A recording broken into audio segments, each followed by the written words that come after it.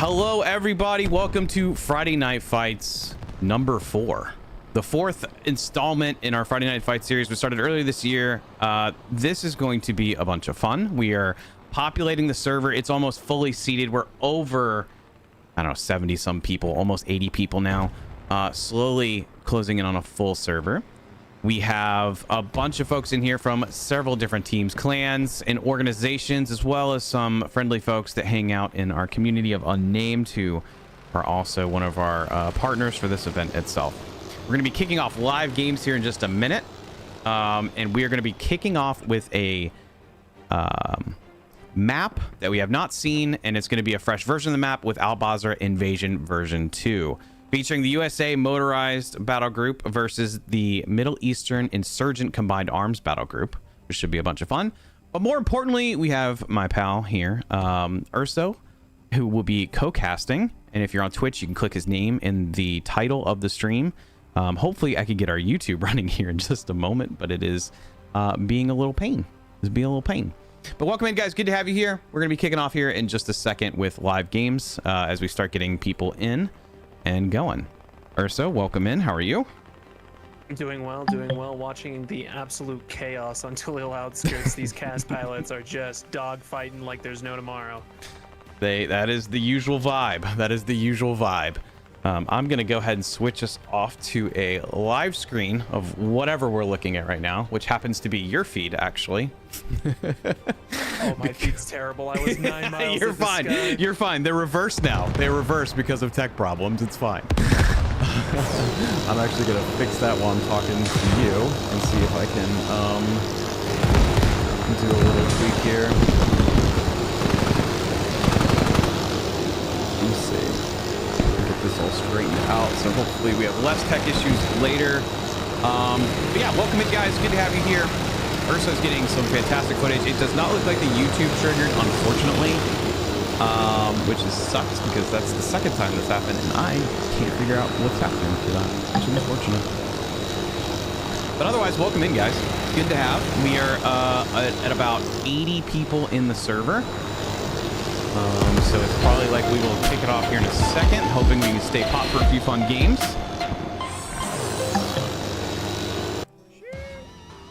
Oh, and we're going to go ahead and run it to Invasion.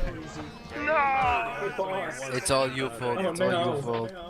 Okay, let me make sure the music gets paused here between rounds. I'm going to go ahead and make sure I have a recording running.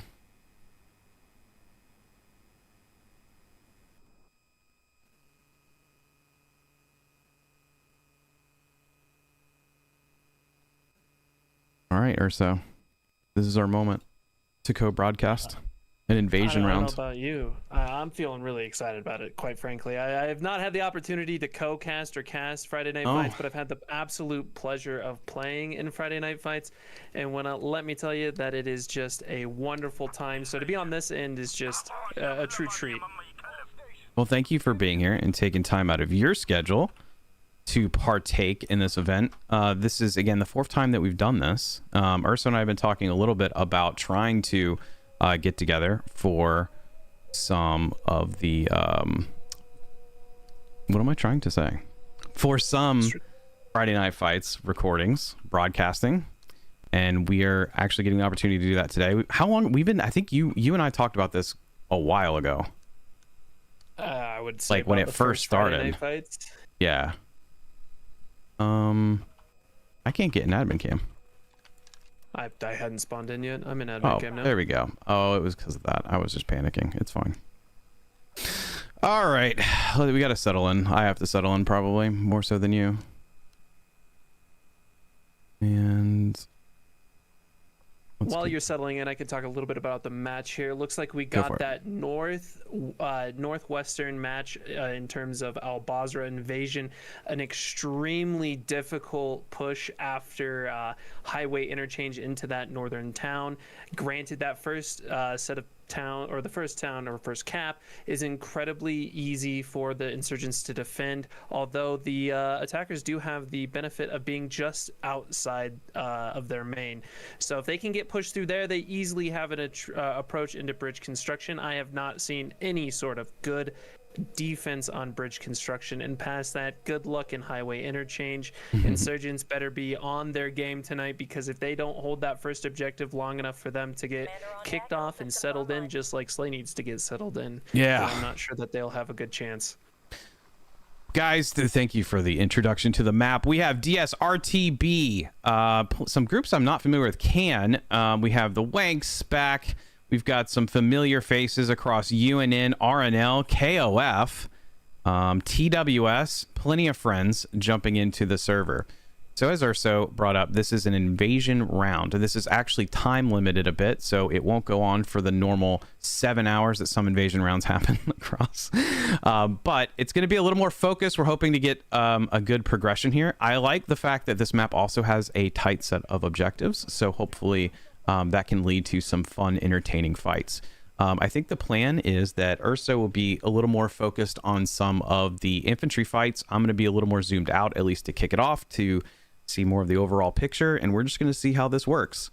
But yeah, guys, welcome again. Good to have you all here. Thank you guys for all joining us for, again, our 4th iteration of Friday Night Fights. We've been doing this about every 2.5 months, 2 months, something along those lines. This is the first time we've had Invasion. This is the first time we've had a round featuring the Middle Eastern Insurgents, which is kind of crazy that we've gone to the 4th one before introducing this faction. I don't think we've played them yet. Allowing them these experience Friday Night Fights, leaning more on the experience side, allowing them to really sink their teeth into Invasion is going to be really interesting to see from a perspective of the sky, and not necessarily the perspective of a player. Really excited about that myself. Yeah, and I'm interested to see how the USA Motorized Division does with this setup, because they do have some firepower. They're going to be operating with actually 4 strikers in the 240s and the M2s. They're going to have a main battle tank and 2 MGSs. So they have tons of firepower, but they are going to be offset by a T62 once that spawns in a little bit later. The Insurgents will also have a couple BMP-1s to go along with that, and a BRDM, which can certainly melt through the armor of the MGS, and not to mention whatever the Insurgents decide to throw back at the U.S. Motorized Battle Group. We're about 30 seconds from kicking it off. Do you have any crazy predictions here as to what to expect?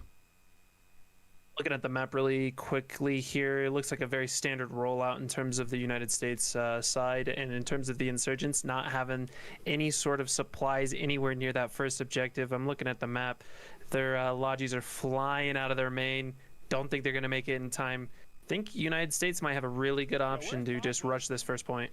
I agree. I think this will be a quick rush. They do have, Insurgents have plenty of infantry setting up here. So I'm going to stay a little zoomed out right behind the point and see how the U.S. progress towards the objective. It looks like they have enough infantry here on the front line that they're going to spread out some and buffer the point towards the eastern side. And now you can start to see the U.S. beginning to fan out towards the objective. You know, SLAY, you and I talked about the matchups for tonight, and I really pushed for this motorized battalion for the United States. I'm really curious to see how they use these MGS's quick-hitting tactics on Invasion. Same. I see some guys going south for the U.S. Kind of around. Are they going to try to set up further away from the objective here? Or just wrap around and cut them off? We also have some U.S. pushing on the more northern side of the objective. They're about to run into an army of infantry just waiting on them to push in here. You have a Logi pulling up close, already getting hit with a lat.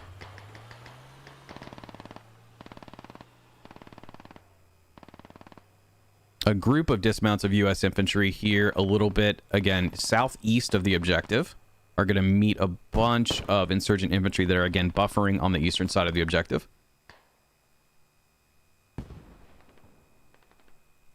I know if I was the United States right here pulling in this Logi, I'd be on command chat just screaming to get some fire down range. I got lads surrounding me, hats pushing me. I need fire support immediately. Not sure what their comms are like, but I know I'd be hot in the fucking paint right now.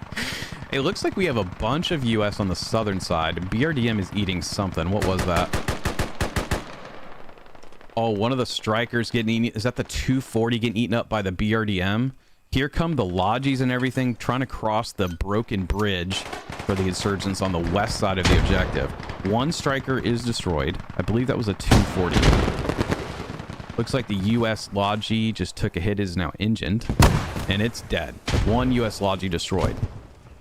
The real question is, were they able to get the supplies pulled off of it? And indeed, they did get the supplies dropped. Taking that Logi hit this early on may seem like a big detriment, but realistically, by the time they cap this first objective, that second Logi should be spawned back at main.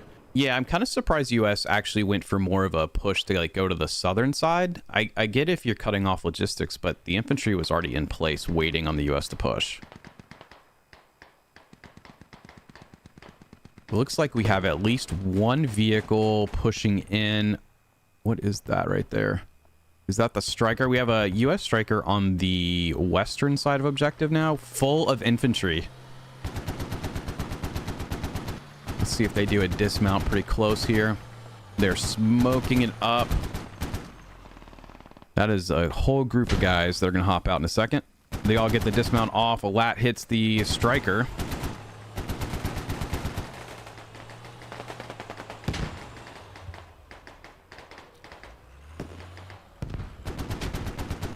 A lot of contact being called out. Absolute hell breaking loose. Strike is going to try to smoke it out and push out and get a little bit of cover.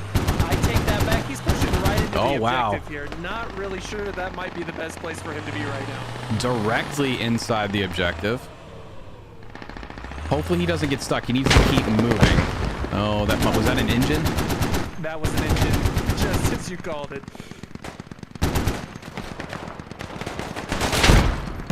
Another hit.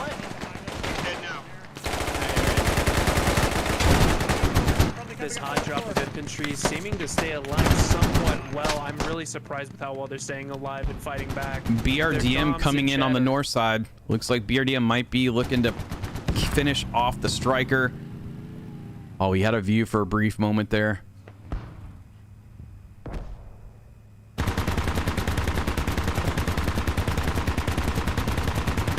Is the BRDM missing?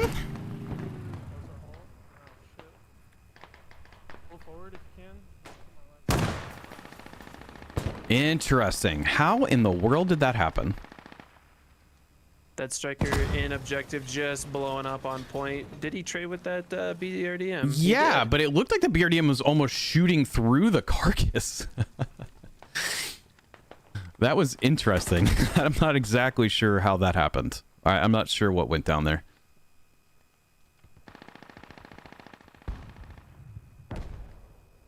All right, so we have some bodies of U.S. forming out here on the eastern side still. No real strong push into objective. It looks like that hot drop may have been disruptive enough. You still have a bunch of insurgents actually dead on objective, but there's at least one rally to the west that the infantry is using to resupply their ranks.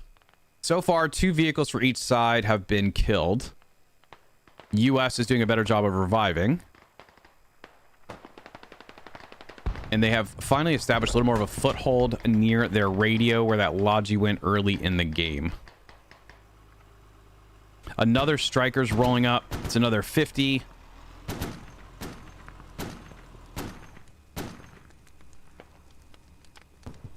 And it looks like he's just going to sit back, try to support infantry, which is probably the smart play given how many lats are just hanging out inside the objective. Really curious to me, it seems the insurgents have not been able to place a HAB directly on that first objective. Looks like the United States are going to be able to take this fairly easily. Yeah, I wonder if that's a decision. I don't know if you have audio of that in command chat, but the fact that they haven't been here yet kind of makes me wonder if they were going to give up first and hold bridge construction. You know, it's really interesting that you say that. I am in command chat, but I have not heard a single thing come over the net. Got you. U.S. is now on objective. I'm going to go ahead and pull up our flag cap status. They are now capping with 3 chevs. So it looks like this may go the way of the U.S. pretty early. See, the thing that I wanted to watch on this matchup is seeing all of these IED bikes with advanced players' skill set with IEDs. I could only imagine for wonderful things to happen. Not sure this bike's going to be able to catch up to this MGS to his south, though. Flipping to you to track that here. He's moving. That MGS is to his south. I'm not sure he's going to find a lot of luck to the north. Infantry, U.S. infantry now is pretty solid control of objective. They're holding off some infantry coming in from the southwest off of a rally. I don't think it's going to be enough for insurgents to make any sort of counter push onto first objective. So U.S. is now capping 4 chefs. You know, I say that, Slay. This IED bike does know that there's an MGS on the north side of the map here, and he is coming. Is he getting in close? Hot, strapped to the gills with IEDs.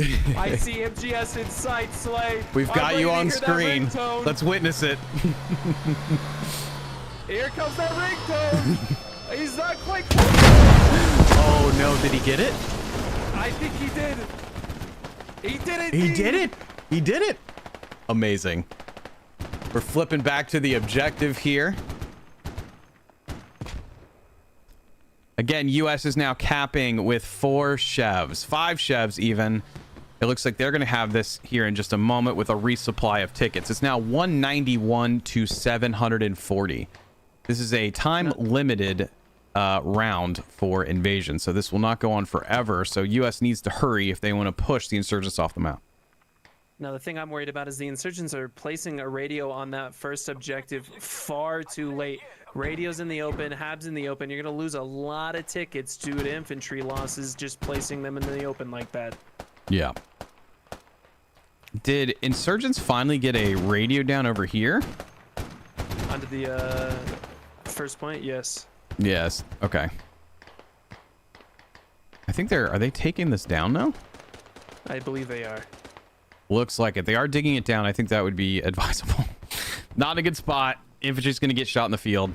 You can't retake that objective, so keep it moving. Yeah, we've already got the Americans putting pressure on the second objective's radio. Okay. I'm on your cam now.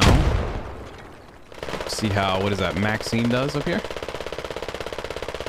No, I'm looking in the wrong spot. Apologies. I'll let you take that. Say my one American soldier that was close to the radio just got obliterated by some form of frag rocket or grenade launcher. Not sure if the insurgents know there's a radio to their south, but they definitely have some sort of suspect that they've got a rally or something down here. Yeah, looks like insurgents did get their radio taken down. Yep. So now you have a bunch of U.S. bodies hanging out on first objective, not quite moving yet to position for second objective. They really need a vehicle over here and pick up these guys and start moving them along. You don't need to sit here for too terribly long.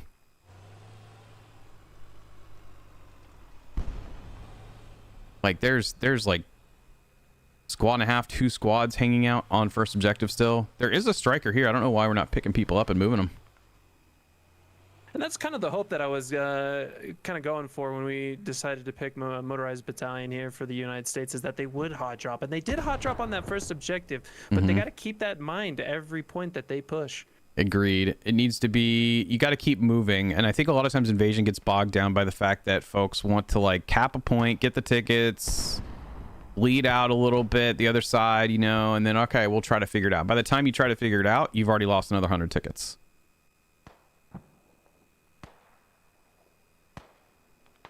That being said, my projection for the second objective is going to be a very easy take by the United States here. Having that armor superiority on an open capture point like this, I just don't imagine that insurgent lives are going to be well kept on point. Yeah, I'm interested to see. They, like I said, they just got to get moving. They got to get up here and try to get in position quickly with their infantry. I feel like they can clear a path to the middle of that bridge. It's gonna be a little tricky driving. You know, you're in strikers. You're not waterproof. But they need to start making that progress. I'm watching our only insurgent infantry holding the objective right now, Mr. Vietnam with his sniper kit, hoping to single-handedly take on the entire United States force. Now, the interesting thing about the second objective here is it does cross to both sides of the broken bridge. So you do have the opportunity to get on one side, and you might be able to start applying some pressure. But, of course, As Urso has said, there are some people in cap radius to slow that down. I'm pretty zoomed out here looking at the entire area, and you can see that there's a good even amount of people almost on both sides of the bridge. So they're going to stall cap. The U.S. is going to have to make a move to clear the far end up.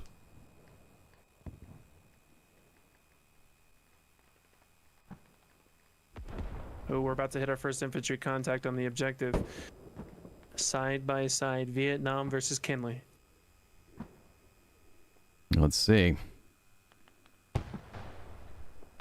Vietnam knows he's there, but I don't think Kinley does. Kinley's going to hear the second insurgent rolling in now. Vietnam's got some help.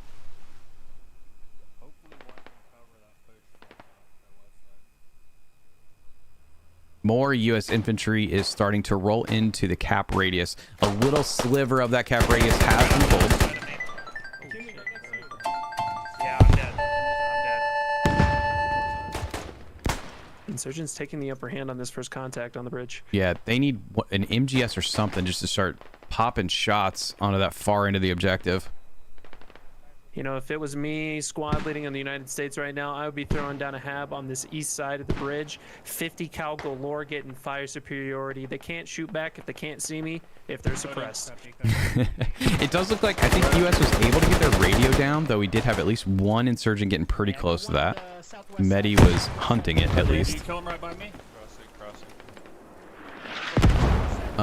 But still, slow progress for U.S. getting on second objective. You got a bunch of guys to the southeast of the objective, just kind of hanging out here. Let me flip, and I don't know where they were going, but they're doing something. Now they're pushing north quickly. I wonder if they can get into cap radius. It looks like there's a striker trying to cover from afar. If that's a 240, that's probably a good job for the 240, just to try to pick off infantry and slow them down. Insurgents have one chevron retaking objective. Oh, poor Vietnam might not be able to live much longer. Is he getting pushed like pretty hard? He got pushed out, although he lasted a lot longer on that objective than I thought he did. I am also surprised that insurgents don't have a whole mortar system running back here and just pounding away at that more eastern side of the bridge, keeping U.S. out. When I was on the bridge, I did hear some mortar as I was there, but I'm wondering if they just couldn't keep the fire rate up here. You know, these MGSs are pestering their back line. It's going to be a really hard time for them to keep the logistics going. As we can see, there's a MGS and a Logi playing a little bit of footsie over here. Don't know if the MGS knows he's there quite yet. If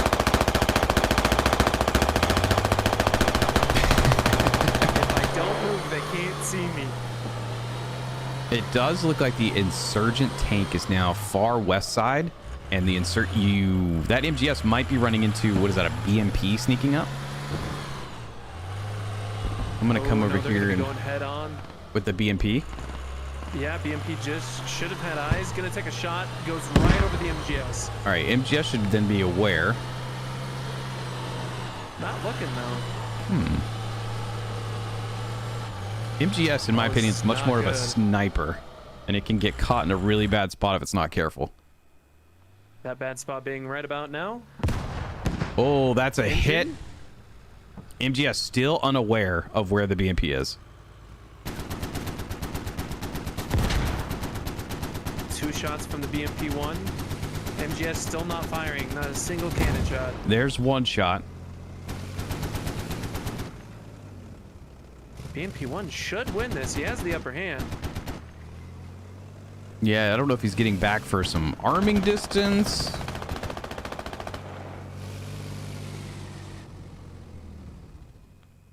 That's an odd space to be. Yeah, that's interesting. I mean, at this point, I would recommend just going around to the side and hitting it in the side. Oh, did they miss? Oh, misses. no. Oh, no. Come on.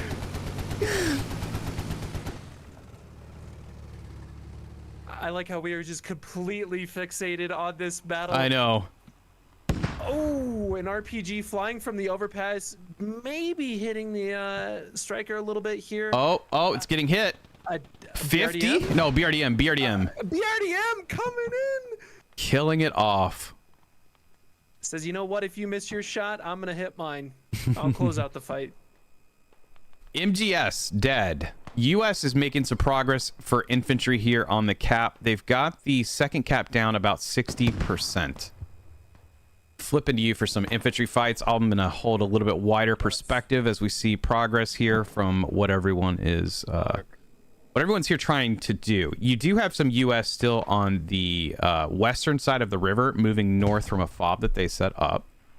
It does look like US is starting to make progress on the capture progress. U.S. making progress not only on the cap, but they see radio and the mortars on the west side of the bridge. Yeah. Nice. Looks like there are a couple people at radio back here.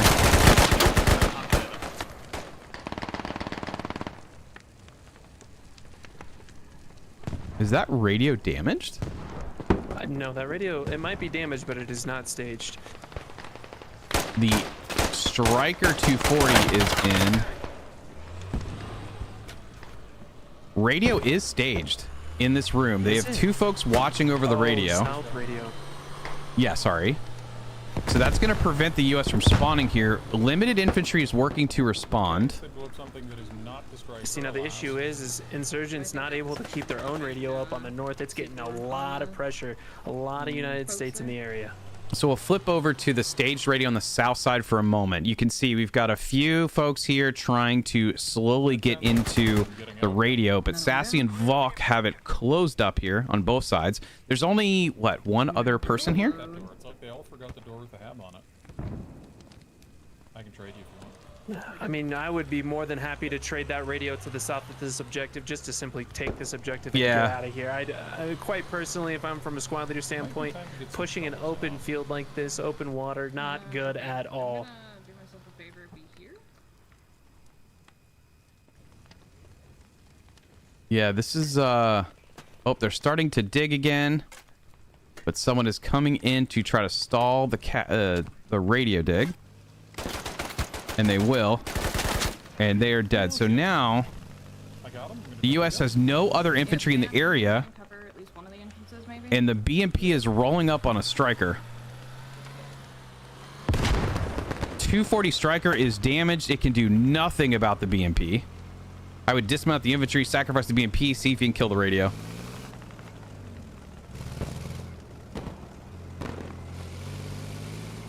U.S. has 3 Chevron on cap.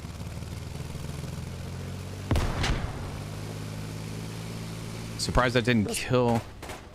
I think the infantry took it right to the face. Oh, Kinley might have just saved the radio by jumping out of the Striker. He just needs to go and dig down that radio so quickly. I'm curious to see if the BMP-1 tries to retaliate and dig his, try to get in there and dismount. That would be, I mean, that's certainly an option. It looks like U.S. is going to take the second objective. They are still capturing with 1 Chev. Kenley not looking for the radio, still trying to clear the area. Yeah, he needs to go ahead and just hit it with a couple shovels. It's already down a little bit. I don't know if I can get the radio info to show up. I can't. Let's see how close this is to expiring. 192 out of 300. It's really close. He just needs to dig it.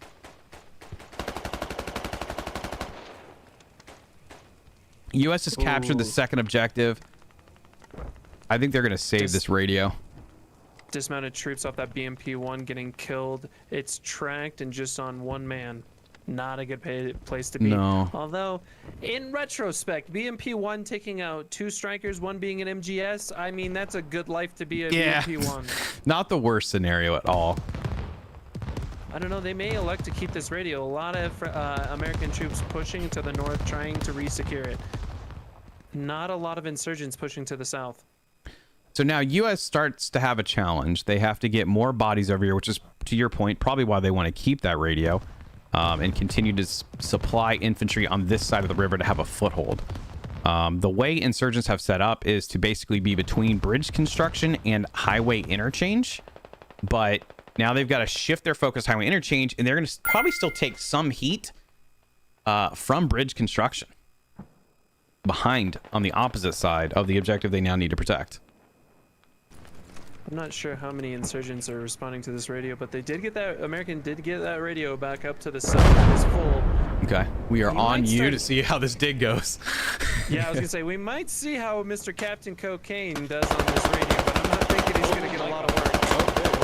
Hello, everybody. All of American teams spawning on this path. They know he's there. He takes that too. Finds an escape route. Oh, my friend, you gotta keep running. All right, we have two lodges, two U.S. lodges now, back to back with minimal infantry sneaking around.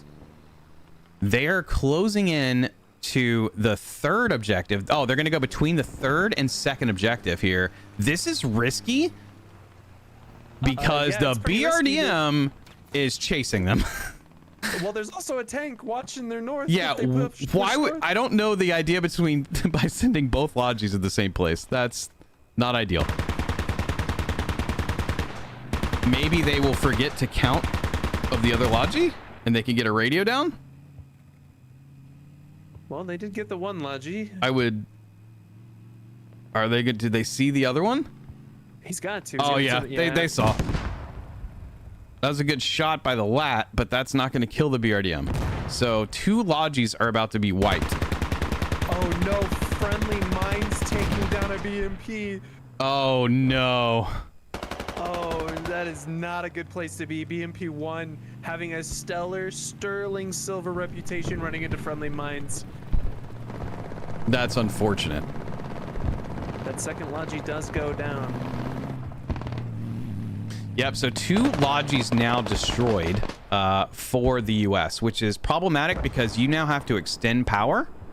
You have to extend your strength to further away from your main, and they can't really do that as effectively at this point. Well, issue is the entire American army has spawned on the southern half, being able to push north. They do have a little bit of a foothold, and I would really like to see more insurgent infantry spawning on this hab and trying to push that hab to the south. Yeah, it's unfortunate they didn't get rid of it when they were trying to, because I think that would have helped them out immensely. And now you're kind of in a position where they have a foothold. They can make progress, although it's probably not the progress they're necessarily looking for at this stage. Like I think the idea of the lodges was interesting, but it just put too much risk to send two lodges to the same spot.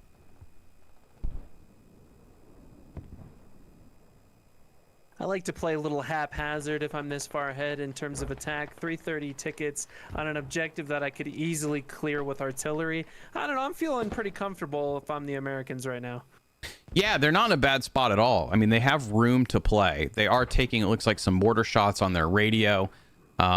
There's not even that big of a force here slowing down their ability to take highway interchange.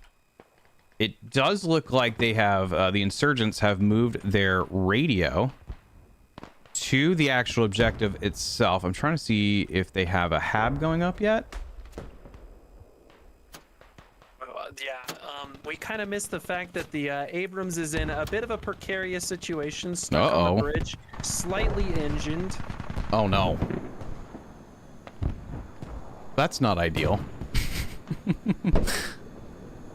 We're gonna hold your angle and see what happens with that.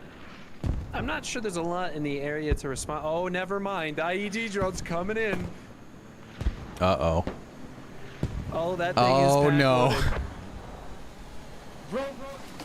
Oh, he hits it too hard into the pavement and blows it up before his IEDs can go off. Oh no. I thought the IED drone getting popped there was going to clear the IEDs. No, but it didn't. It shouldn't. Abrams is crazy. destroyed, yeah? Yeah, Abrams is not even on the map. So many IEDs, not even a carcass left. So the Abrams is destroyed, which that's not good. You kind of want the Abrams to be in play a little bit longer than that, and at least available for whatever they may need. hopping over here, we can see the progress of the U.S. infantry towards the next objective, the interchange here. It's kind of slow. Infantry's trying to push out in the open. It's not great. This could be a situation if the U.S. has artillery to try to clear out objective a little bit. The insurgents have put a HAB directly on point, but you could at least maybe give some cover behind an artillery strike, a creeping barrage to get your infantry up a little bit closer. But right now, the U.S. is going to get really bogged down in this. Looks like looking for go ahead. Here is some smoke mortars to try to close that gap in that open area. Of course, you said they do have that artillery in their back pocket here coming up. So yeah, if I'm them, I'd be willing to drop an artillery here. Yeah, I think this would be a really good time to do that.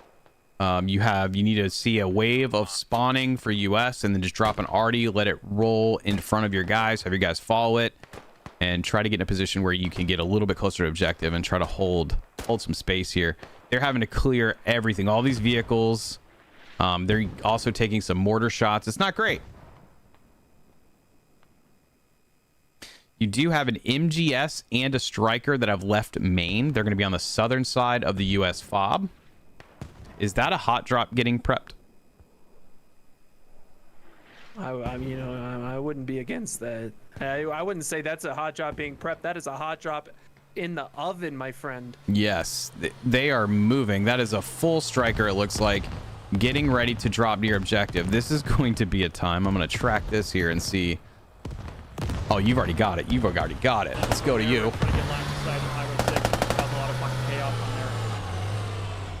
Make sure It's going to be difficult. Yeah, this is what we like to call all gas to the brakes. Takes one last shot there. Doesn't seem like they want to stop.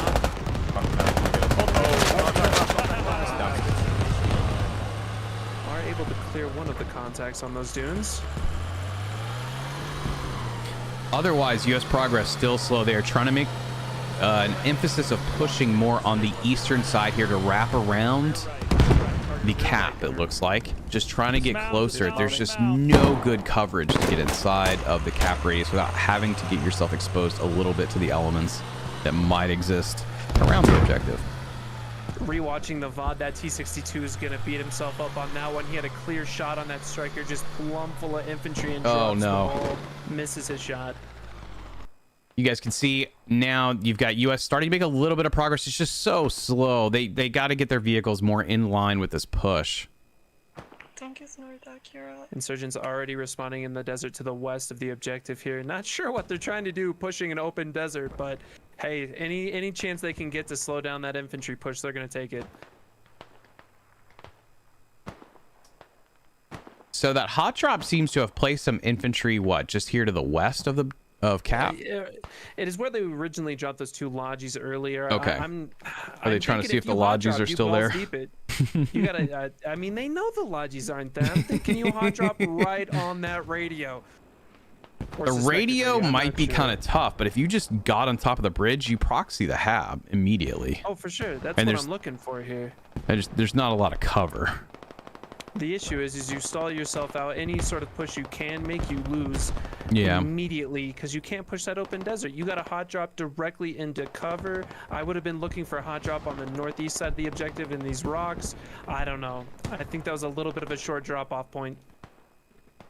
Agreed. I don't know how that helps us in the long term for the U.S. other than trying to distract some of the insurgent infantry to point west, but that's going to be short-lived.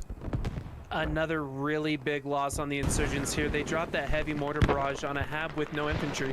All of the American soldiers, and I mean all of them, at least 2 to 3 squads, already north. Yeah. North, close to your defense objective. Yeah. I'd have been holding on to that one a little bit more. Now, I did make that call hoping that the United States would get some smoke mortars up, and I'm hearing smoke mortars land on the objective. Uh-oh, I hear a BRDM shooting off. Looks like the MGS almost dead. They might have killed the BRDM. BRDM is, the 50 to the south. The 50 cal striker, I think, went and finished the BRDM, but the MGS was hurting. It's going to sneak out. It's good that the 50 cal striker stayed with the MGS, because that you don't really need to lose an MGS right now, because they need to get that back in the fight to try to help with this push. You know, the one thing I haven't seen is the United States getting any sort of pressure on that T-62 at all. That's not going to help by, when you lose your tank to getting stuck and having the drone come down. Not at all. U.S. troops getting dangerously close to proxying this hab from that southern hab that they have. Yeah, there's really deep into the north. Making steady progress. Maybe the hot drop did pull enough of their infantry, because you can see that about, what, a third of the infantry is now focused west. My question is, how did they get a Logi up there? Did they drive another Logi to that same compound? They did. Even with the T-62 shelling them, they decided, let's drop a hab. Now, looking at the objective here, you can see the U.S. now has infantry east, south, and just firing some shots on the west side, keeping the insurgents in a position where they have to defend from multiple angles. It's causing a little bit of a fishbowl.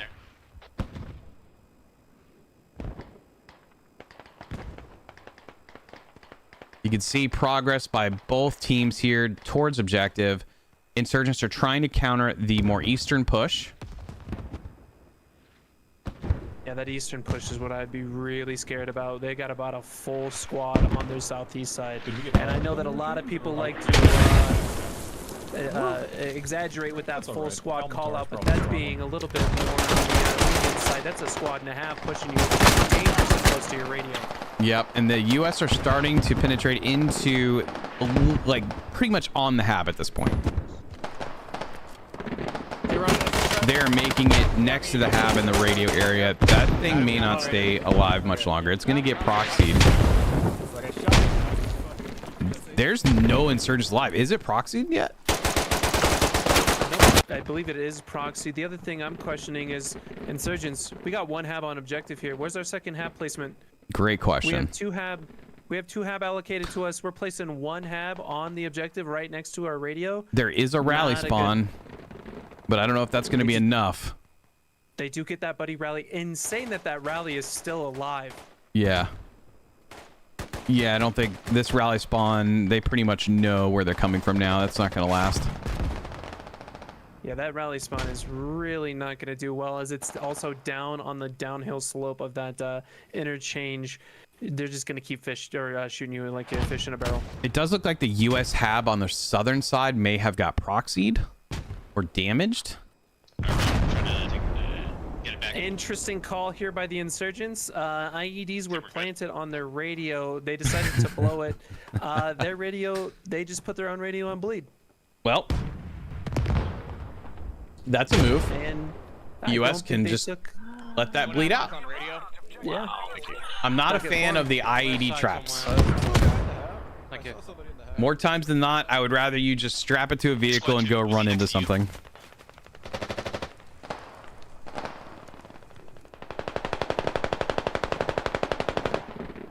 Now, the other thing you got to worry about if you're the insurgent series, you got to be counting the amount of assets that commanders used. Not a single one of them.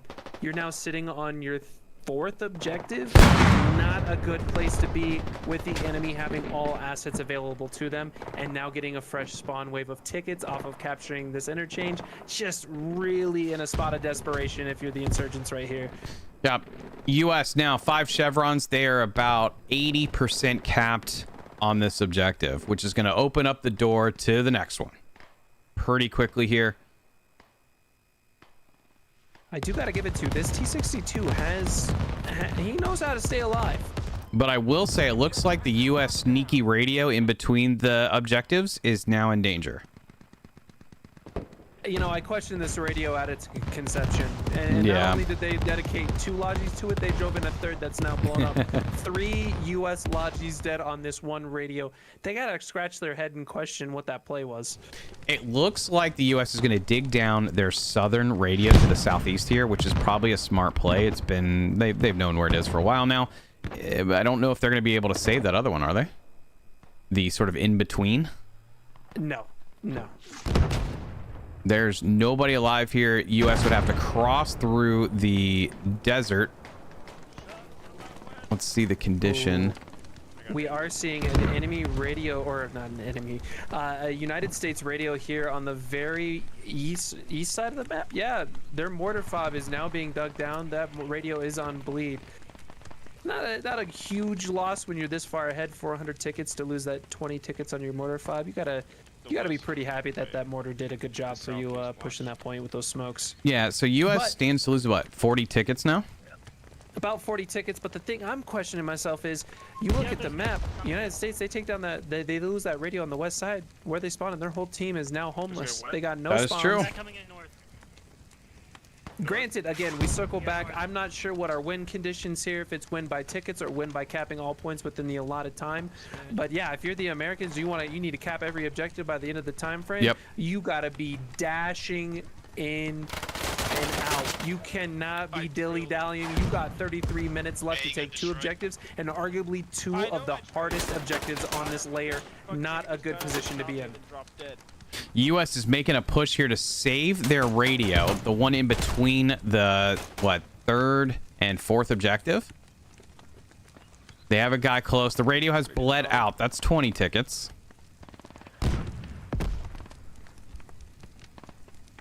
So that has been lost.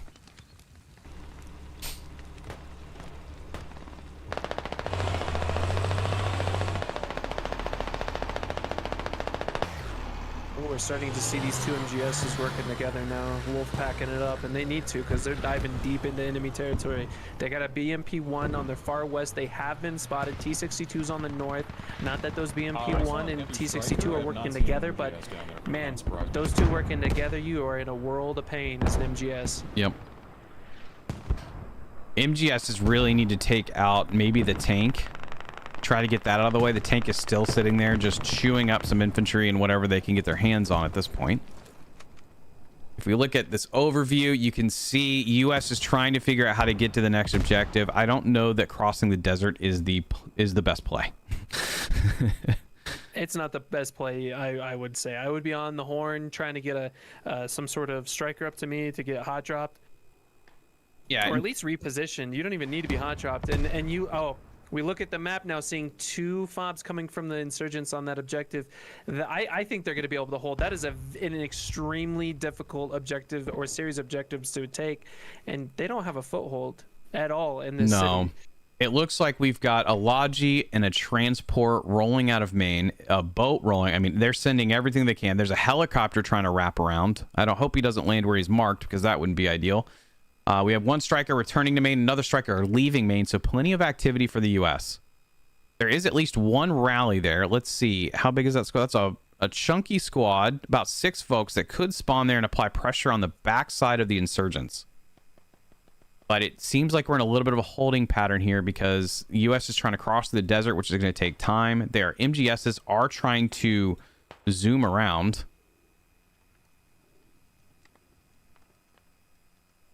I think it's going to take the United States here easily 5 to 10 minutes to set up any sort of foothold in this town. Yeah. It kind of seems like the MGS wants to wrap around on the southern side. Squad 8 losing they're losing a striker 50 cal to a BMP-1 here on the west side. You need those hot dropping capabilities. Yeah. Just got injured right in front of the BMP-1. Not sure what the BMP-1's trying to do here, clearing the infantry contact over the armor here. No, we have the MGS, 2 MGSs now that'll probably take out that BMP. They're wrapping around behind the enemies, the insurgents. Oh, that striker does go down just in time before that BMP-1 takes its first shot from the MGS. Yeah. Second shot coming in. He's going to be on fire, not having a good day. Not at all. MGS got us. We killed the M2. Vok making a call out that they are not having a good day as well. Must have hurt us.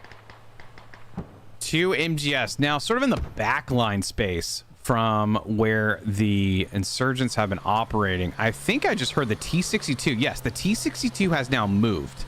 The T-62 is watching the western side. He just took a pop shot at that MGS. Yeah, a little bit short of a shot. I would say that... MGS. Did he hit? No, he's short, right? MGS was short, yeah. T62 was not short. This T62 crew, I'm not sure who they are, but they're putting up a good fight. It's the Wanks crew. Could have guessed that one. One MGS may be on the retreat. The other MGS now looks to be pushing and taking a shot. It's engined. I don't know. That's not good. No, not at all. Oh, I don't even know if he knows what a 62 is. He does. Yeah, he does. Did he hit? He went over. Hard 62 to tell. fires under? Oh, that was a hit, but that might... I don't know. Did that bounce? I think that bounced. That was a ricochet. Second shot Yep. hit, or third shot hit for sure, but that MGS is going to go down. 62, bruised, beaten, but on top. You have the T62 pretty hurt. Let's see what its health is here. It's 936 out of 3,000, so it did some damage. It's not feeling great. Mason and the T62 crew is probably going to back off for repairs. I got a question. They were in the same squad, 2 MGSs, but they split up there. The second MGS went south. I think they backed out because they took a hit, and then the other one continued to advance, which I don't think is ideal because the T62 knew where they were the whole time. I'm going to turn my attention into the city here. Again, United States, we said 5 to 10 minutes. I'm leaning more on that 10-minute marker. Not good. Not good. I would even argue that you need to drop artillery even to establish a foothold into this city right now.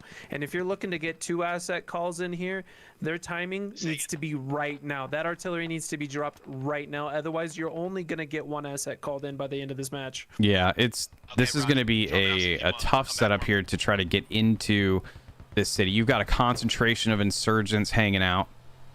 Middle, almost right on the objective. They're just hanging out on the southern side, kind of buffering, probably reacting to where they've taken some heat. And just nothing quite set up yet for the U.S. to make some formal push into the objective.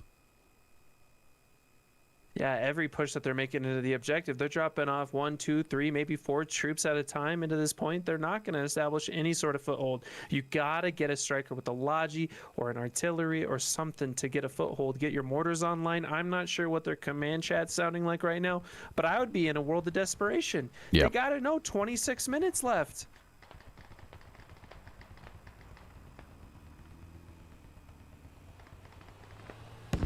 We put the more aggressive timer on just to keep things moving so that it wouldn't turn into something where a lot of folks were just hanging out, slowing down. We wanted a more, a faster paced invasion round.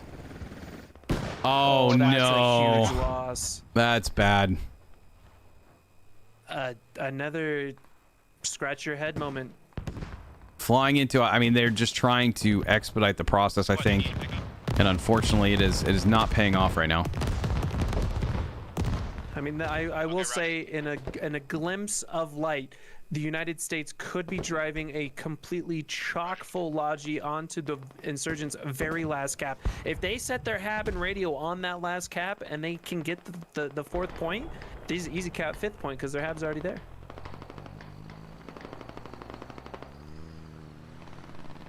And it looks like that Logi's going right for it too. Dog truck, Strikers are in the area, gonna be able to pull enough cover. Ooh, lat round does connect with that Logi, but I don't think we lost any form of infantry off of it. No, you did not. Insurgents do know they're gonna be placing a radio there, but we do see the United States getting a little bit of a foothold into this city. They got to take that tower if they can. They got to take something. At this phase, it's just, you got to take something. I like that though. You establish your lab on the very last objective and you can hold. You're putting all your eggs in one basket, but again, 24 minutes, 25 minutes, given cap, time frames, 2 to 3 minutes on a cap, even if you get people on it, you're racing the clock here. Yep. Looks like there is a pretty good group of folks leaving the ATC tower on the southern side, trying to make their way slowly but surely north here. They're going to try to establish a foothold. They got to get a hab up. They already know they can take some heat from the north. The insurgent infantry is not that far off of this space. I'd be dropping artillery immediately. You get that hab up, I drop creeping from the hab to the north. Clear a path. I'd be making sure I have enough mortars online. I would have begged my heli pilot to stay alive so we could feed ammo into that mortar. But again, that T-62 staying alive keeps that heli to where it needs to be playing more conservative, but, well, it's already dead, so.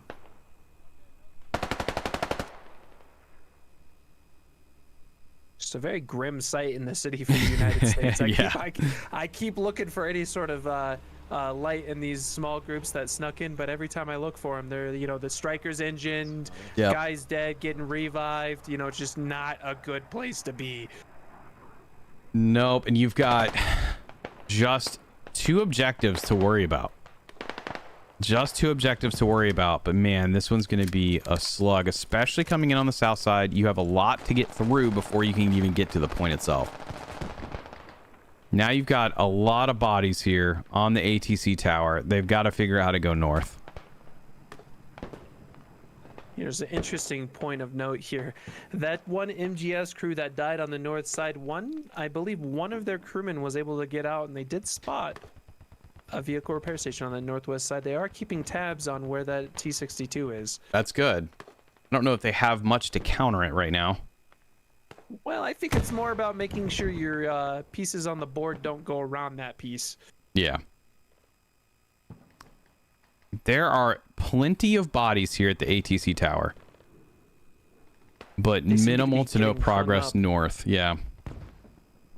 And this is kind of where it's interesting to think about squad psychology and infantry movement psychology, in the sense that you place that hab on an interior building with plenty of windows. You're just that instinct to hide and defend within, and that's not what you need right now. You need your infantry to be moving out of that hab. You need some leadership to start getting in local and start yelling at this infantry to move north, to get out of the hab, get out of the building, and move north.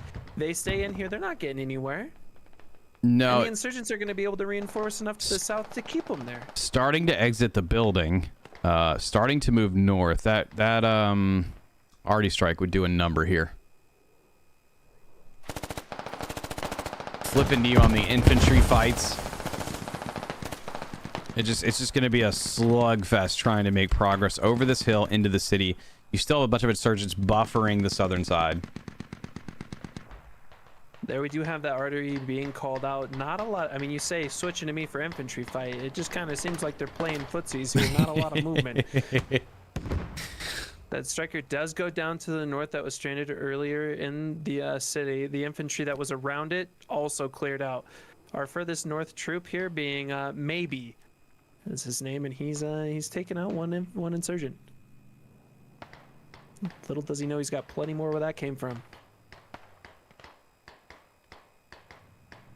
All right, it seems we've got more people starting to move out of the ATC tower area and start shifting a little bit more east into the fuel barrels, or fuel containers, I guess, more so than barrels. We're down to 20 minutes, just under 21 minutes. There is a BRDM now watching the ATC tower from the southern side. I believe it might have taken a lat shot. No, that just looks like a smoke sitting on it. Oh, there's the lat shot. Oh, is that the artillery? It is the artillery, and unfortunately, it looks like both insurgent halves are going to be placed inside undercover, so they're not going to take any heat here. No, if they could just kind of push some of the enemy infantry together, get them inside some buildings to make some progress behind that artillery, that would be excellent. That is a good artillery run to get infantry behind, but now they got to start moving. And they got to shift more east. They got to shift more east because there's a lot of insurgent infantry a little bit west of the artillery run. I was going to say the insurgents they got apparently a pamphlet in the mail telling them to move west. To move west. Their whole team moved west out of that artillery. All of them. You know, contacts lost. And, you know, the downside here is you kind of telegraph your play. If you drop that artillery and they know it's creeping, they know you're going to be pushing in behind it. And that's exactly what they're doing. Everybody knows what's coming after that.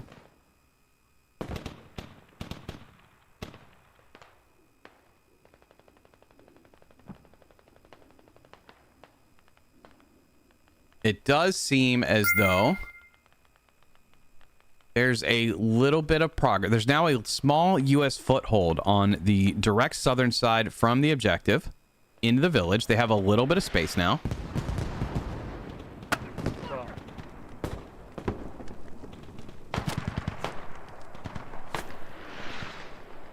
creeping into some of the buildings. Oh, heavy mortar barrage called on that ATC hab. Or just north of it, I should say. Yep, that is going to slow down some folks. Not a ton of bodies in there, but enough to cause some hesitations. The U.S. is now down to 227 tickets. U.S. has destroyed 15 vehicles, whereas the insurgents have taken 22 down. You know, I gotta point out two things here. I gotta give props to the insurgents for doing one thing, being extremely ticket conservative here. They're now down on their last 2 points, still pulling over 400 tickets. The other thing is here, I think even with that 2-hour requirement, if we had it, I don't think the United States could pull it.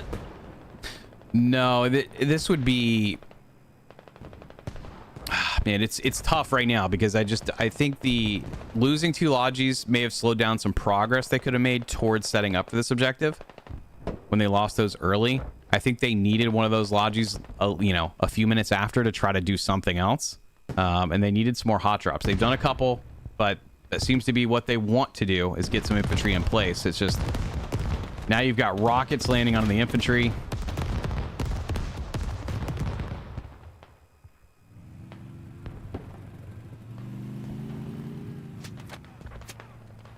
It's a slow fight right now. All of the insurgents hanging out in the buildings.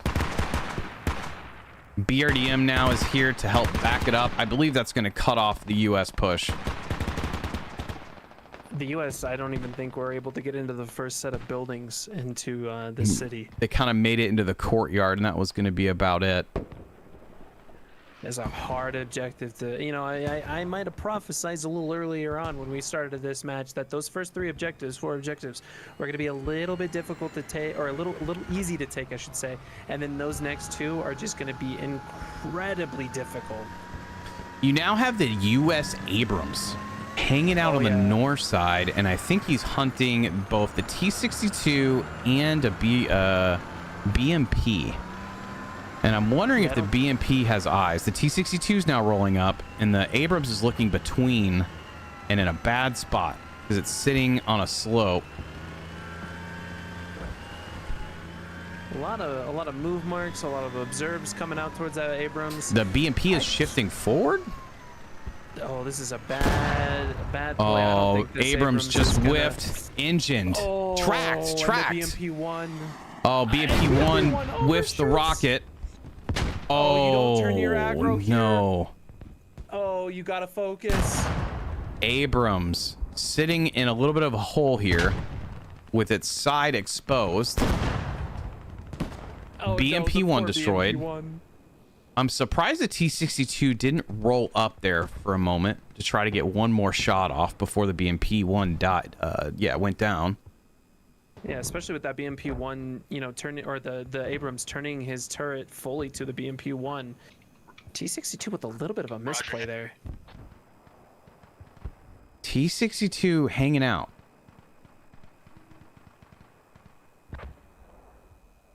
I'm surprised. The Abrams is hurt. T-62's got about 800 health off of it. Abrams is down to about 1,000. BRDM is destroyed. Sounds like one BRDM just got destroyed.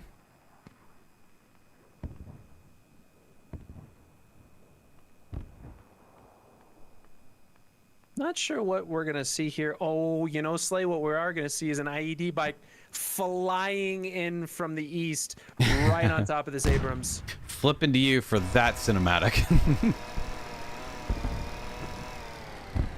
And here it is, just in time. I don't know if he... Not sure what they were thinking or what they're doing. He wants to place the IED on the Abrams. That's a move. Oh, trapped again. I thought that there was an IED strapped to the bike. Who am I picking up at a half? There is. Yeah, there's one on the top. All right, Roger, heading. What is the AA doing? Does the AA's got a lot of IEDs? Does it? No, it does. What is? I'm waiting for the ringtone. They're tracked, and there's about 6 IEDs on the hood. Oh my gosh! Why is it not blowing? Don't tell me the other guy had the They're trigger. getting out to dig the IEDs down. That is big brain. That is knowledge of the game. T62 still hanging out. Yeah, I don't know what this T62 is doing. Oh, the crew's dead. dead. Crew? Oh no, is that full D crew? Yeah. That's full D crew. That's full D crew. What is going on here? We have a full D crew, 2 IED failed attempts. No. T62 hiding like a coward behind the desert. What is going on? That whole time, the T62 is just waiting. Now there's a free Abrams kill sitting here. Oh my gosh. There's the IEDs coming in.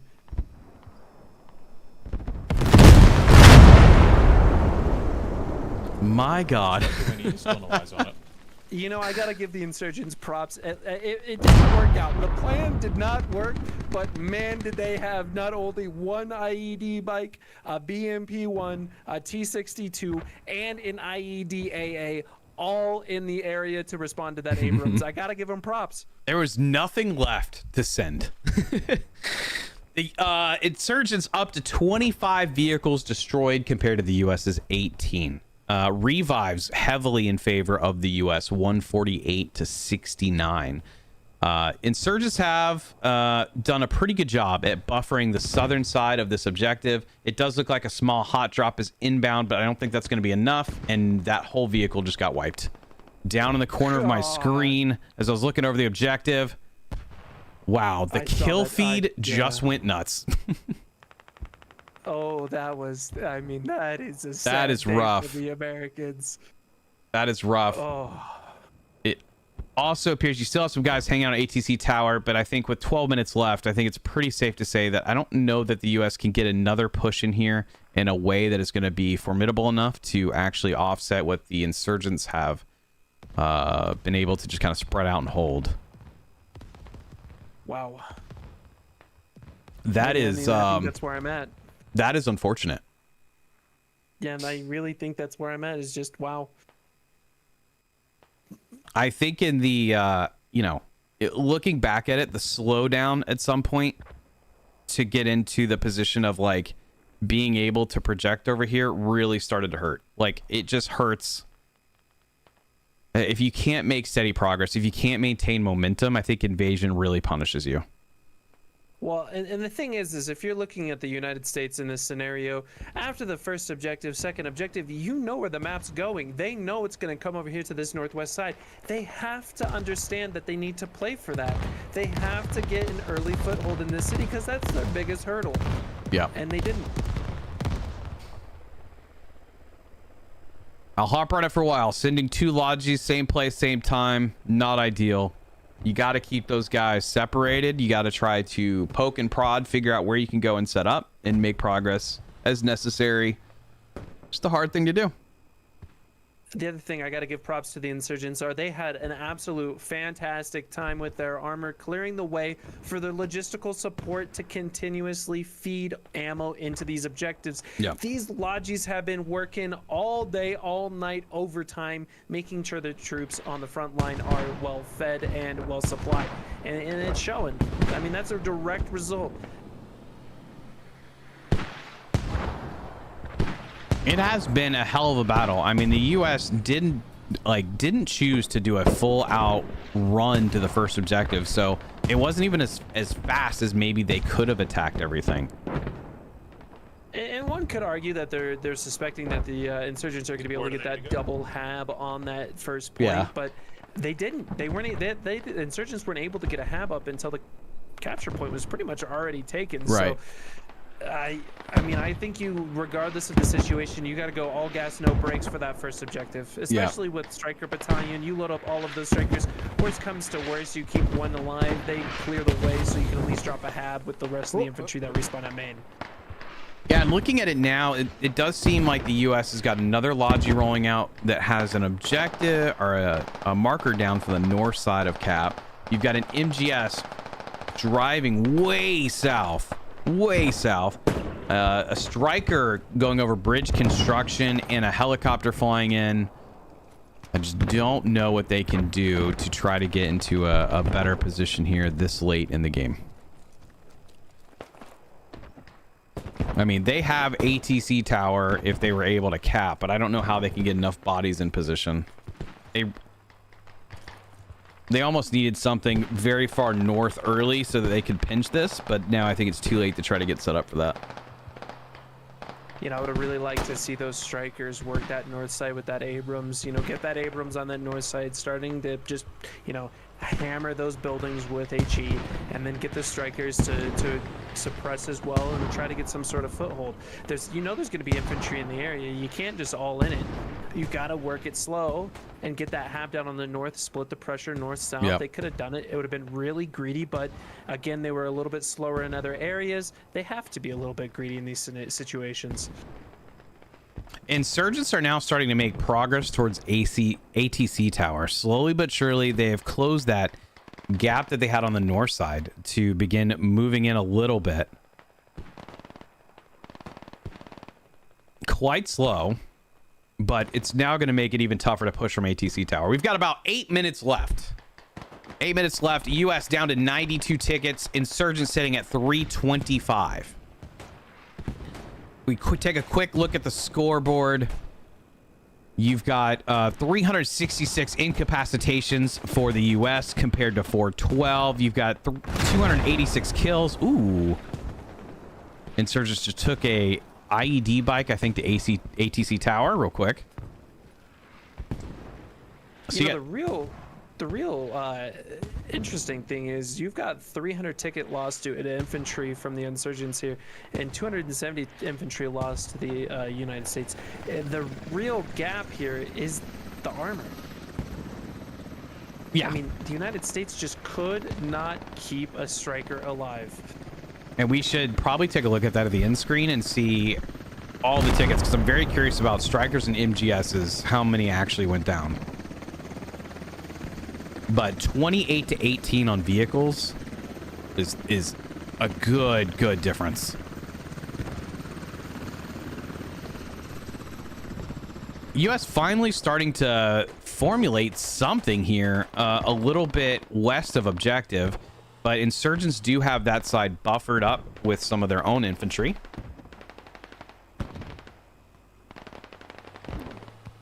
You know, the United States are getting that foothold on the west side. And, you know, maybe if they had 10 more minutes, they could have get this point capped, but just a little late on the ball here.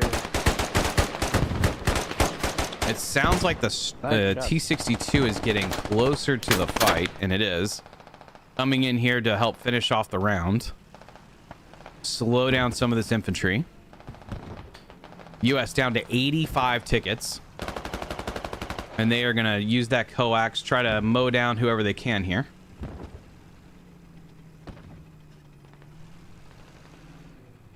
Yeah, I'm not sure what the T-62 is doing inside this town. The magnification on these guns for these tanks is just so extreme.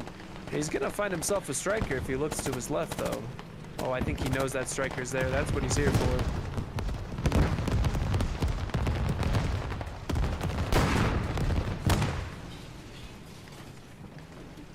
Striker destroyed. You know, if you would have asked Urso in the beginning of the match, if you would have asked Urso, which way is armor going to lean this round? I would have said unequivocally US. Those two MGSs and then you get an Abrams on top of it, you are just going to obliterate the insurgents. And it has been nothing but the complete opposite story. T-62 willing to take the fight all the way to the tower where the US hab is. I would expect them to maybe sit on the southern side and just throw frag into this building. Oh, we're seeing the T-62 US call in their second artillery on the north, but I don't think that static is going to do a whole lot. T-62 is now tracked south of the tower. Yeah, that MGS has got direct line of sight in a very good spot. He is so hold down. I think only his barrel is peeking out. That's a beautiful spot for this MGS to be.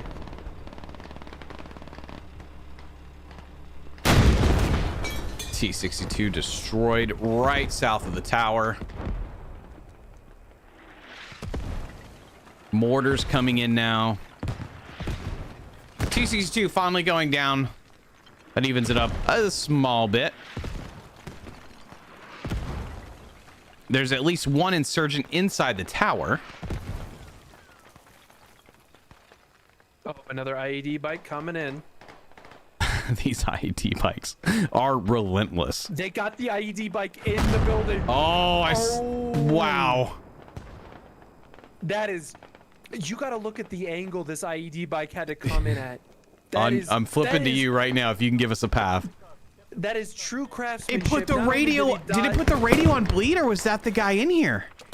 I think that's the guys in here. But no, it was him. Because the IED bike landed right here. He put the. You got to see the path he had to take. He had to hop this little barrier between the two, the van and the car, up the staircase, in the doorway, to get it into this room. That is impressive. Looks like they are gonna fix the radio. I mean, I don't care what you say. That is craftsmanship at the highest level.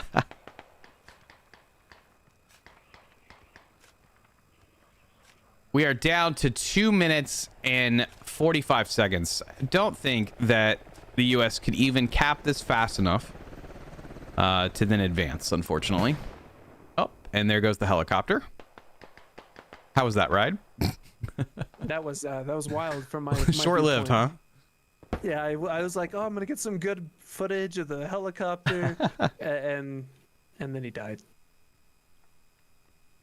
So it looks like the insurgents are going to take this round. I'm not entirely surprised. I'm impressed with how the insurgents kind of locked down the city area. Their armor did just enough to counter what the U.S. was trying to do, especially given that they had a couple MGSs, 4 strikers. They had a lot to roam around the field. I think momentum got stalled a little bit for the U.S. Okay, someone's...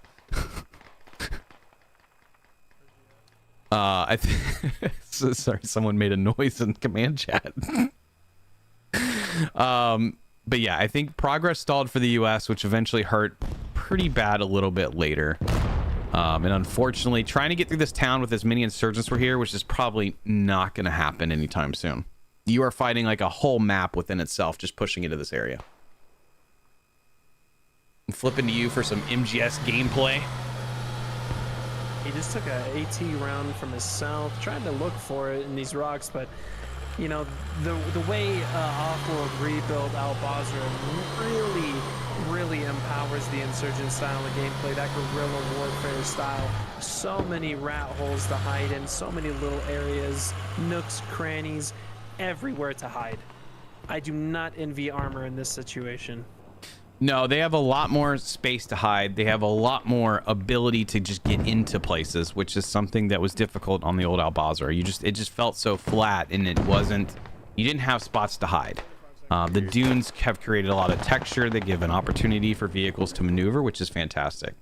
And at this stage, we're down to about 35 seconds. The ticket difference being 48 to 232.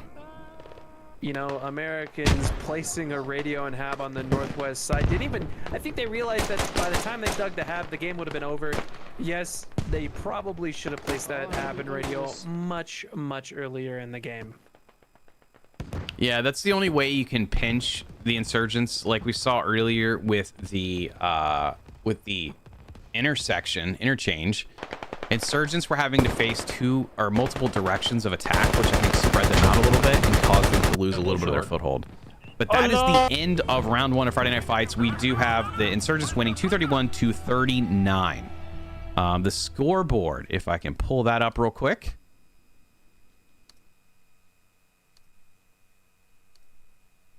We've got DS filling in for a lot of the U.S. side along with RTB. I just got a teacher commendation. Thanks for whoever did that.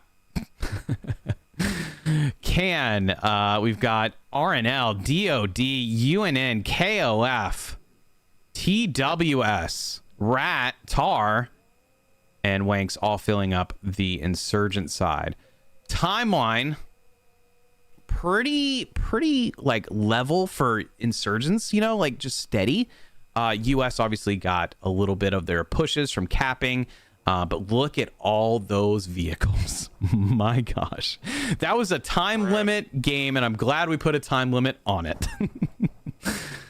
It's interesting. Even without a time limit, it would have only been about another maybe 5 to 10 minutes before that game was over. Right. I think the big thing to look at here, Insurgents only losing 2 radios that whole game. Yeah. 2 radio losses. Both teams 2 radio losses, but the ticket loss for US on vehicles 234 to 176. Yeah, that's bound to happen with a longer round, especially when you have more armor at play, but that's still a lot. That hurts a little bit. So we're going into Manakugin AAS V2. Yes. And it's going to be the VDV Air Assault Group versus the CRF Combined Arms. Walk me through what made you decide to go with Manakugin and these 2 factions.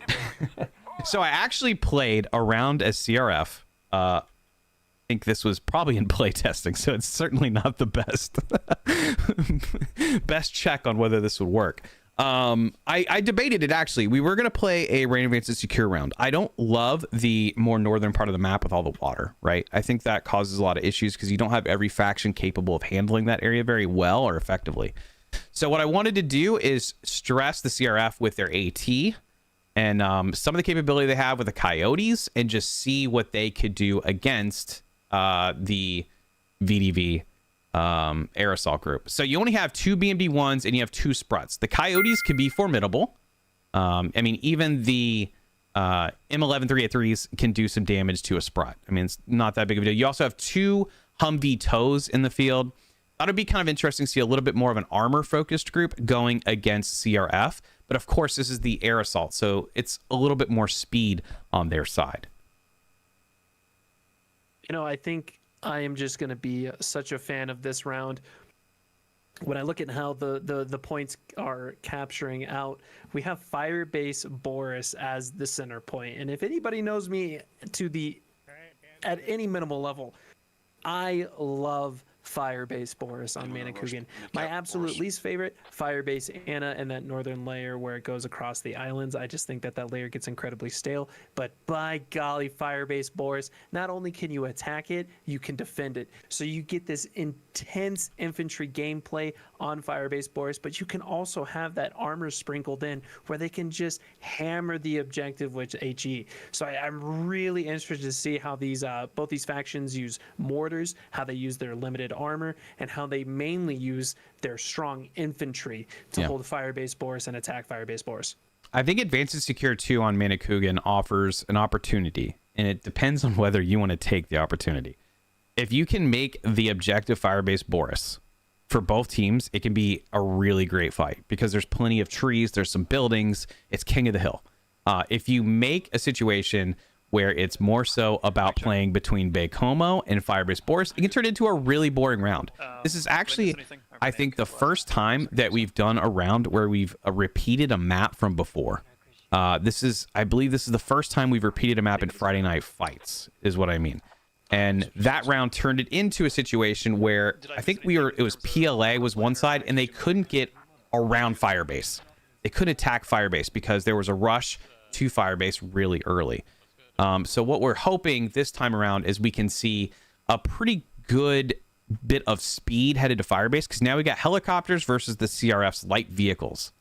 And of course, speaking of things that we've repeated or done for the first time, this is their first showing of Friday Night Fights. So last round we had the Insurgents getting their first showing. Now we have the CRF, which is a newer faction, independent faction added to squad. I debated whether we were going to do Goose Bay or Manakugin because those are the only maps it's available on. I decided on Manakugin because we played Goose Bay in the last Friday Night Fights. We were going to play a RAS layer, but I didn't want to risk a layer going over the water and just stalling all progress. And here we are. And Manakugin, I think, focuses heavily on being able to cross rivers. If you can cross the rivers here, you can make progress. Some of it's about momentum. You can do some damage. So two things I want to point out before we get kicked off here in about 5 seconds. The first one being it is airborne and you are having those 3 helis off the rip. And yes, the VDV are taking full advantage of that. At least 1.5 squads being ferried to wherever they want to go. I actually haven't even looked where they're going.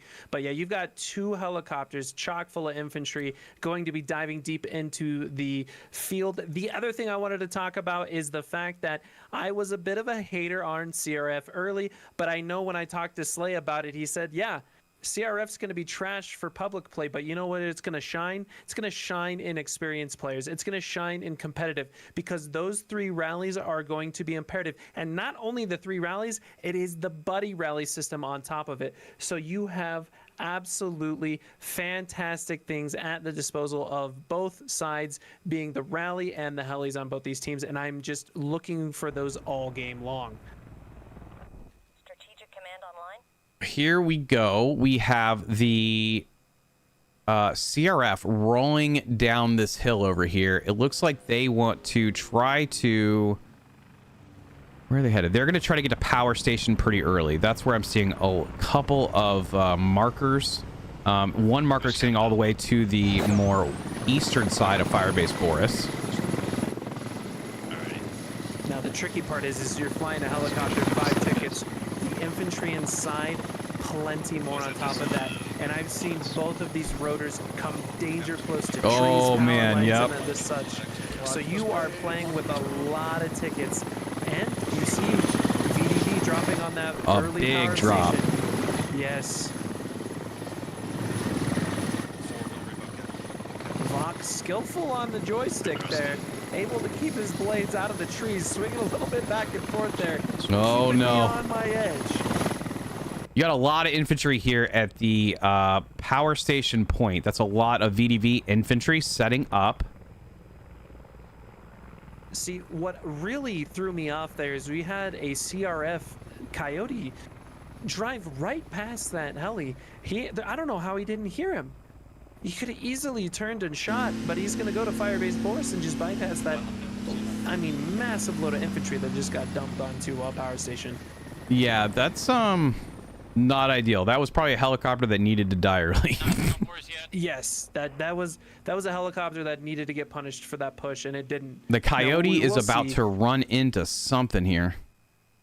We are going to see a Humvee full of infantry, no doors, driving onto this the power plant objective. Going to be dodging RPG rounds as they're flying in. That 55 is going to begin firing. It's going to flip. Oh, it's going to roll. Once, not twice. It's going 3 times over on its side. Not a good place to be.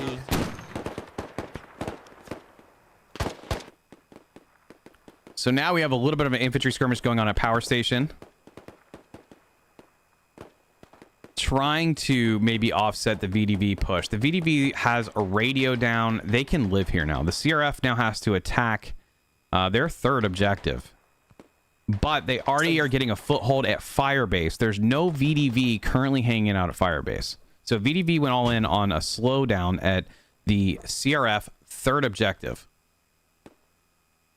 They're all over power station. Very interesting little skirmish over here on power plant. Plenty of missed RPGs, min arms, infantry holding hands from different sides, not able to kill one another. Just really dropping the ball on both sides.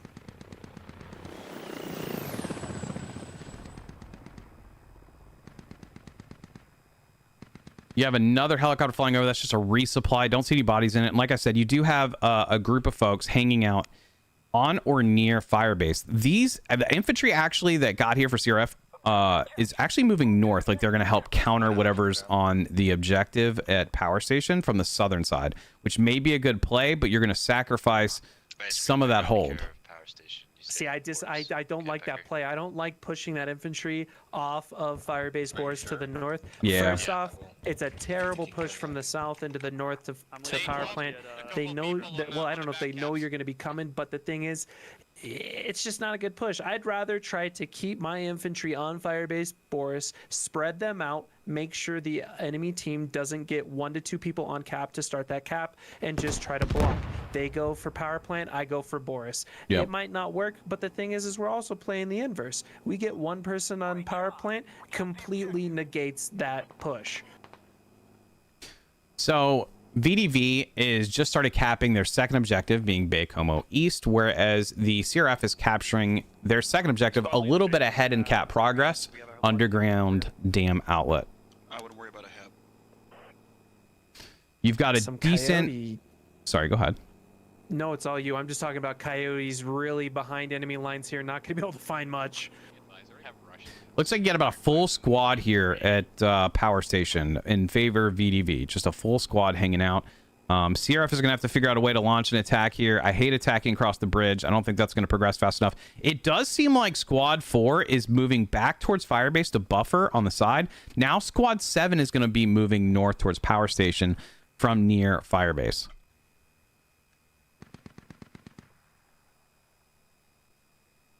Interesting. No VDV still on Firebase Boris. They've pretty much dedicated them. The interesting play is Squad 1 on the far north on the dam. Yeah, that's going to cut off a lot of stuff. Looks like they've taken 2 vehicles with them. They've got 2. Are they both? They're the both of them are the ATGM vehicles. Wow, that's not ideal for the CRF. No. No, one does go down. The other one's full wheeled. It's a lot of infantry to have in the north for the VDV though. That's a very deep play. There's a Coyote all the way back. North of Firebase. Never mind. Coyote is playing all the way back at Bay Como East, getting marked actively by the helo.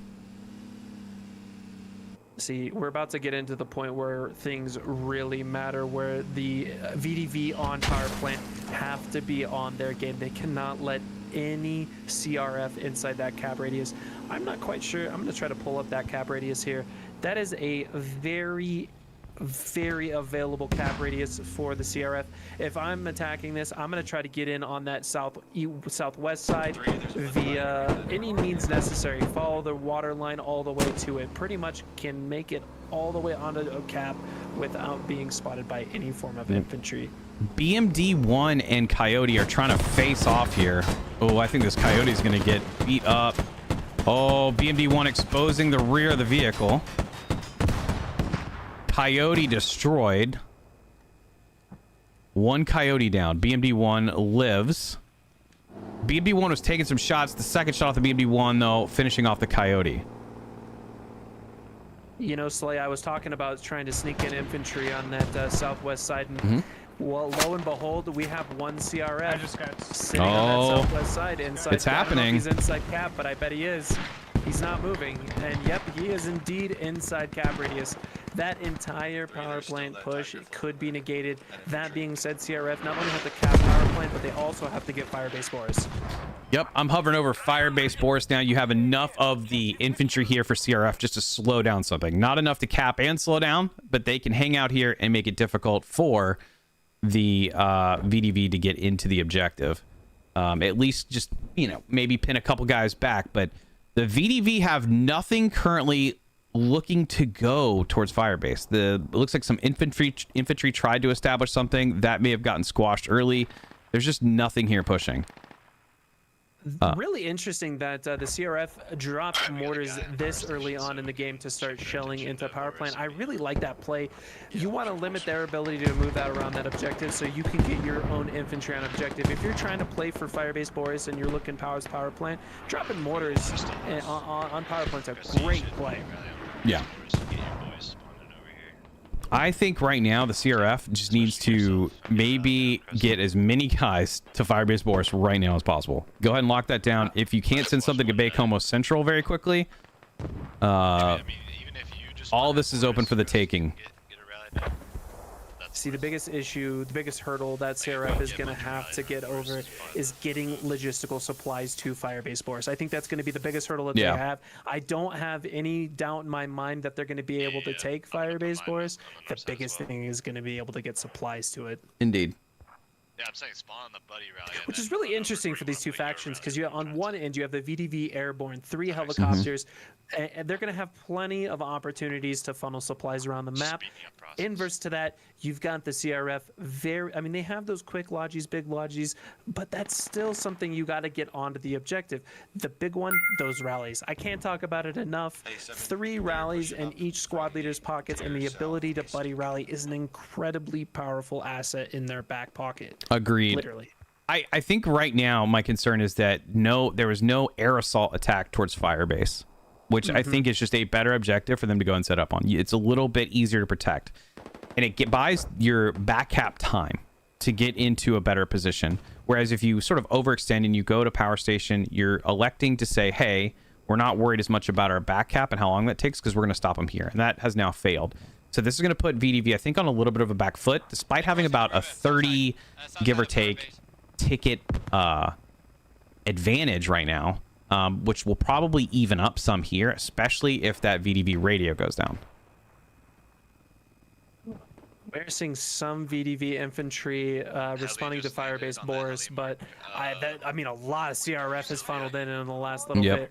That cap coming through power station right now, CRF's going to start capping on Firebase Boris. Not a good place to be if you're VDV. No, and this is going to start pinning it into what I talked about earlier, where it's a Bacomo Central to Firebase fight, which is much more difficult to have. You can't really cross infantry very effectively over the land bridge. It's just not a fun push. It's very slow. You're out in the open. Your infantry is just left to get picked off. It doesn't promote much movement. And that's again where I think the VDV needed to do is they needed to get helicopters in the right spot. And right now, you've kind of lost your edge with the helicopters. Go ahead, Urso. The nice part about the VDV, though, is they are that airborne faction. They can hot drop on the north. They can get pressure on the east. They can get pressure on the south. They can get mortars up. I mean, they have assets to break Firebase Boris. It's just whether or not they want to take those assets out and use them. I think that they can easily push Firebase Boris. They just got to get creative. Yep, it looks like you're going to have CRF really filling in Firebase. I don't see what's happening with the radio for the VDV. It looks like they've left their radio up, so they can still spawn at power station. Which I don't know if they want to use that for any sort of counterattack or anything here onto Firebase, but I mean, you probably need some sort of foothold. Maybe it comes in handy later in the round. I don't know. I think if you don't have a lodge in the area to pull that supply off and get an attack fob up closer, I think you got to dig that down and cut your losses. I mean, it was a great play early, but again, you gotta establish that security, make sure nobody gets around you, and they weren't able to do that, and they didn't have a fast enough back cap. It just wasn't quite in the cards for the VDV. They should have dropped on Firebase Boris, committed 1 squad to power plant. If they lost the radio, oh well, they established a good foothold in Firebase Boris. Yeah, we're trying to work it. They now have a full group on Firebase Boris, them being the CRF. This is going to help even some of the ticket fight. With VDV currently at 263 to 240.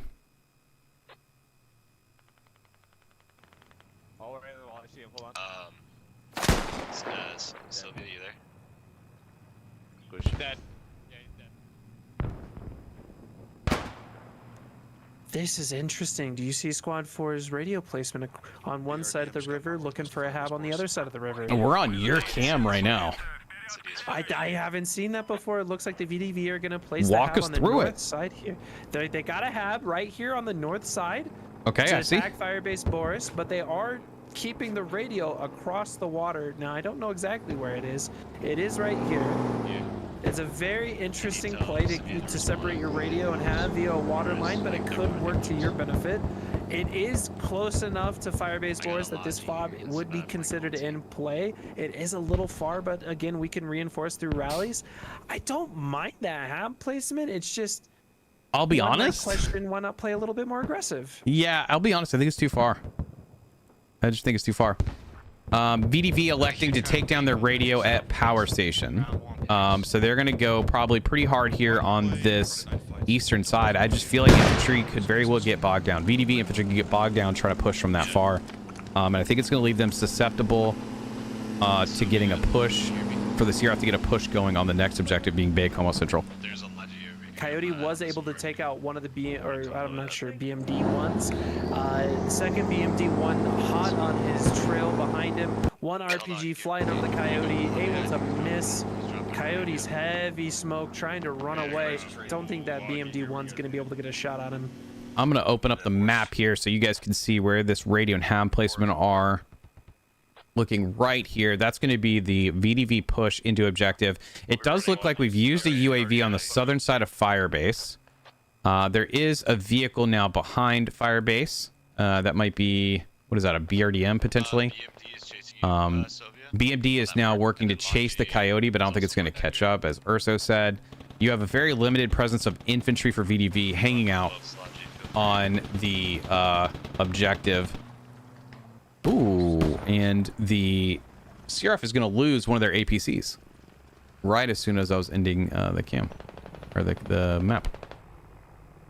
Really interesting to think about as I look at the map. A lot of VDB in the far north near power station, kind of out of play.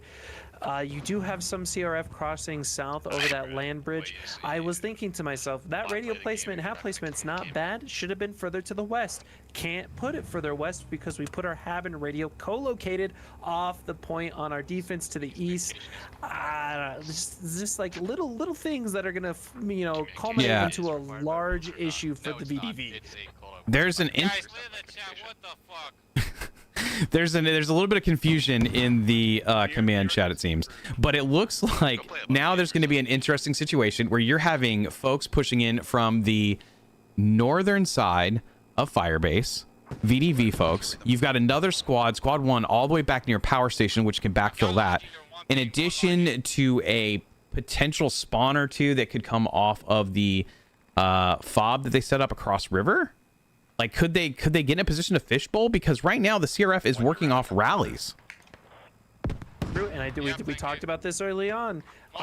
They can get the rallies up, but the biggest hurdle is going to get supplies to Firebase Boris. Yeah. It's really difficult. You get the rallies up, you got to funnel supplies into ammo. If you don't have ammo, you don't have AT. You don't have ammo, you don't have bandages. That will slowly whittle you away. Mm-hmm.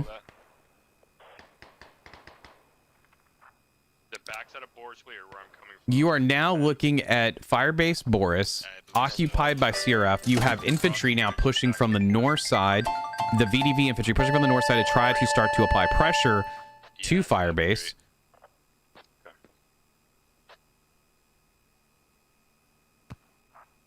But no significant progress. Looks like there is a lap backlining.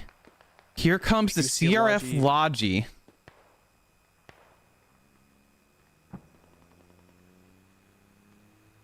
This might be exactly what the CRF needed, getting a logistics vehicle up here. Yeah, I just missed your... There we go. Locked onto the Logi via Urso's cam. Yeah, driving in. We'll see if it makes it. Where do you want it? Square in the middle. Southwest Boris. Can you do the radio? It's pulling in the Boris now. They're discussing putting the radio towards the middle, I think, of the objective. VDV, no, they did get that radio inside of Firebase Boris. Commander on the VDV calling it out in command chat. CRF did try to push that land bridge to the south, but a lot of them got wiped out after they get caught. The issue is just stabilizing that push on the south side. You gotta get off the hillside. Either move west, move east, but you can't stay along that hillside. As soon as you get pushed, it's just incredibly difficult to maneuver. There's no effective push right now for the VDV to make progress onto the objective. It looks like they're in a position basically to fishbowl, to surround the objective, but it's going to take some time before something kind of materializes here. And the other thing to talk about is the CRF's ability to get an attack fob up for Big Como on the south side. Yeah, they had a difficult time getting that Logi into Firebase Boris, but I think they're going to have an even more difficult time getting a Logi over to Big Como. And if they haven't already started it now, they need to. Yeah. I feel like the VDV is losing time to apply pressure. There's 2 Logis to the north now. Here we go with the double Logi situation. They want to get one near squad 1, it appears. You also have the BMD rolling in. So it looks like VDV has an opportunity to push on the north side. Looks like we got a There's large no enemy attack from the push CRF on the next objective. the northwest.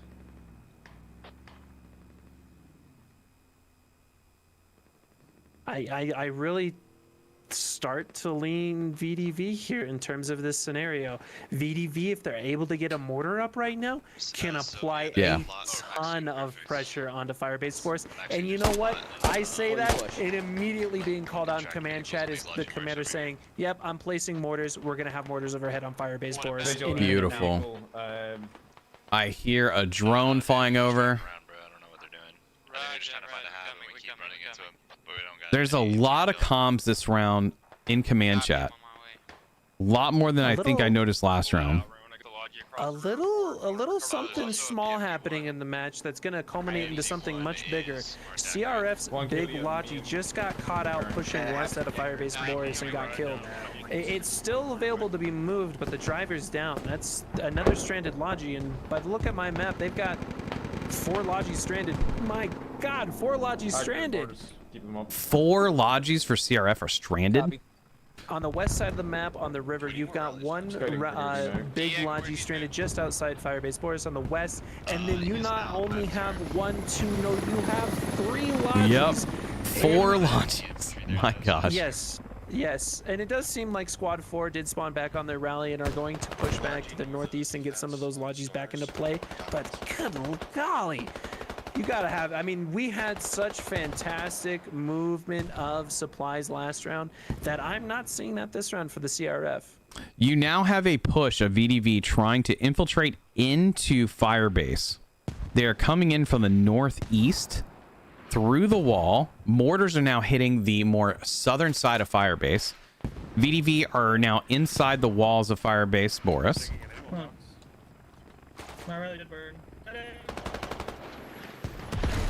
You got about a half a squad or so, give or take. Friendly mortars maybe now hitting. I'm assuming that's friendly mortars. A little close. You know, VDV just calling for transition from HE to smoke. They're getting to put a lot of pressure. And we look at the map, CRF not in any location to push on to Bacon. Not at all. The CRF just basically needs to huddle in some of these spots around or nearby and just try to hold through this significant push that might be coming in. You have VDV positioned to the north. You have some VDV inside the walls of Firebase. They are wrapping around in different angles to make it very difficult to make progress. You do have a Coyote roaming, which could slow down some of the VDV, but I don't think it's going to slow down a lot. And that is potentially going to run into a vehicle. Oh, Coyote dead.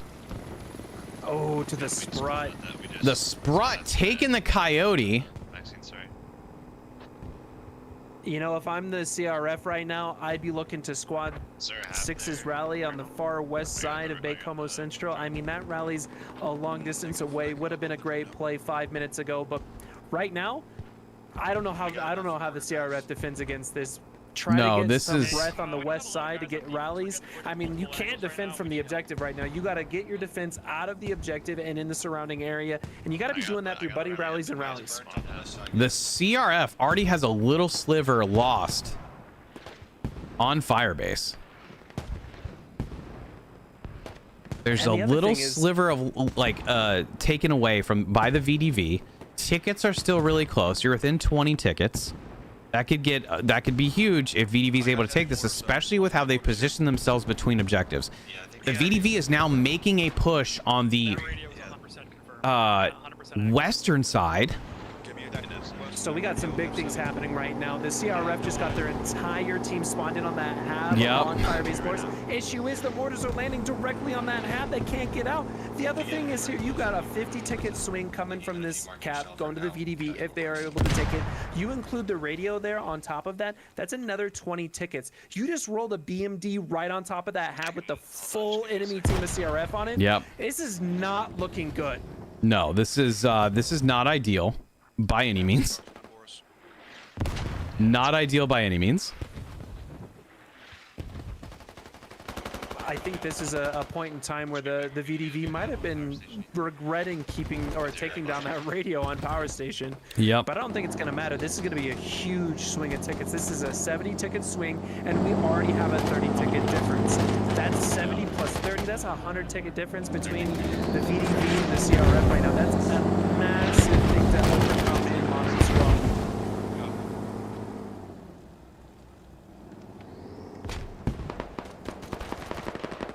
I mean, that was a well coordinated push. The VDV now has one Chev decapping from CRF, but they had mortars, they had a vehicle, they had infantry getting up to the walls to make quick progress all at once. See, another thing we got to talk about: logistical supplies. CRF not able to get their lodges in play. We got another logi coming into Firebase Force or going south towards Bay Como. You got to be on command chat, getting this logi turned around and heading to power plant. Your other 1 to 2 lodges are RTB out of play. They're at underground bunker right now and having to go all the way back up to their main to get supplies. This is not a good position to be. The VDV could even roll right into power plant. Looks like you got a logi coming in. You think you could set up that change where CRF has lost complete control over Firebase. They are losing it by 3 Chevs now. Yep, on my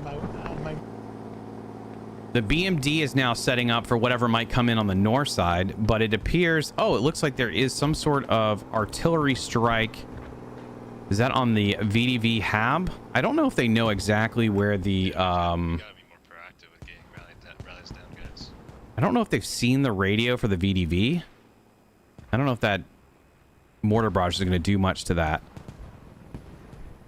It does seem like that radio is going to stay alive, and I'm on a little bit of a soapbox tonight, apparently, about logistics. I just watched CRF blow up one of their own lodges when they're RTBing a logi right next to it. They have two people there. Should just RTB both lodges. I'm not sure why they're destroying their own assets. Thank God they have those buddy rallies, because otherwise they'd have nothing on the map right now. Yeah, that's tough. I think they're going to be pushed back here, and it's very possible they could be getting pushed back multiple objectives very quickly. The ticket swing has already started. The CRF are down to 159. It's now 159 to 209.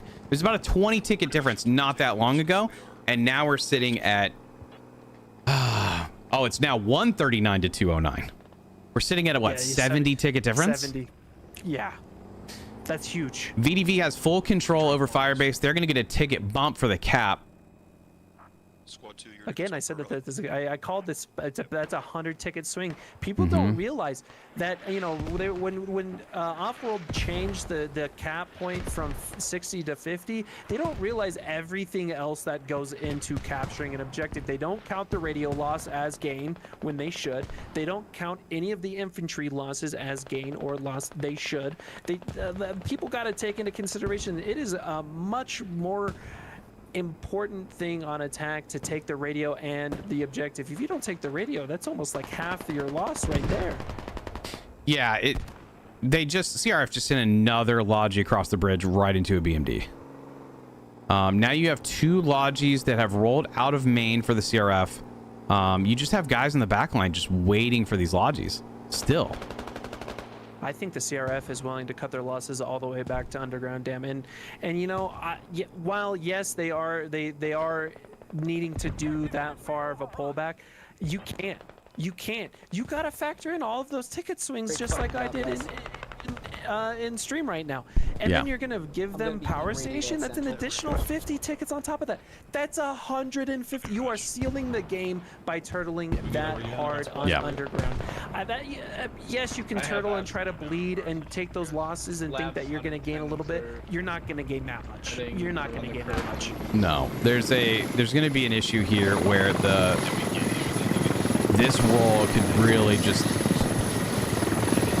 flip around entirely. They're talking now in command chat. It looks like VDV was able to kill their own radio. They've replaced it now with a new one on Firebase. Whew, I'm feeling better now. The CRF did pull that Logi into power station. Good. They were able to get it in on that north side. They need to set that up quickly. 7 can help buffer on the south side, but they don't have a lot of time. And now you're down over 100 tickets. We went from about a 20 ticket difference there when the fight started getting really heated to almost 100 tickets. See, the issue is if I'm the VDV here, I can't really take that big deep leap into power station, because you look at the map, that's a lot of red, a lot of CRF around the round Firebase Boris. You gotta stabilize the objective. Yeah, you can go all in, attack, but at some point you gotta stabilize. Yep. They need to stabilize there onto power station, try to get something set up, work at defending that. I would imagine that we're going to see some sort of push eventually from the VDV. They think they probably have CRF on the back foot, which they do.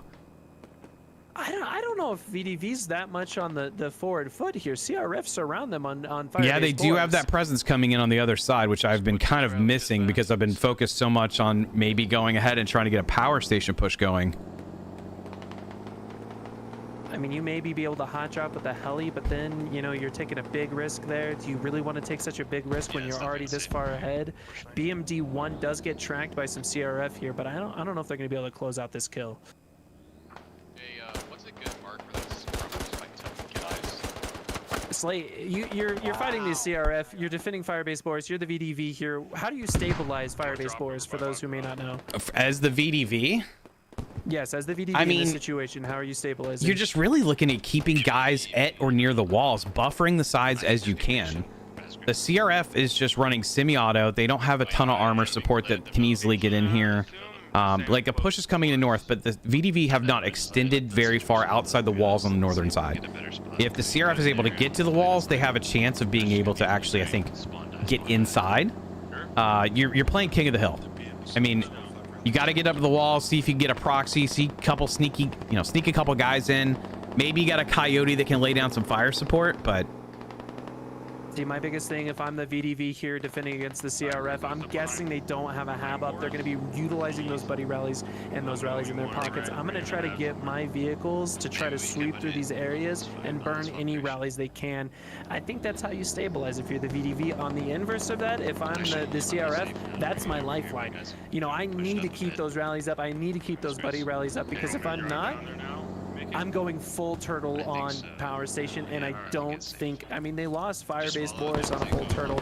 I don't think they're going to be able to hold power station on a full turtle. No, and now it looks like you have a couple of VDV looking north. They can see now that there's been an infantry push from the north. That's going to stall CRF's push. You still have some infantry to the south side. I feel like this is just costing CRF more than what they want to spend to retake this. Without a more hefty push, I don't see this going anywhere positive for CRF. It doesn't look like VDV wants to launch a push. I mean, they are gaining ground over to Firebase Boris, and they've really only lost about 20 tickets since they started this attack. Granted, that's 20 tickets, but I feel like you gotta pressure. You gotta know you're on the losing side. You're down 100 tickets right now. You gotta cap. That's the only way you bring yourself back into this game, is capping. 100 ticket defense by bleeding through turtling is very, very difficult. I don't disagree, but it doesn't look like VDV is going to push, so it's kind of out of the question to your point now. Like they do. Ooh, VDV has a sneaky helicopter in the sky. Do you have tabs on that? Oh, it just went down. I was gonna say they just went down. Yeah, there's a coyote. That's there a bunch of bodies. We need to fucking push this attack. You know, I really gotta say these coyotes have been able to keep CRF in play. I gotta give it to their coyotes. Yep. Now you've got a big spawn of infantry of VDV hanging out at Firebase. Where's Greenbaker squad? This is probably one of those scenarios too where it's like, hey, if we can get mortars in here, we can maybe counter the same way they took us, right? Get a coyote ready to go, get some infantry to the walls. VDV still playing the interior. See, but if you're gonna get those mortars online, the biggest thing you got to do is get your supply line going, and the CRF has struggled with that all game. Let's see, what is their supply currently? 825. They do need Molodges moving, and I don't see one currently in the field. I see one back at main and one kind of hanging out north of Firebase. Mortars are on point though. Mortars are hitting right at the hab, slowing down VDV infantry. You know, the big thing is here, VDV already calling for counter mortars. Not sure if they're going to be able to get those online. The biggest thing I would be doing if I'm the VDV here is getting those counter mortars up. I was going to say digging down that radio that was across the water, but that radio actually serves as an extremely good secondary defense fob. Yeah. I know that we talked about it being a little bit far off objective for an attack. I think it's actually not a bad position for a secondary defense fob. It looks like the CRF were able to get a couple guys close, mixing in with some of the VDV. They have another group of folks pushing in. I'm switching to you since you got the infantry cam going. And you'll see that they are starting to make a little bit of progress here, but you have a lot of VDV that have respawned inside Firebase. With the mortars hitting the way they are, this is the best opportunity I think the CRF are going to have right now to try to fishbowl close the objective, get on the walls, prevent spawn, push in cap. So my thought process here is I'm not sure if the CRF know where that hab is. I would assume so. They do have access to good intel. If they know where that hab is, I'm trying to get 2 infantry outside the wall to proxy it, and then we can start to work it. But if we let them have that hab up, it's going to be really difficult to take Firebase. Because even if you're trading even across infantry, you're able to kill some of them, they're able to kill some of you. You're not going to gain ground. You don't have a hab up, you're going off rallies, your spawn time is automatically longer, automatically further. You're not going to make that push. Yeah, now it seems like the VDV is kind of holding against the CRF. Here comes the CRF push up the hill. About a squad worth of guys working up the hill. There's a lot of VDV inside this wall. A couple of grenades would be pretty handy right now. The other thing I want to think about here is the CRF, a little bit of misplay on that heavy mortar barrage. They kind of threw it as a last-ditch effort to defend Firebase force, but yeah, it was too late. Yourself, you're not gonna. It's too late. You're not gonna be able to capitalize off that. And the thing is right here, that's when this Firebase, this heavy mortar barrage would have come into huge play, is being able to place on Firebase force on that northwest side. Or northeast side, my bad. We do see the VDV calling in an artillery strike, but I don't think that's going to clear a lot of the contact. CRF are able to get a Logi on that west side. That Logi that was on the north side did reroute to the west. The radio is down. Hab will be coming up soon. VDV going to be looking to that east side with that artillery. Yeah. We might see CRF be able to cross that field and get right on top of them very easily. Yeah. VDV doing just enough to kind of hold the objective and not get out of position too bad by some of these light infantry pushes. A lot of what we've seen thus far has been dismantled. Ooh, BRDM sneaking in, killing the Logi. I think they got the supplies down, but does he see the radio? The radio's right there. Oh, he sees the hab. He sees the hab. He knows that's there. That's not good for the CRF. CRF now down to 78 tickets. It's still about a 110 ticket game, roughly. This hab has been marked on the map. The VDV do know it's there. I'm not sure if they know the radio's right there. VDV troops are already pushing out to the west. I know that we were talking about it being a good thing for the CRF to have this hab up, but right now, I don't know. No, I don't think the hab up. The BRDM's there. You might be looking to dig down this radio. The VDV kind of went into the mode of like, let's just lock down the objective itself. They started spawning within. They're playing the walls. They're not overextending. I do wish sometimes they'd buffer a little bit or whatever. They've done some of that, but they are fending off the CRF. The CRF are going to be at a disadvantage trying to push in here at this point. The other thing is the VDV are getting a little bit of an attack up on power station. The thing is if you're the CRF, you can't really take the loss of power station. That does seal the game for you entirely. So you kind of have to respect the VDV push regardless of how big it is. Go to another hab off of this as well. I think we get 2 halves of this faction. CRF trying to stabilize their radio here BRDM switch. on the western side. The BRDM backed off. One is dead. That's higher halfway though. But here comes another vehicle. Oh, they did get that hab up. I was too busy looking at power plant. CRF massive wave slot on that hab on the west. I don't know what this Logi's doing because it's just going to get hit a couple times. For all team spawns here, it's not gonna work, guys. Well, he seems a little high-centered on that BRDM. That was an interesting turn. So that VDV Logi is going to go down, I would expect. You have an entire spawn coming in of CRF. They can now apply pressure. See, this is where you got to be trying to get mortars on power station, firing overhead to Firebase Boris to give yourself that room to operate. Issue is, VDVs are on your mortars on power station. I think they're doing a little worse than we are. I think we're doing pretty well. 170 tickets. CRF is not making much progress away from their hab, but the VDV are not actively trying to push it. VDV is content staying close to objective. A lot of the eastern push has now subsided. You just have Firebase proper being defended by VDV. They're crossing the little footbridge on defense. I really don't think the CRF are going to be able to push across this field. The VDV know they're there. Yeah. No, absolutely no ammo on power plant, so you can't get mortars. I don't know what the commander's assets are looking like right now, but that's just not a good position to be in. No. You got 47 tickets. You have no ammo on your mortars, no ability to push across this field.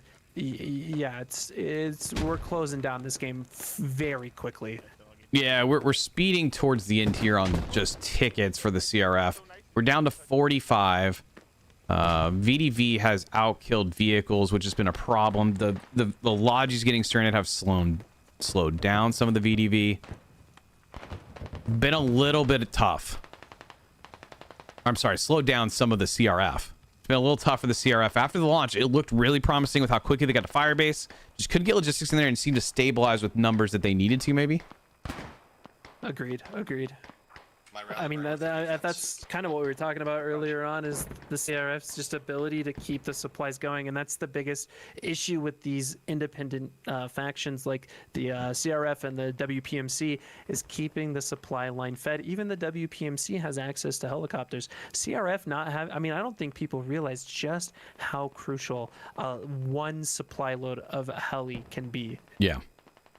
We have a bunch of infantry trying to, again, advance towards Firebase. I don't know how this is going to go for CRF. They do have the opportunity. If they get close enough, they can proxy the hab, but it is pretty late in this fight, and the VDV is watching. I feel like if I'm the CRF commander here, I'm going to try to minimize loss on Firebase Boris just to buy time. They got to know that they're not getting a lot of pressure onto power plant. They got to buy time to get ammo and the things in the right places. They got to wait for commander assets, wait for mortars. They can't do those two things. They're not getting anything. No, they need feeding tickets. Yeah, they need all the help they can get to get a little bit closer.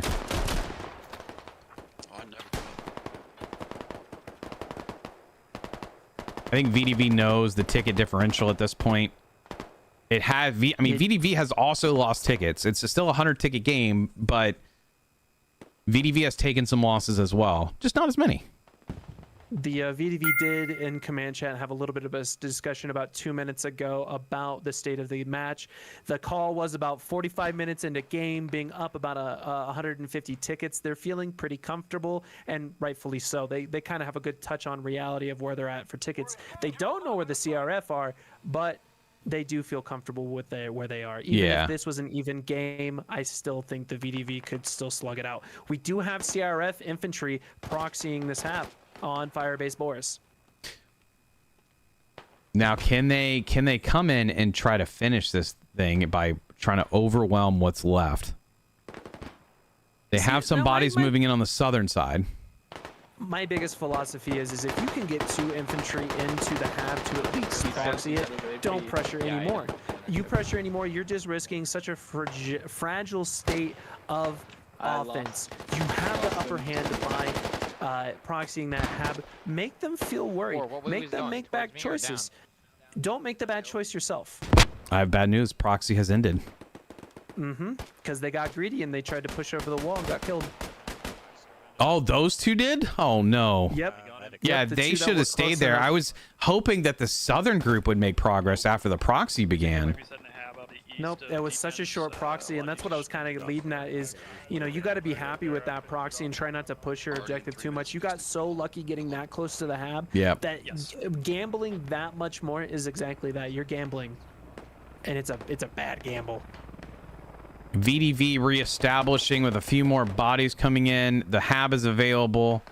CRF still trying to make a push here. CRF down to 21 tickets. Still about 100 ticket difference. Now, you have some rounds for Friday Night Fights that end with about 100 tickets. You have some that have ended after some intense fights with much less than that. It can vary. CRF is an interesting faction given that they don't have automatic weapons. They're kind of hamstrung that way. They don't have heavy-duty IFVs or anything like that. It was kind of funny that actually prior to this or so, I was looking at PLA Logistics, the support group going against CRF to see how that would play out. I don't know. I wonder how that would have gone to some extent, if that would have changed anything for how VDV would have played. Because the VDV did made some choices. They did do a rush, but I thought maybe they would offset the CRF speed again by pushing more towards Firebase. You know, I think the VDV are like, if you're the VDV in this scenario, you're getting heavy pressure. You know there's a hab on your west, and you're still choosing to attack. You got to take the tickets consideration on our end out of the equation, because yeah, we know that they're only at 13 tickets. You don't know that as the VDV. You're risking a lot to go on this offense here. When you know you're ahead at some level, both games. you could lose Firebase Boris, and then you give the CRF a breath of fresh air and back into the game. Granted, it's not going to go there. They're at 13 tickets, but still, you got to question that call. Am I crazy? Like, we gotta, all of us should be trying to put down different. I think the biggest thing here, what would have really changed the game for the CRF, is consistent logistics. Yeah. I talk about that a lot when I'm personally squad leading and commanding, when I'm playing armored battalion, just because logistics with tracked logis is difficult. You gotta have logistics. We got a hot drop off a Tiger to the CRF radio. TWS squad dropping at the radio. They are at the radio now digging. They're inside the hab. Man. CRF don't even realize it. They just got shot in the back too.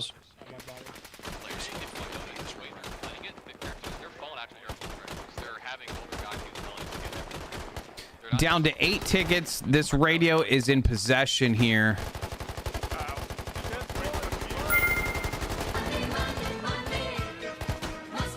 Wow. Beautiful play by the VDV to capitalize on such a cheap entry-level asset of a Tiger with a full squad, even a half a squad, getting on that radio. What a call. Yeah. I would also like the VDV to possibly place mortars on Firebase Boris and start mortaring that fob. They know it's there. You have no reason to not drop mortars. You have helicopters in the air, and your really only threat to that helicopter is those coyotes. So realistically, I think you got to be greedy and get the mortar up and start firing on the west side. Yeah, Overall, a fantastic game for both teams. Yeah, I mean, the CRF did put up a good fight. I think they were in a good position. I think to your point, like you said, a little bit slow in terms of logistics to help backfill, to make sure they were going to be able to hold what they sent after. They were able to cap the point. That was smart in terms of power station and move forward. Let's take a look at the scoreboard real quick. We've got incapacitations in favor of the VDV by about 50. We got kills in favor of the VDV about 40. 11 vehicles destroyed versus 14 in favor of the VDV.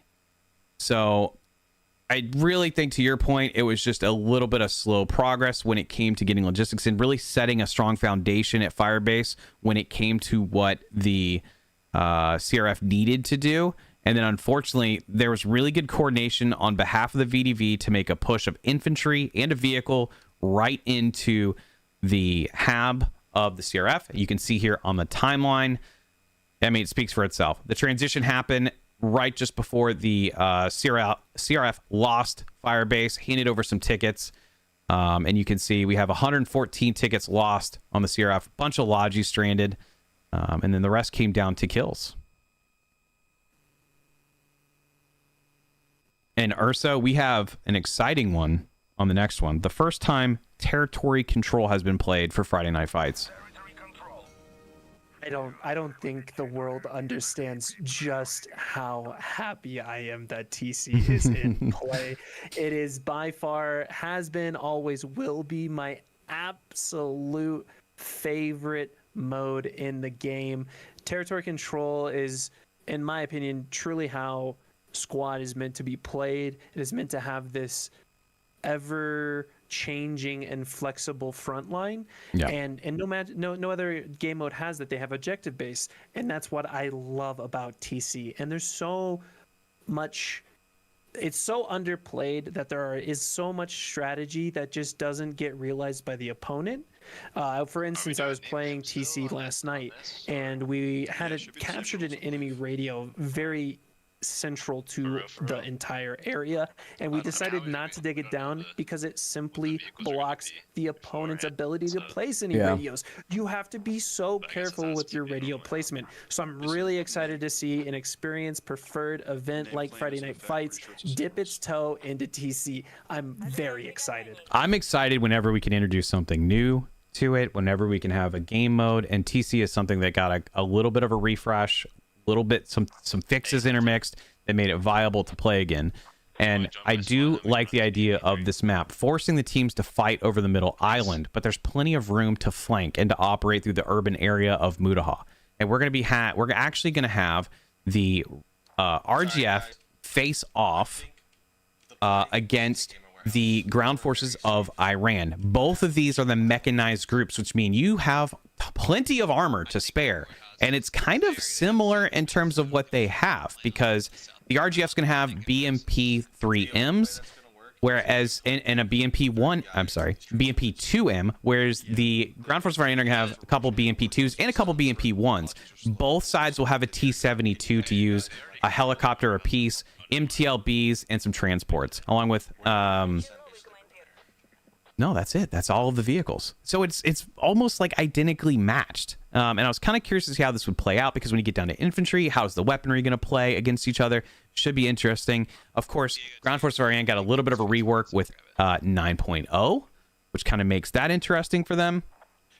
But both teams have plenty of firepower on this one. You guys think it's a good idea? Everybody who's I'm not hearing a lot of discussions in command chat right now on the oh gosh, Armed Forces of Iran. I always forget they've changed. I want to call them the MEA, the MEI.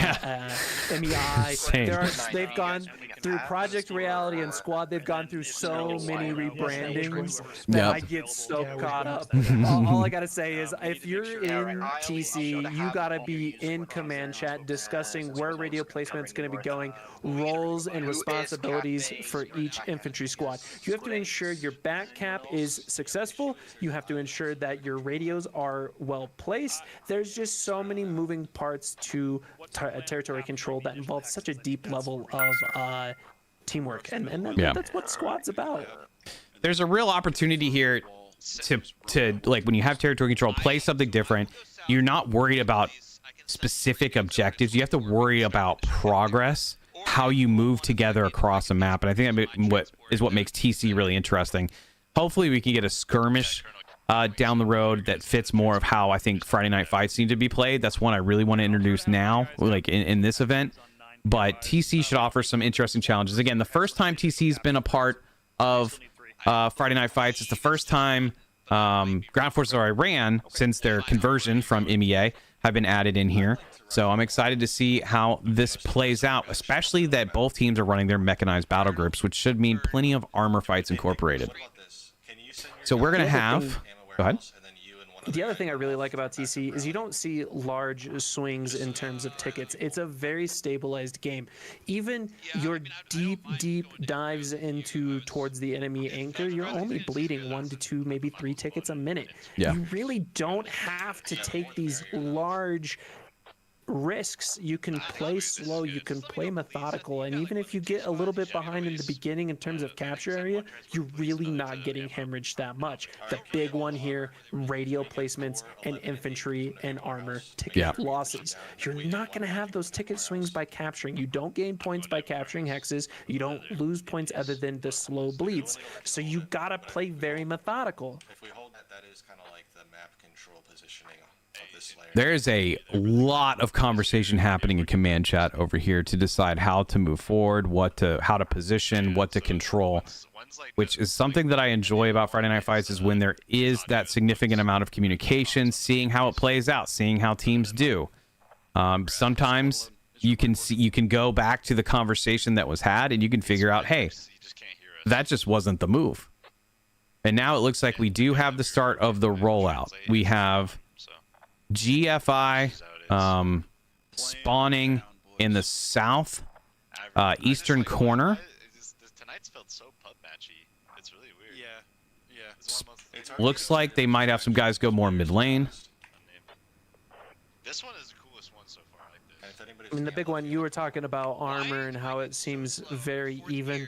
I gotta give a little bit of an edge to the RGF here in terms of armor. I think that those BMPs are a little bit stronger than those two BMP ones. I know they get a little bit of an advantage by having one extra, but you gotta have such coordination for that that little bit of an edge to take away. So I gotta give a little bit of a buff to a leaning towards RGF in terms of armor. You do have a group, like an armor column, basically, that looks like it's going to go GFI towards the middle. Flip into you so we can track that for a second. You do have at least one RGF vehicle moving out on the western side. Wide, very wide. You do have RGF kind of coming in on the north side of the middle island area. Quite a spread of the Russian vehicles. Looks like there's going to be some sort of fight maybe towards the middle of the map in the typical kind of area where we tend to see stuff. I'm not sure if it was meant, but we do see an RGF troop transport, I believe. Or, yep, troop transport that got flipped over by HVT compound. I'm not sure if that was BMP3 immediately running into an MTLB down here. It looks like the BMP1 is going to set up to return fire.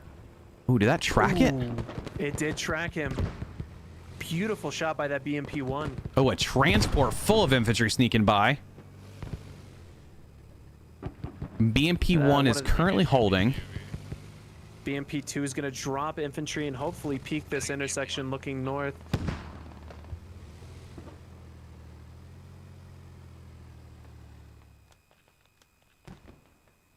You're going to have a big infantry fight between the north and south side of this middle area. BMP1 still firing shots at that BMP. BMP3 just missed some shots. They just shot, the BMP1 just shot off one of their rockets. Ooh, BMP2 taking some hits now. It rolled up, took some hits on the side, I think, unless that hit the dirt in front of it. A really interesting angle. It looks like that BMP3 needs to get out. They're double teamed here. Oh! ATGM just flying down the center road, trying to hit that BMP3 on the north, but collides with infantry. Oh my gosh, how lucky that BMP3 thinks it is. It needs to think it's quite BMP1 taking a shot. Oh, that's gonna be one for the bot.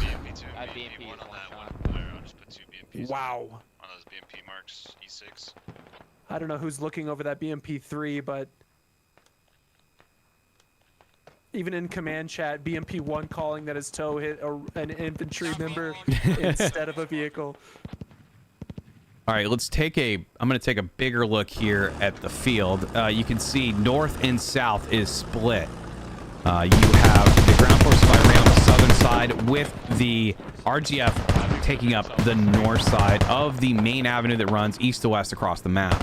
You're familiar with Mudaha, you played this. This is a typical kind of layout for a fight, even if it's TC. Obviously, we're playing TC right now, but you'd see this often in Random Advanced Secure and Advanced Secure. It does look like GFI does have some infantry presence on the far north end. They also have a radio down south of the dam, which could be a sneaky way to maybe shift some spawns and apply pressure from a different direction. In terms of armor here, currently what's in play leans towards the ground forces of Iran, but what isn't seen is the RGF armor coming in behind them that's about to flank. Yep. They do have to lick their wounds after that fight in the city, and quite frankly, they didn't get out in time, and we're about to see them might be punished right here as the BMP-1 and BMP-2 come across. Oh no! BMPs. Oh, did they fire too? They did fire first. BMP-2 is going to turn that barrel around. BMP-1 does land one shot. Troop transport's going to get into a little bit of a mix here. Maybe a little bit of a distractor here. Not sure what that BMP-3 was doing. Kind of just rolled up. Oh no. GFI just lost an MTLB. One of the MTLBs with a rocket launcher pod is dead. That's unfortunate. It got a little bit too close to some of the chaos here. AT taking out some more infantry to the east of the ammo warehouse. You know, the big thing I need to see from the GFI right now is getting some sort of spawn, a reliable spawn on this south side. They are pressuring deep into police. They are pressuring ammo warehouse. They do have the hab to the north, but they gotta stabilize this southeast side. Yeah, it looks like GFI is about to make a significant effort to get into ammo warehouse now. They have infantry basically on the beaches, applying a lot of pressure. There's going to be a little bit of trouble here for RGF to hold this area. Ticket still very close. Vehicle kills very close. Everything close in terms of the scoreboard. Flipping to you. Yeah, like I was talking about, we talked about radios before the match started. We have that radio placed on the RGF side inside ammo warehouse. That radio blocks so much of the interior of this island. They have to all in that radio. GFI placed one north. If they place one south, I think they have better pressure into the city. Issue is they have no spawn on the south. Squad 9 moving towards an enemy mortar hub. There's a slight attempt to fishbowl here at the RGF ammo warehouse radio. It's slow progress.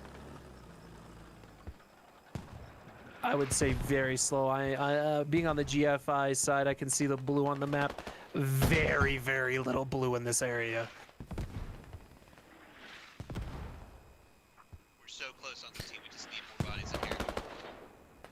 They are really stressing to try to take, I think, 17. I think they want to take tile 17 to try to give them a little bit of a buffer. GFI calling to get a hab on the east side of police station. It's like they're telepathic here. I know that we have a 15-minute delay, but man, the GFI seem to be on the same page.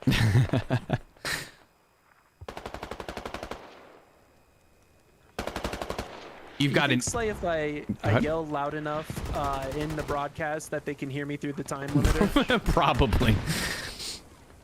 You bend a little bit of reality. All right, we've got the BMP-2 for the GFI hanging out on the north end near this radio, firing some shots south, trying to keep RGF kind of like locked into the ammo warehouse area. And the BMP-2 has a beautiful angle of all of this. We are seeing an RGF BMP diving deep into the lines of the GFI, very close to their main. We'll go to you here for a possible armor fight. I question the ATGM on the detailed rocket pod, but hey, I'm not the gunner. I guess he does have 4 of those rockets. There goes 2. We got him with the second one. Very questionable. Very questionable play. Oh, we've I got believe that BMP did just get called out. It did indeed by found the squad mortar 3. BMP2 on the north end here is actually damaged. It's tracked. Looks like a lat snuck up. Big misplay here possibly for the RGF. They did place a mortar fob, but did not place a hab with it. So the issue is they got nothing to reinforce this radio. GFI might be able to get that 20 tickets. And we talked about it. Territory control does not see huge ticket swings. Yep. The only thing that swings tickets is radios and vehicle losses. You lose radios, that's like losing objectives. And if you kind of look at things right now, you have a situation where RGF looks like they're kind of stuck in a big chunk through this middle island area. But the tickets are just 2 ticket difference. It's all about controlling the tiles, making progress. And right now, RGF is trying to hold on for dear life for where they are. There's not a ton to the south. And it looks like they're trying to take tile 25. Trying to take a little bit more of the southern area near police station. See, here's the thing. We got the GFI placing a hab on the southeast side of police station. That's going to diversify their ability to exert pressure across the island. You inverse that, look at what the RGF has. They have their only hab and radio on ammo warehouse. Issue is, it's extremely difficult to get outside of ammo warehouse and into the surrounding areas. You may be able to do it a little bit, but the GFI have diversity of rallies and 2 habs that they can pressure over you. Radios and spawns are so incredibly important. GFI also has a radio set up to the north and now to the south. So GFI having 2 habs, north and south, gives them the option of pushing in from both directions. As long as they're able to get their habs set up. I want to see one to the north right now, unless I'm missing the southern one. It does look like RGF is making progress on tile 25, opening the door for them to push across and get to tile 33, where a GFI radio is hanging out. We do have mortars coming overhead. I'm not sure where they're coming from, but interesting.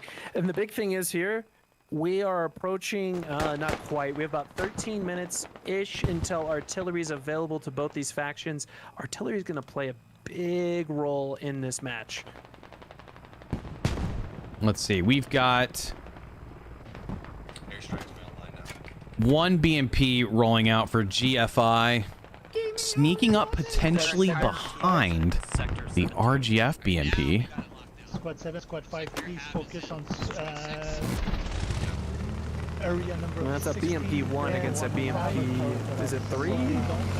That is a... Oh, it's the BMP 2M, I think. BMP 2M. I mean, either way, BMP 1 versus BMP 2M. Not, oh, he's got eyes on him. Yep. He sees him. Does he see him? He's looking right at him. No, he's not. Turret's not looking at him. Oh, and they just got unstuck. Yep, by the time he turns that turret, BMP 2M is gone. BMP 1 not able to get that shot. BMP 1 is continuing to move forward, though. It's a little game of cat and mouse over here on the west side.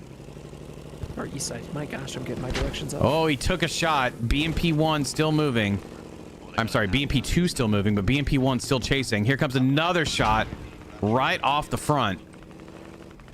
It's gotta be somewhere. Moving back to ammo warehouse to give you a little bit of an update on what's going on over here. GFI getting really close to proxying this hab, and that's when things get really ugly for the RGF. Indeed. Once you lose that hab, it's going to be a lot of losses in this center. BMP 1, I think, lost track of the BMP 2M. Now they're side by side. BMP 1 is closing in on finding the BMP 2. Yeah, I'm working on it. Ooh, Did that hit? He That, did. It did? It looked low. It did hit. Still moving, not He's tracked. Not tracked. Another Second BMP, and that's it. I didn't even see this BMP 2. Didn't see him till the last Wow. second. He came rolling in from the south side. That's a BMP 2 helping out the BMP 1, finishing off the BMP 2M. You know, I got to give it to the GFI. Their armor has really done a good job. We are seeing RGF drop an airstrike on the enemy, or on GFI's on GFI's border and hab. RGF, interesting airstrike here. I mean, if you got it and you're gonna lose the timer because the artillery is gonna be up Oh. before airstrike, why not? Helicopter getting rotored in the air, going down. There goes the blades. Helicopter's gonna be a tough spot to save. Oh, I just missed the airstrike. It's okay. I was there. I was there. Over by grid 6. I was trying to get the helicopter coverage in. There's too much. It's okay. It's okay. We got 2 angles. We got 2 angles. We'll fix it in the VOD. Let me know when smoke. Really, I don't think they're gonna be able to get that I helicopter. don't know how that's gonna work. Yeah, I don't think you can park there, bro. All right, we've got. I'm hearing a lot BMP to the north. Another RGF BMP dying over by HVT. Oof. Ooh. Yeah, see, we're talking about it. Not a lot of infantry losses across these 2 teams to gain tickets, but Nope. what is that radio and the armor. Radio and armor is ticket swinging. We've got a bit of a stalemate here in terms of like real significant movement. To Ursa's point, it's a lot of armor loss causing a ticket differential. See, I think what we're seeing here is, yeah, it's stalemating a little bit, but what we're not seeing is it's about to turn into a landslide. GFI is continuously suffocating this half and surrounding it. And it's a slow process. It's an arduous process, but once it blows open, you're going to see a lot more of a stabilization on this interior island with the GFI. And quite frankly, not a good position to be if you're the RGF. So the other point is gaining tickets is non-existent in TC, so you can't really remedy your own losses. You have to inflict losses. It's big yikes, big yikes. You've got a bunch of infantry making an advance. GFI infantry pushing closer to ammo warehouse now, making progress to the walls, breaching the walls even, getting closer to the hab. Yeah, they need to take down the radio. It's no longer viable. And that's what I was kind of talking about in the very beginning of the game. Radio placement's so critical. Yep. They can't reinforce this radio. Where are they going to reinforce it from? No rally exists from RGF anywhere in play for them. I mean, I wouldn't be surprised if I'm looking at Maine right now. Yep, we've got 2 troop transports leaving Maine from the RGF, because what else are they going to do? They have no spawn, they have no rally, they just lost their helicopter. I don't know if it's blown up, but it's, it's stranded in the center island. Really bad spot to be in. I don't think we're going to see a good tank battle either for quite some time. They're going the opposite directions. The opposite corners. Opposite. Yes, they are. Yep, and GFI has now gotten into ammo warehouse. They're going to control the RGF radio position. let's do a little assessment on the map here. Okay, I was a little worried. Flipping to you for that. We're gonna have a flashback to last round. The only RGF Logi in play right now is right here, captained by Vod. Thankfully, the RGF does have that radio or that Logi in play to get a radio set. Because if not, I don't know what they would be doing right now. They don't have the flexibility that the CRF does with those 3 rallies and those buddy rallies. They don't have that to lean on. It does look like there is one RGF infantry sitting in the hab to the north. All right, I'm pushing to. It's just one guy, Kinley here. Keep this enemy radio. Yeah, very right. He's got the radio right outside the hab. He just needs one person to come hang out with him. Is there anybody on the way? Yes, Corporate is on the north side, moving in right now, flying in as fast as he can. Corporate, you got to run, bro. Yes, because what's on the way is what's to the south. Granted, I think the likelihood of this radio going down is incredibly low. The GFI being able to respond from the south. You have 2 infantry on this radio. Yeah, they might be able to proxy it. They might be able to dig down the radio to stage it. They're not going to be able to bleed it. That 75-second timer is such a long time for the GFI to be able to move north. It doesn't quite look like... Okay, he is on the way. He's not there yet. He's been able to hold this. I'm going to stay on this for a second to see if they're able to affect this radio. If they can dig down this radio, that would be a little bit of help for the RGF. Never mind. Corporate got shot in the road. Oh, another big issue. Oh, here. The RGF did another. They repeated themselves only further to the west. They placed that radio in the center, blocking so much of the north, so much of the south, and along with that, a full squad of GFI hot on their trail. Oh no. And there's only, yeah, this is not good. This is falling apart. Yeah, if this group of GFI are able to find this radio and suss it out to the north, which they do have that MTLB on the move, shots are coming out. Vox gonna go down. That's gonna leave Sassy all alone on the hab. She does have some help from Squad 5 from the north, but man, I really would have been on the radio trying to get this radio placed somewhere else on the west side. RGF has been able to actually take control of this radio. They've got the BMP2 here tracked.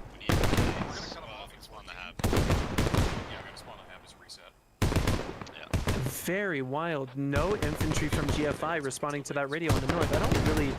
I don't really agree with that play. You had so much on the infantry to the south. They could have come. Just pile the whole fucking team. Ooh, that grenade's gonna kill the crewman. Yep, crewman dead. BMP2 now one-manned. Don't really think they have a lot of ammo in the area. There is a hack kit on the east side. Not sure if he's going to be able to make any sort of movement here.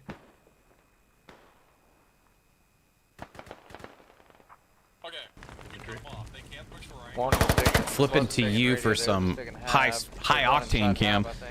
It does look like I killed the one big in the half. they have been the GFI has been cut off to some extent with some of the progression that RGF has been able to make towards the middle of the map. That's what the call out is right now. Some stabilization towards the mid, slowing down GFI's push.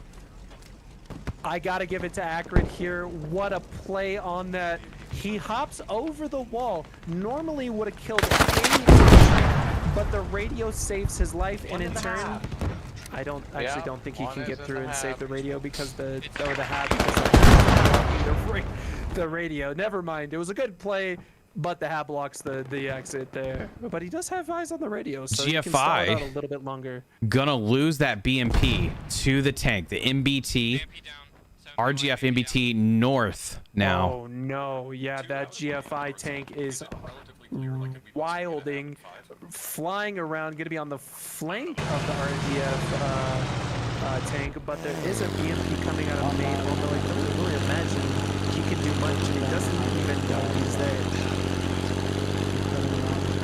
Oh yeah, sneaking up. Sitting over the T-72 right now for the RGF, just seeing if it comes into view. Oh, And there it does. There's a shot that's low. RGF does not know yet where that came in.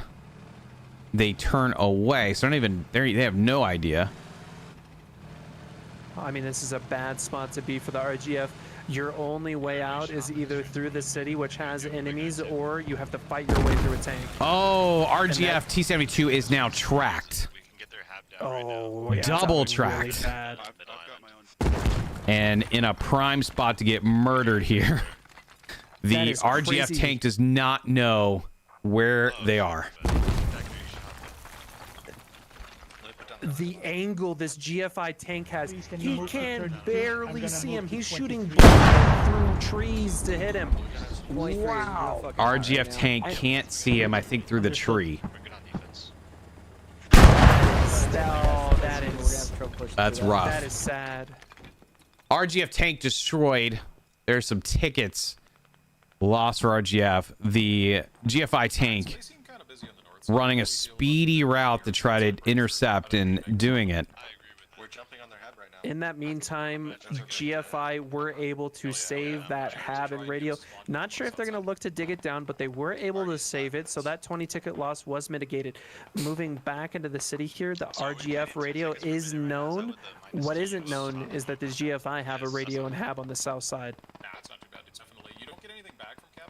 Yep, so We're currently seeing a ticket bleed of about only 2 a minute. Yeah. That's not a whole lot, but No. what is a whole lot is all of those losses of armor yeah. and the radios. Well, radio, there's only been one. flipping to you, it does look like the RGF have been pleased that they've been able to sort of slow down the attack, but they are down by about 110 tickets right now. Biggest issue is I don't really think there's a feasible way for the RGF to recover that 110 tickets. They gotta bleed a lot. They gotta start taking radios. They gotta start backlining and trying to flank these radios that the GFI are just abandoning. I mean, we see GFI have two. Well, they are digging down the one at HVT, but the radio to the south of Ammo Warehouse, east of Police Station, is wide open. Yeah, that needs to be punished. There's also one on School. Granted, the RGF don't know that, but I mean, that's 40 tickets that they could recover. You're starting to see some infantry moving around south side here of where the RGF has a foothold. Over in tile 23, there is a vehicle, an RGF BMP, kind of scoping out the area. It's the BMP-3 looking around. Which may be able to stall some of the infantry, but I wouldn't leave it down here forever. You need to keep some armor alive.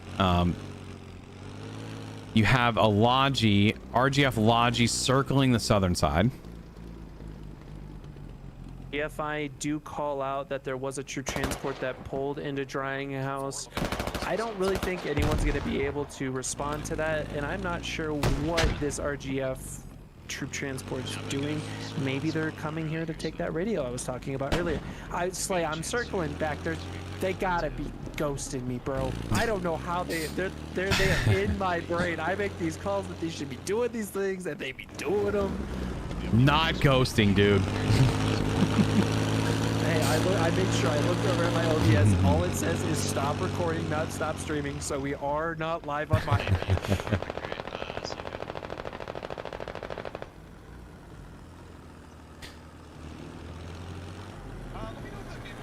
We've got a Logi moving on the southern side here. An RGF Logi. Squad 3 trying to position. It also looks like the GFI tank is aware of the BMP-3 down here on the southern side. It's interesting, the RGF do know where this hab is on the south side of Crash, but I'm not sure the combat engineer is in a position to be able to do anything about it.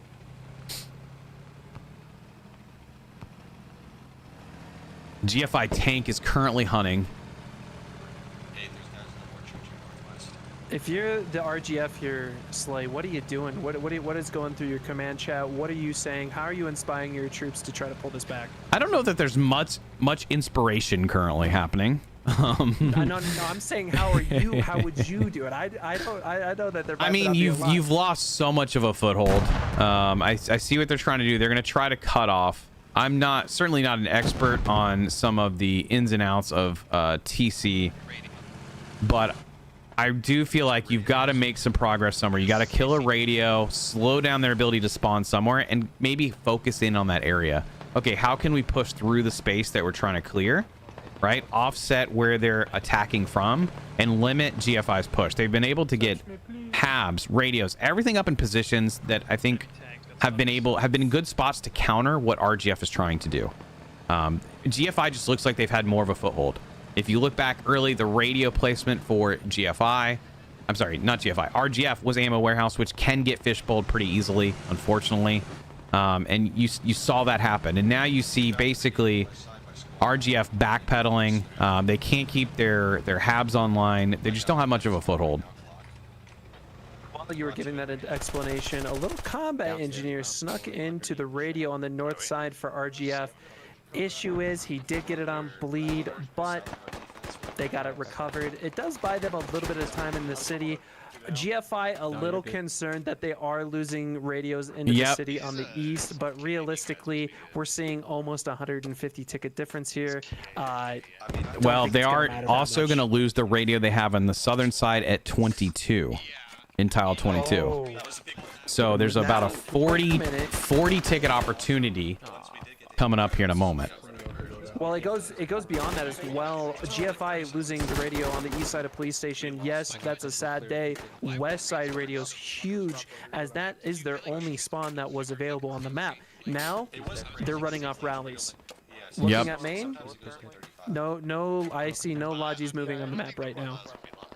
I'm not hearing any discussions of Logis moving on the map. I got one abandoned north side of the ammo warehouse. I wonder what they shall do. Glock doing work over here, trying to make sure they can get that radio down. Oh, they're getting pushed. They may not get this southern radio on the western side. There's guys pushing on it both wasn't on sides. bleed. Grenade just landed directly on the radio. That was a beautiful grenade from Wino. Or, sorry, it's Wino. Wino, what a beautiful grenade. Wow.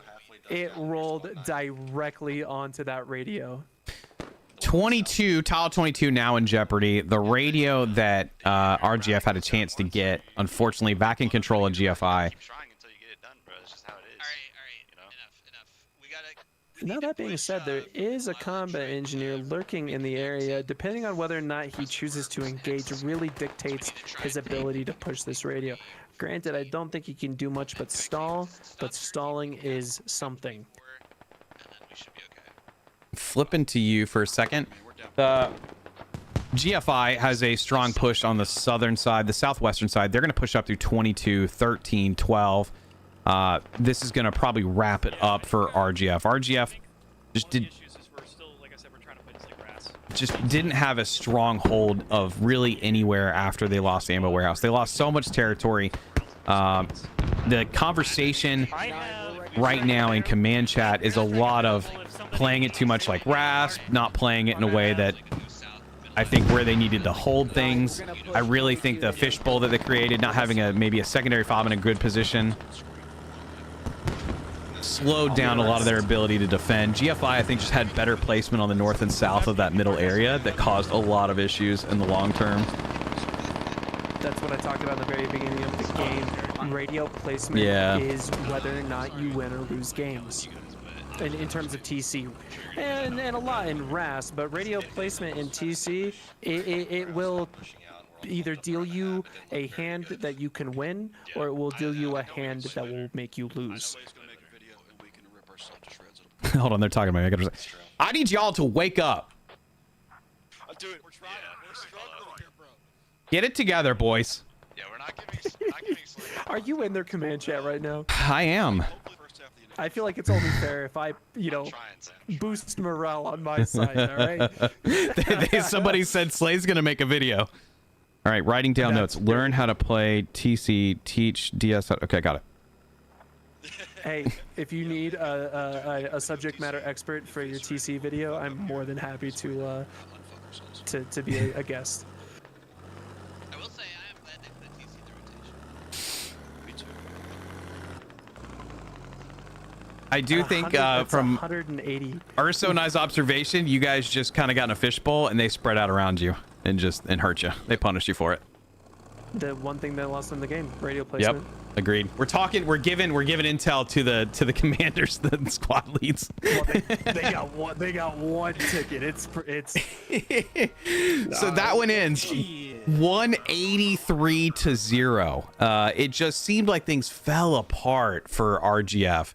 The armor didn't even feel completely satisfying either. I thought there was going to be some more, heavy duty armor fights, unless that was happening in areas we just didn't see.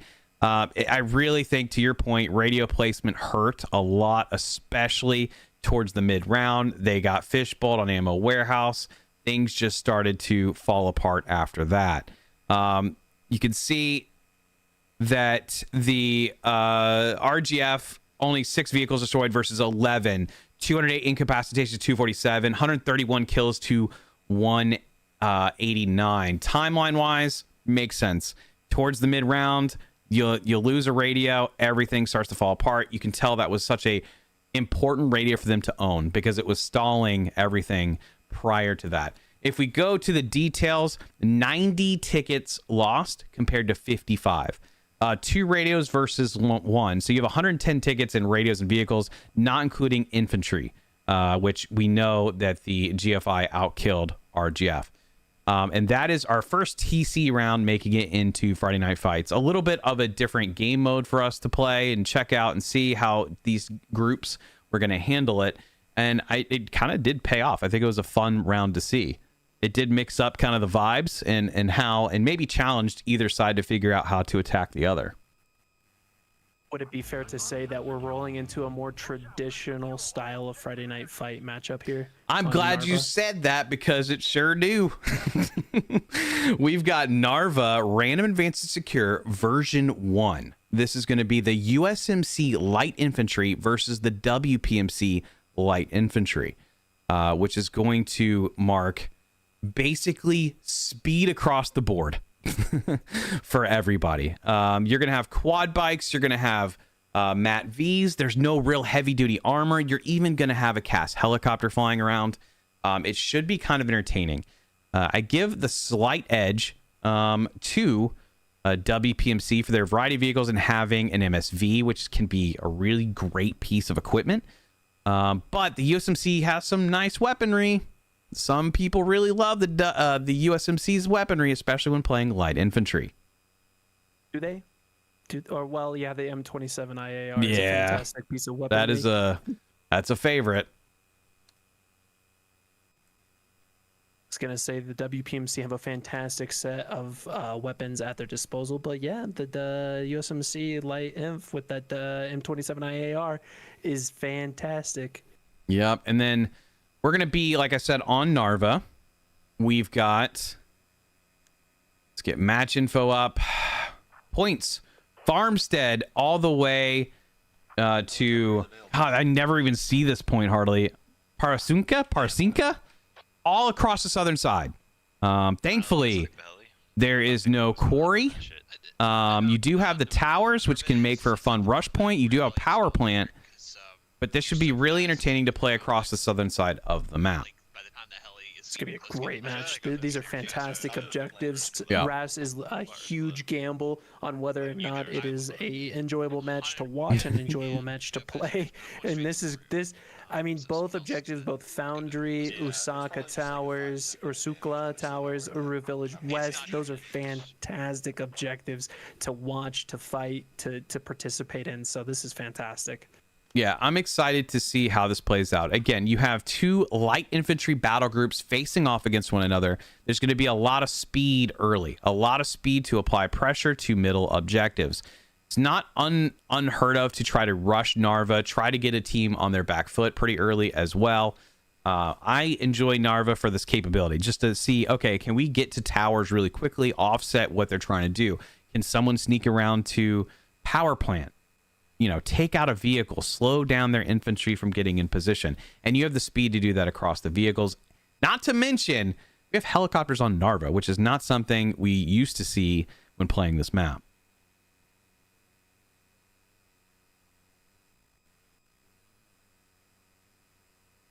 I'm really excited.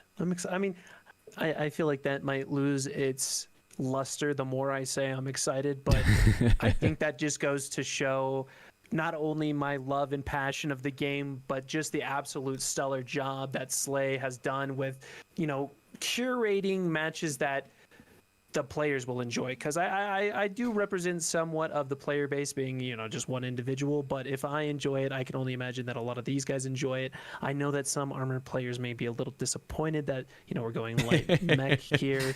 But, in all reality, touch grass, play as infantry, learn what it's like to be a grunt, to have that sense of appreciation. So, this is a great matchup on Narva. I think it's fun to occasionally try to mix things up, put people in different positions. Sometimes that means you got to play a little bit infantry. Sometimes it means we're going to go armor heavy. We did have a pretty armor heavy round last round with playing two mechanized battle groups. You had plenty of armor to go around. I like to try to offset that with some infantry play too. It seems like the feedback that we typically get is like, hey, we want a little bit of both. We want some light infantry, we want some air assault. So try to find opportunities to mix that in when it feels right.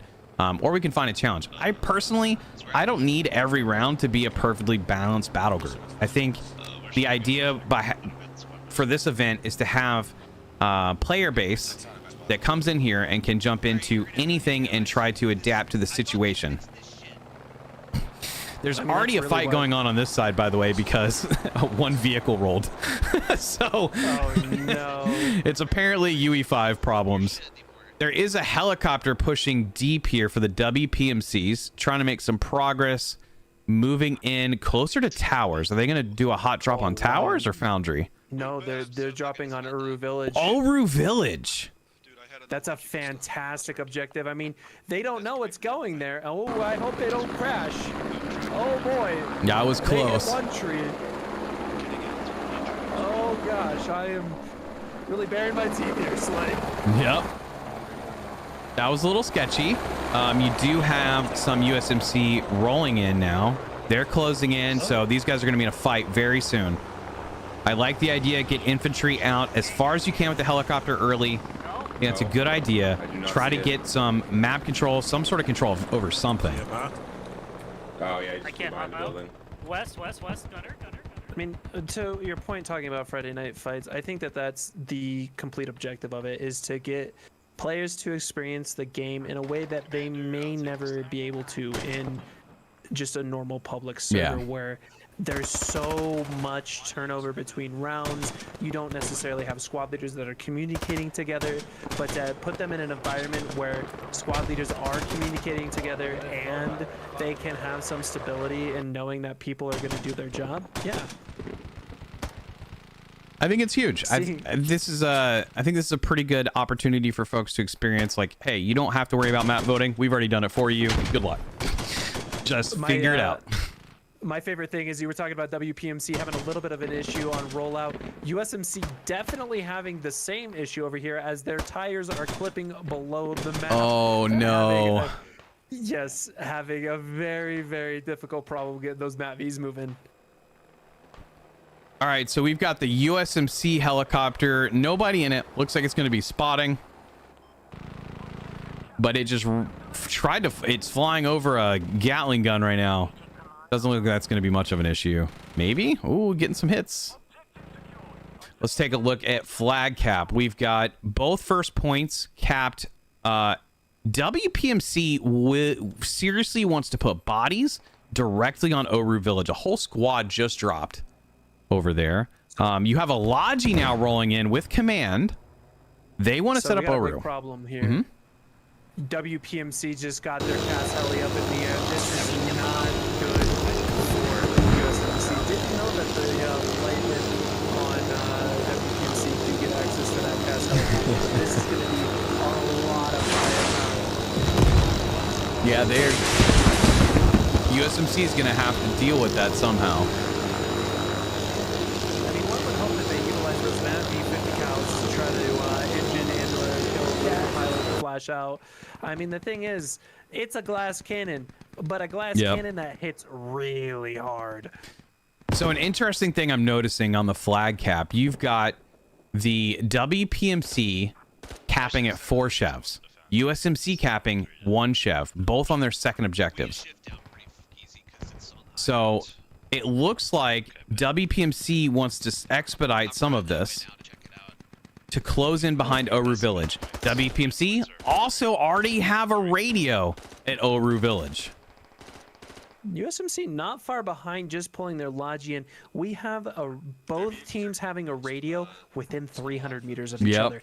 That's going to lead to a lot of infantry fighting inside of Oru Village. Issue is if WPMC don't cap fast enough, this is going to be out of play. USMC could push down into Foundry and just take the fight there.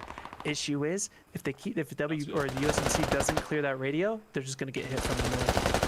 Yep, it looks like this potential for a fight on Oru Village could be huge. They're going to set up on opposite corners and duke it out over the mid, which is cool because a lot of times what you end up is with a Foundry Towers fight, which doesn't always play out as fun because you have so much open area between. You have to work on flanks, and that creates its own set of problems. Any target for the CAS? The big one that I'm going to be looking for here is WPMC's.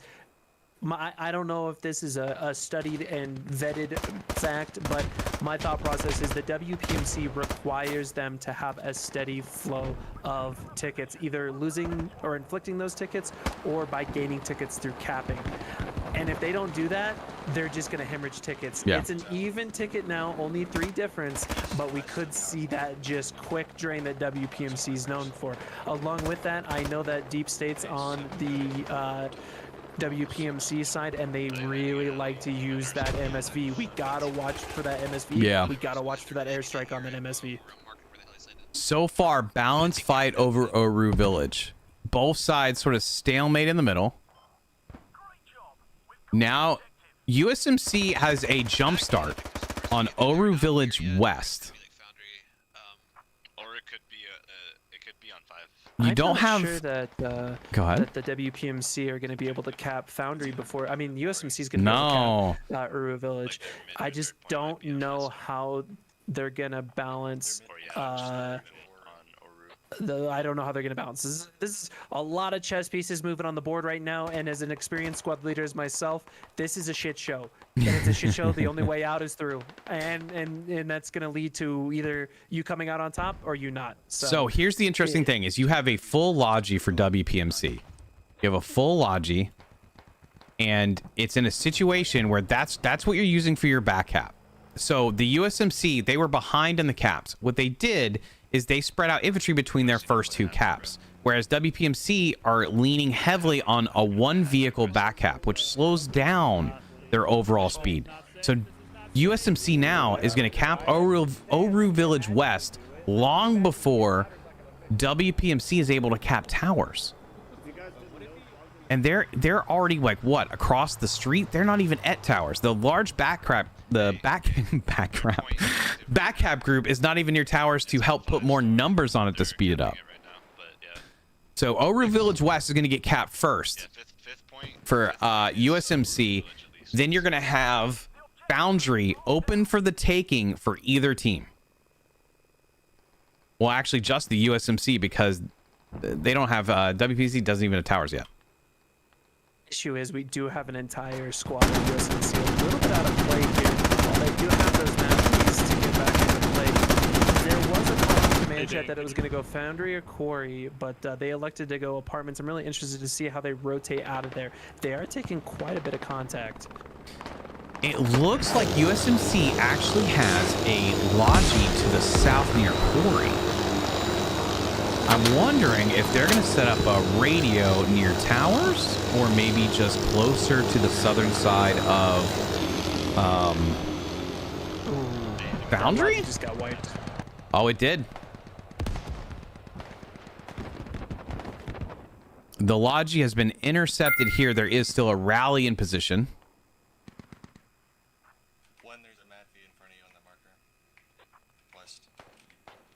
Ooh, maybe a bad time for Wino to move this ATGM vehicle as he's getting drove up on by an M1117. We are on you for that. It's going to be just a little while.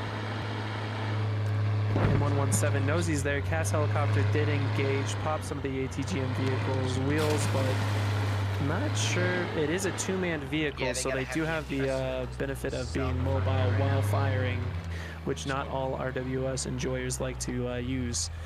I don't think he sees. MSV did just get called out in command chat. Okay. Where's that bad boy at? It's over just on the east side of Isukala Apartments.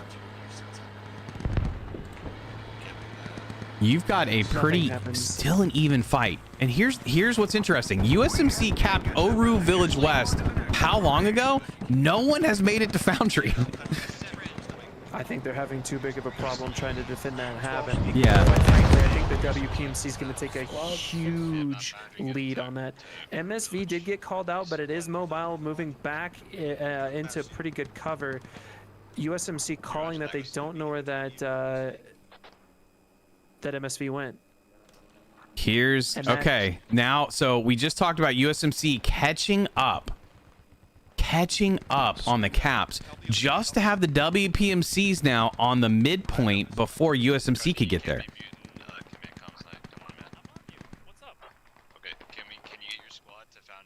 Yeah, that CAS helicopter is just terrorizing these USMC lodges. I mean, they are having a hell of a time getting anything going. Every time they get it up, it gets hit by the CAS helicopter and limps along. Yep. Gets killed, gets back up, CAS helicopter comes back in. USMC having trouble holding and maintaining a foothold here on Oru Village West. It is getting a little sketchy. Yeah, I'm not gonna lie. If I'm the USMC, I'm not. Their command chat is not as panicky as I would be right now if I'm in command chat. Yeah, they have a very limited foothold. They're getting pushed by some infantry on the west side. I'm going to you for that. Right behind the car. Looks like it might be able to get knocked out, but yep. USMC will see at least a little more time here, but they are close. WPMC getting close to the fob. In terms of tickets, though, I talked about it. WPMC are capping points, but again, are less than 20 tickets below. They hemorrhage tickets like no other faction. Even Insurgents, I think, hemorrhage tickets less than the WPMC. Yeah, I mean, it's great to have the variety of vehicles and all, but it's also problematic in the sense that, guess what? You're going to lose a lot of those vehicles. It does look like there's a little bit of a helicopter fight happening. Some dogfighting via helicopter right now. The CAS heli trying to knock out the USMC helicopter. Flipping to you. That was a direct hit from the CAS helicopter. Beautiful shots. He's only got about 7 rockets that he can fire, and well, he hit 2 of them, and that was about all it took. The last 2 he had. All right, so let's look and see. We have 2 chevrons for WPMC currently on Foundry.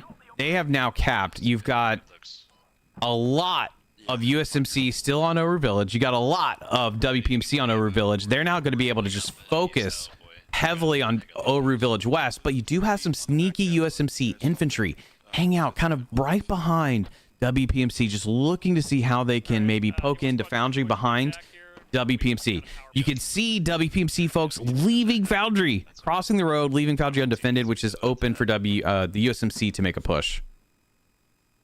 What we didn't see in that whole skerfuffle is the fact that the MSV from the WPMC got knocked out, or at least I hypothesize. I can't see because I'm on the other team, but that is my guess. Taking a look right now. Haven't seen it in a minute. WPMC are capping Oru Village West. And yeah, rightfully so. They have so many infantry on that cap. MSV is destroyed. It has a timer. Yeah, that finally the fishbowl on the hab for the USMC is it's causing a problem. It's kind of like it's what we saw last round with Ammo Warehouse. Eventually, you're going to lose possession of this area. You cannot hold this forever, especially up against the numbers that WPMC is willing to throw at the objective. Yeah, if there's one thing that the WPMC have done well this round is just know that it's going Uru Village, or at least look into their crystal ball and guess that it was going to go there, and they committed, and I'm not sure if they know right off the bat. It does, yeah, they know right off the bat, don't they? Because it goes Persunkia. Yeah, both teams. That means it's going to go far south layer, which means that Uru Village is a very high likelihood of a cap. Both teams were on the objective early.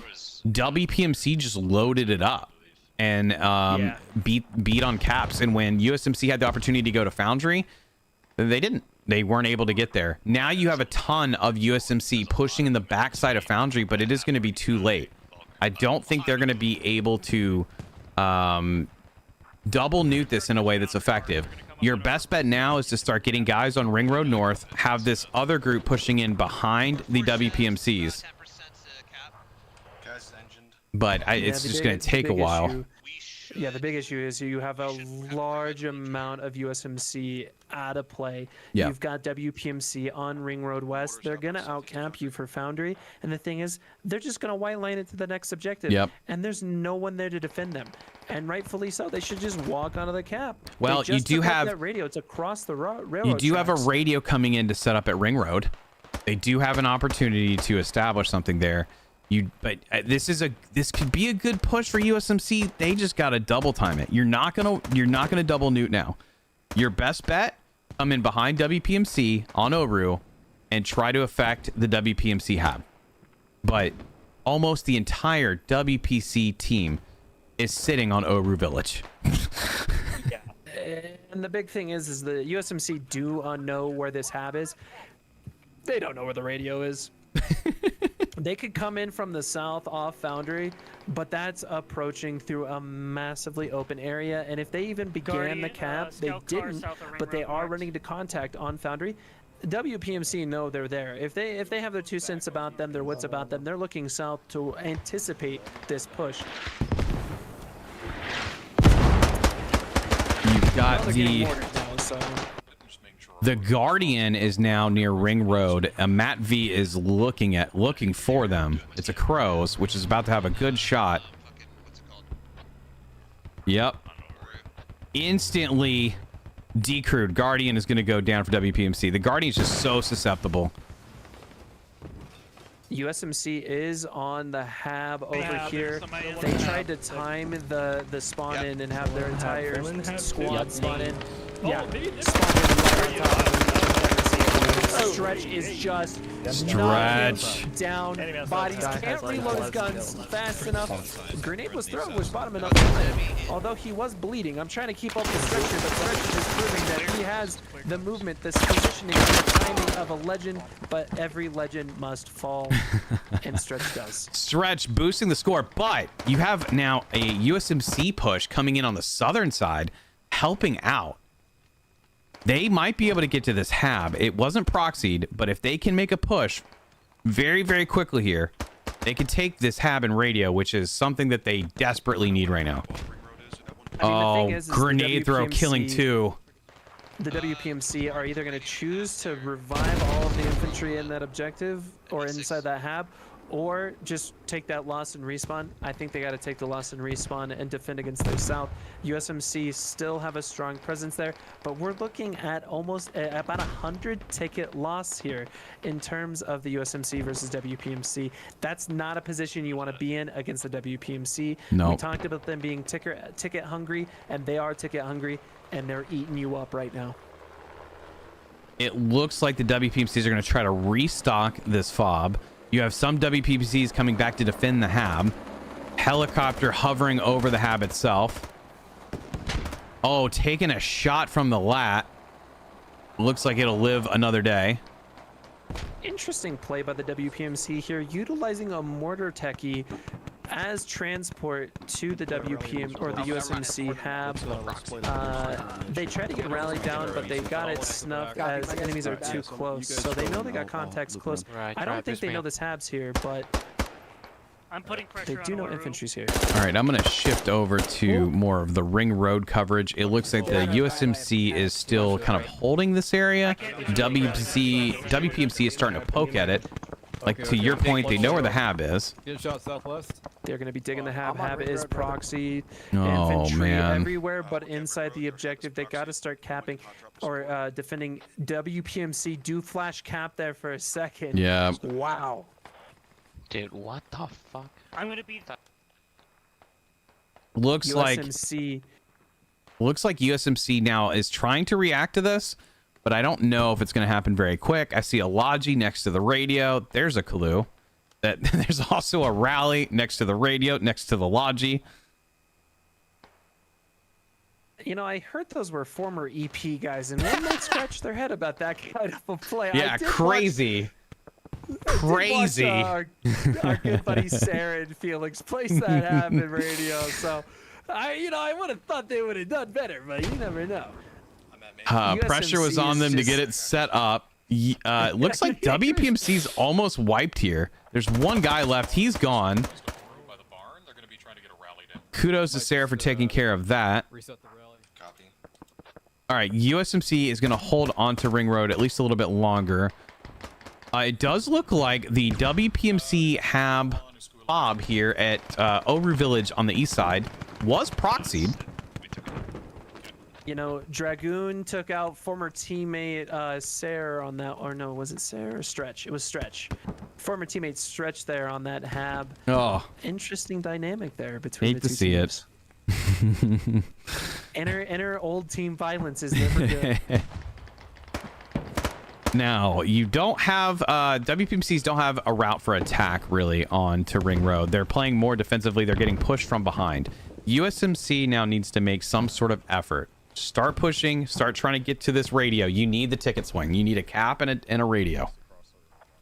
I just don't think it's going to happen. Looking at the map right now, WPMC have an extremely strong foothold inside of Oru Village West, and all of the USMC on the east and south side are getting surrounded and pushed. Just not a good position to be in. It's about a 110 ticket swing here, and the WPMC are continuing to pressure Ring Road. Yeah, maybe not enough to be able to get in position to affect the radio and hab. Looks like there's going to be some infantry running across, but I just don't see enough in the area, especially to counter just how the numbers WPMC just had right next to the hab as they start pulling off that spot. That's a lot of bodies.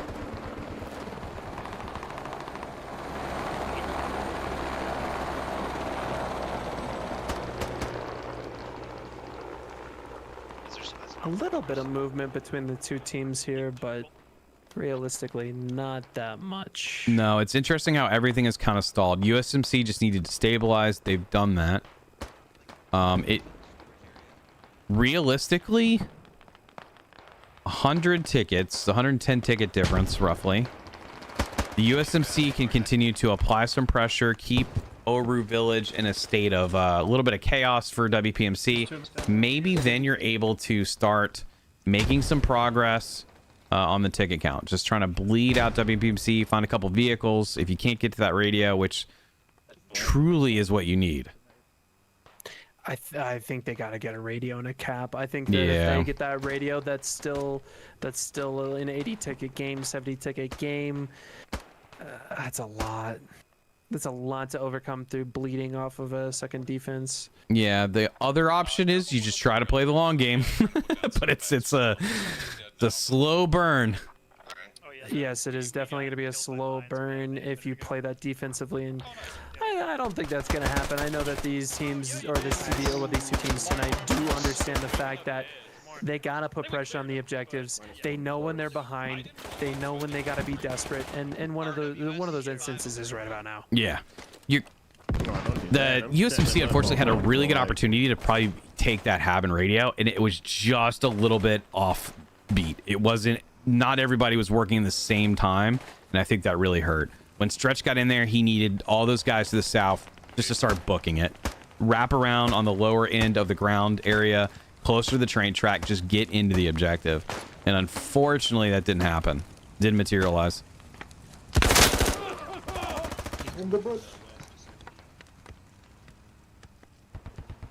So we've got 10 vehicles versus 8 vehicles destroyed in favor of the USMC. It's 133 to 113, pretty close to even on revives. So you've got 177 in caps for WPMC compared to 154, 136 kills. Vehicles, again, about a 3 vehicle difference in favor of USMC. USMC leadership and command chat asking the right questions. Do we need to take Uru Village, or can we bleed them out on Ring Road? Issue is, I think that command chat might be a little bit too beaten down because nobody responded to that question. Yeah, they're having a rough go at it. You have some at USMC trying to make an effort, trying to get into a position at Oru. I wonder if you could get enough bodies to split WPMC between the west and the east side and actually cap.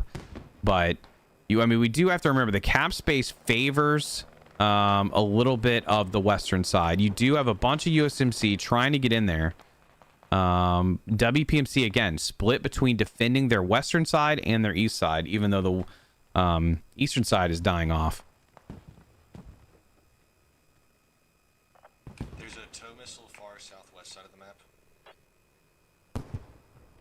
Not even sure what to say for the USMC right here. They're just pretty much waiting for the game to end. They kind of know that writing's on the wall.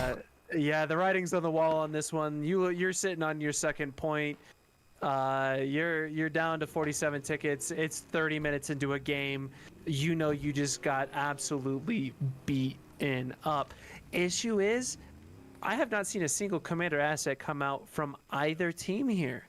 I'm not sure what these two commanders are doing. I think I saw a rocket strike earlier.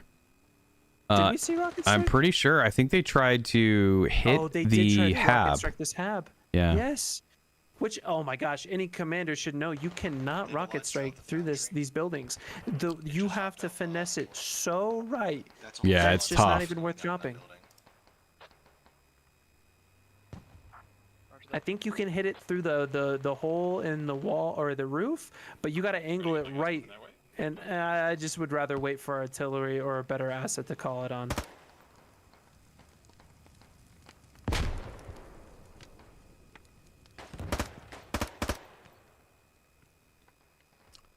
USMC drops a Logi and radio on the south side of Foundry. Ooh.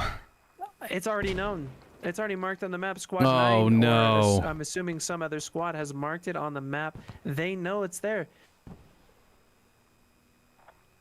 I mean, I don't know. I don't know. Yep, it's getting called out in command chat for the WPMCs. Wondering if there's a new radio. They're trying to build in Foundry? It's a call now that they're trying to build in Foundry. There's at least one WPMC here hanging out, slowing down about three guys for USMC. The radio's about to be called out. The squad that is going to find it here to the south looks like it's already getting marked on the map as well. Not a good thing for the USMC, and it looks like a couple of WPMC are flanking around the contacts in the north of that radio, just going right for it. Do we want a mortar brush on that Foundry? Where?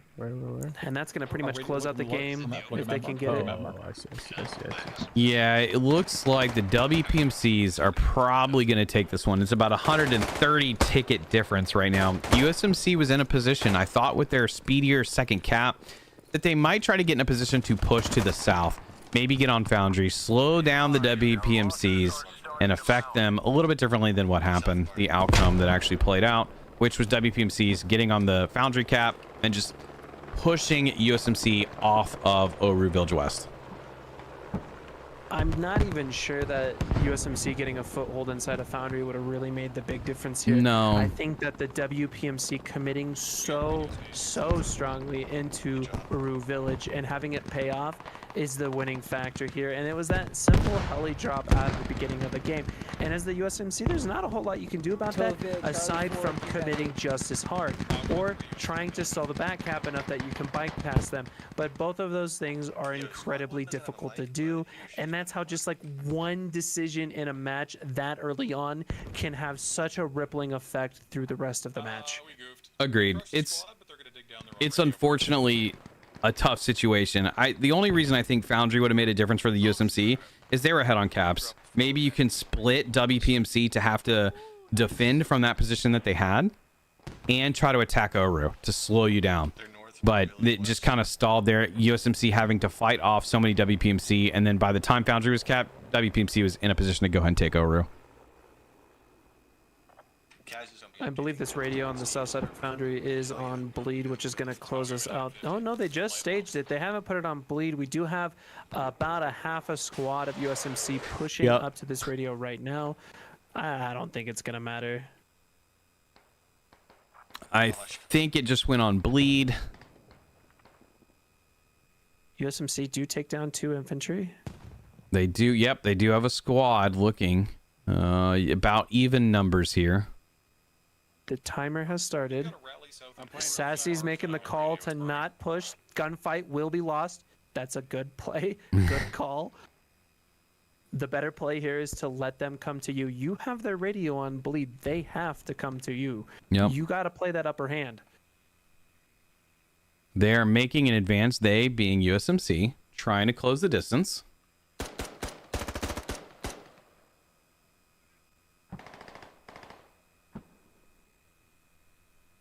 USMC dropping some troops, unable to get that push up. 3 go down here on this radio, 4 go down here on this radio, and I believe that's about that half a squad wipe. There is still 1 up, fighting his way. He knocks down 1, starts to take shot at himself. That radio's on bleed. No USMC in sight. That's going to be match. That'll be a wrap with that. We are just waiting for the timer to go down. WPMC taking Oru to take the remainder of the round with that push. Early advance onto Oru paid off. 140 tickets to 0 in favor of WPMC. Let's take a look at the scoreboard. We've got 236 in caps to 198, 164 kills versus 141.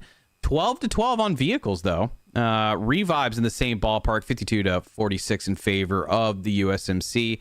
That played out kind of like a standard match. I mean, you had the rush. The rush paid off for one team.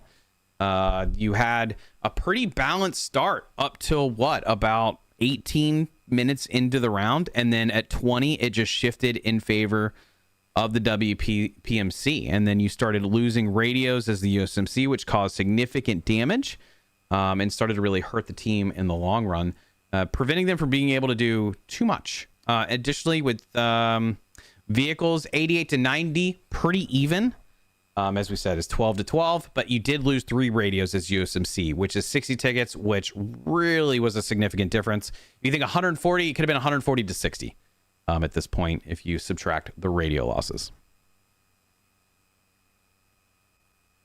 And with that 60 tickets, you can make a hell of a play for other areas of the map. But yeah, that's a hard one. That's a hard one to recover from. You gotta be able to gauge the amount of contacts on Uru Village, and realistically, they never actually gained any ground as the USMC, and you gotta take that as a realization to be pulling all your resources into Uru Village because you captured it. You took 20 tickets gained, they're gonna take 50 tickets gained if they take it, and you can't push them. You gotta be adjusting your strategy. You can't play normally. Yep. All right, if Pop holds, the population stays up. We're going to be playing Anvil for the first time in Friday Night Fights. Let's see if it stabilizes a little bit. It's getting late. Usually we get about 4 good rounds in before we start to see some population dip.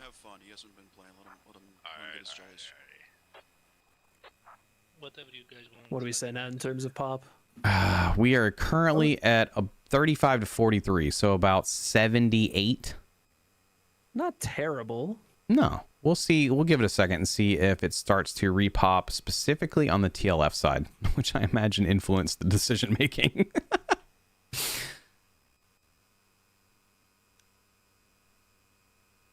You know, a lot of people have issue with the TLF, and quite frankly, I kind of like them. They're okay. I'm not a huge fan. I think the TLF has a lot of firepower if you know how to wield it. And I feel like that's with a lot of factions, is they got a lot. Well, some are more forgiving than others, I should say. But there are some, the TLF, the Iran, the ground forces of Iran are also that way. Yeah. I'm thinking if there's another faction that hits really hard, but doesn't quite have the forgiveness of, like, let's say United States or WPMC or anything like that. Yeah, here's what's interesting too about this round. We've got a bunch of pars against a couple LAV6s. LAV6 is known to be pretty tough. That's going to be their primary weapon against all the pars. A fleet of pars vehicles. But what I like about this layer is it all plays through the center of the map along the river. You're not playing the mountains, which is kind of a nice, thing, because the mountains can be a little bit tough to traverse. It's going to be a little bit of a mad dash towards the middle. And we'll see who can win that. I would imagine the pars are going to be great dealing with some of the infantry. It depends on how the pars want to play the LAVs. The big thing here is, as you were saying, yeah, if I would have never allowed you to put in Friday Night Fights Anvil layer that went south to the military compound down there. The northern area of the map can be decent. It's a little bit dodgy depending on how much it sticks to that canyon. But yeah, Anvil's the best when it sticks through the main center canyons, whether it goes a little bit north or stays right up the gut. Yeah, this is and I know a lot of people don't like Anvil. This is Anvil in its tamest sense. Yep. This is just a fun layer because you're focused in the mid. You can use the outside if you want. I think there is an opportunity if you control the hills, you can do some damage to the interior. But the interior is largely a focused area for a lot of those fights to play out, which makes it a much different layer than having those hills available. You start adding in the hills, turns into a little bit of a different monster. Maybe isn't quite what you hope it to be because you can start to spread out too much. You're trying to fight infantry or whatever vehicle is across the map. It's a whole time. So we've got about 10 seconds. Do you have, we should have been doing this before. Do you have a prediction? But I love green. My prediction's gonna lean. My prediction's gonna lean a little bit to the Canadians here. Okay. Those labs are pretty strong. Their infantry is incredible. It really depends on how the TLF hold their center. Yeah. If they can keep the Canadians coming in close and just hit them hard with the 7.62 or 308, that's really going to be their distinguishing factor, is whether or not they can control that rifle and whether or not their armor stays in play. Yep. I think it'll be, you got those LAB6s, you use those right, I think the Canadians will be in great shape. Use those incorrectly, it's not going to be ideal. We'll see how they play the vehicles. It wouldn't shock me right now. You've got one LAV6 climbing the mountain, trying to get some elevation, guiding a Logi behind it as well, which may be something sneaky happening there. Flipping over to you to see the Turkish rollout. Pretty what I would want them to do right now.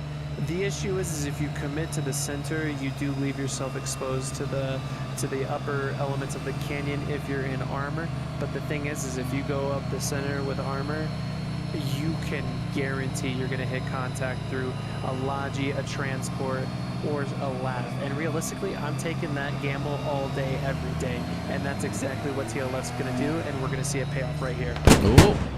First impact kills Maddox out of the vehicle. So you had a small contingent of infantry here between Orchard and Lavender Farm. A rally gets set up. Another shot off. LAV is going to continue. Oh, there's been a collision. I'm sorry. LAV and PARS meeting up. Is that the 225 mils staying together? Oh, that is huge for the TLF to have I know. PARS on top. They're going to easily be able to take out that lav. Pink Panther jumping out to, I think, flip the vehicle because they're stuck. That is fantastic. What a time. Completely accidental, but wow, that is a great benefit for the TLF to be able to flip that Lav 6. That leaves only one Lav 6, the one that's going up on the mountain here, and it is incredibly out of play right now. He may have one hell of a flank later on in the match, but in terms of early established deep into the interior of this canyon, it's going to lead to the TLF, and I should have maybe changed my prediction. Well, it'd be interesting if they can get down to that second objective, start cutting off some of the resupply or something like that. There's an opportunity there, but yeah, to your point, it's going to take a while. That's not an anytime soon kind of thing. I mean, looking at my map now, this is not a good position for the Canadian Armed Forces. You have TLF essentially on every one of your caps up to your first cap. That's not good. Your only infantry is on the interior with just a rally. Incredibly fragile. Now, there is a thing here where the Canadians are getting a mortar set up. They are getting a mortar set up north. So interesting mortar setup. Yeah, but it might do stuff. Oh, we've got the TAP V running into a 25 mil. That's not a good fight for the TAP V. That must have not been called out at all. I'm not sure how that wasn't called out. They knew that. I think that's on the fault of the TAP V. They knew that. Oh, 100%. On that road. Not sure why that TAP V decided to take that road. I think Lord Kickass and Banana regret that decision. I would assume that Lord Kickass and Banana just regret that decision. Now you've got both 25 mil PARs operating together in sync, in tandem, and advancing. They're going to have control over the valley. we need to talk about the Canadian Armed Forces here. What is this radio on the northwest side of Orchard? The HAB has to go up onto the hill, and pushing Orchard off that hill is incredibly that difficult. is rough. You're pushing through Yeah. funnels downhill. Now If you the TLF have are able to get into Orchard. That is not good for the CR or the Canadian Armed Forces. you have both PARs now moving on the hill. Vineyard, the first cap for Canada, is almost capped. You've already capped the first objective for TLF and Poppy Farms. They're halfway through with their second cap. Canada does not have a start on Orchard. Hey, can we get mortars on Lavender Farm right now? TLF please? are calling for everything to focus within Orchard. Your mortar PARs look like they're going for a little field trip on the mountain right now. Yeah, I'm not sure what that call's about. LAV6 is now in a spot to just kind of watch over. Are you seeing that? I am seeing that. I'm really questioning whether or not the TLF have that heli in the air and they can spot this. If not, this line's got an incredible position to kind of block off any form of logistics coming out of their main, as you hinted at before. Yeah, it looks like this radio that you called out a second ago has already been found by TLF. Somebody from TLF That's just crazy. walked past it, so I'm assuming Gunrunner has reported it or called it in. We're going to see this lab get his first victim coming out There- of their main, and a TLF or Logi coming out right now. Switching to you. The radio mark has been made. You do have TLF now reacting to this open air radio. Oh no, that Logi couldn't have been served up any better to this Lav. UE5 driving strikes again. He gets caught on the railing and his driver's side is pointed at the Lav. Poor guy. Ooh, rocket strike from Vincent hitting the transport just before I could switch over. Killing a couple crew members, but the rest of the folks at the lodge are going to continue to advance towards Orchard. Orchard is being capped by Canada, but Lavender Farm looks like it's going to go to TLF. You know what? That would probably be like a really good way to That Lav 6 still not called out on the east side of the objective here. Issue is if Canadian Armed Forces are able to cap Orchard, they're already on Lavender as well, pressuring that HAB. They haven't quite got it proxied, but they could easily get it proxied. They have a large presence coming in from the east. Here's a slight problem for Canada. They set up this radio. There's no HAB here. And TLF has 2 PARs sitting next to the radio. Yeah, I can't find a reason in my mind to defend that radio in any context. That probably never needed to happen, or just if it was an accident, needed to get dug down immediately. It's in the open. You knew that TLF infantry was already kind of behind you, hanging out. It's getting smacked by 25 mil now, so that'll be gone pretty soon. I thought for a second that the LAV6 was going to start looking for the PARs, but I don't think it knows. So, you know, I'm waffling here on which side I'm supporting, and I'm gonna go back to the Canadian Armed Forces here.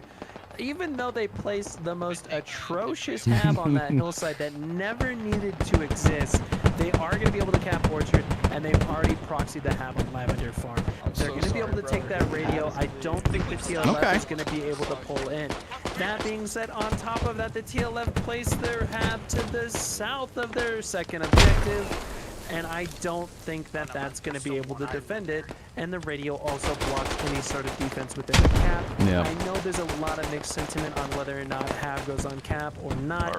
Certain caps, in my opinion, dictate HAB on cap, or at least better HAB placement than what they're looking for.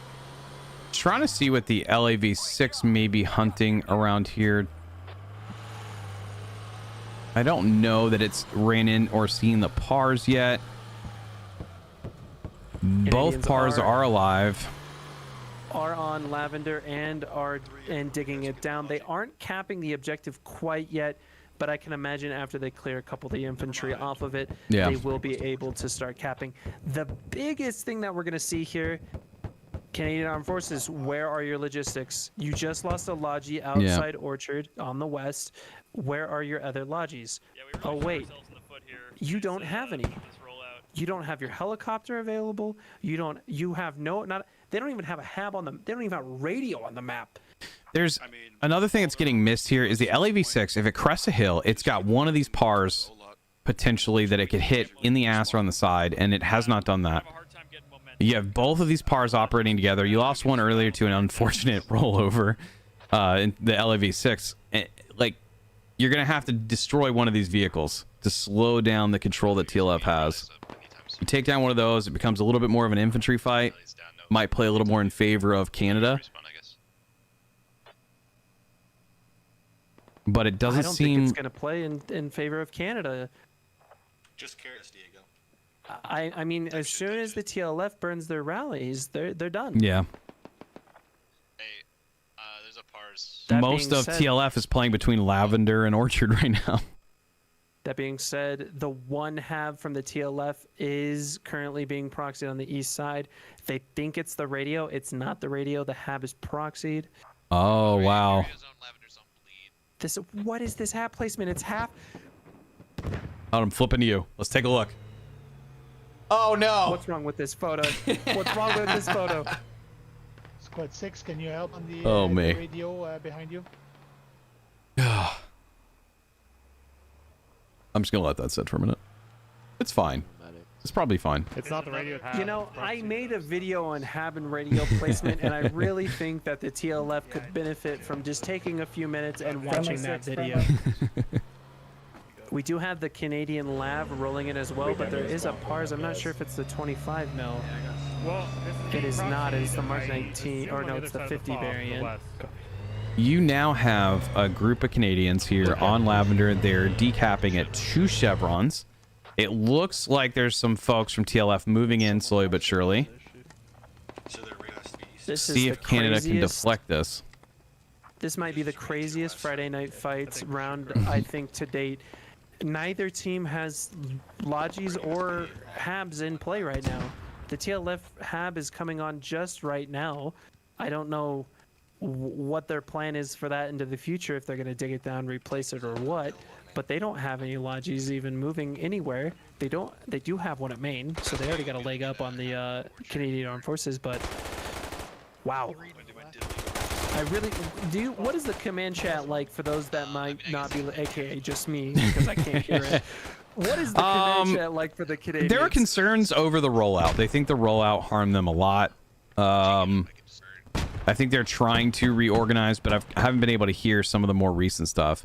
I mean, it does look like they've been able to get a new Logi parked over here towards Orchard, so there could be some progress to be had. They've stalled Lavender Farm, which is going to help them out a lot, even if they don't cap Lavender Farm, because now TLF has to still deal with this. They can't just go into Orchard right now.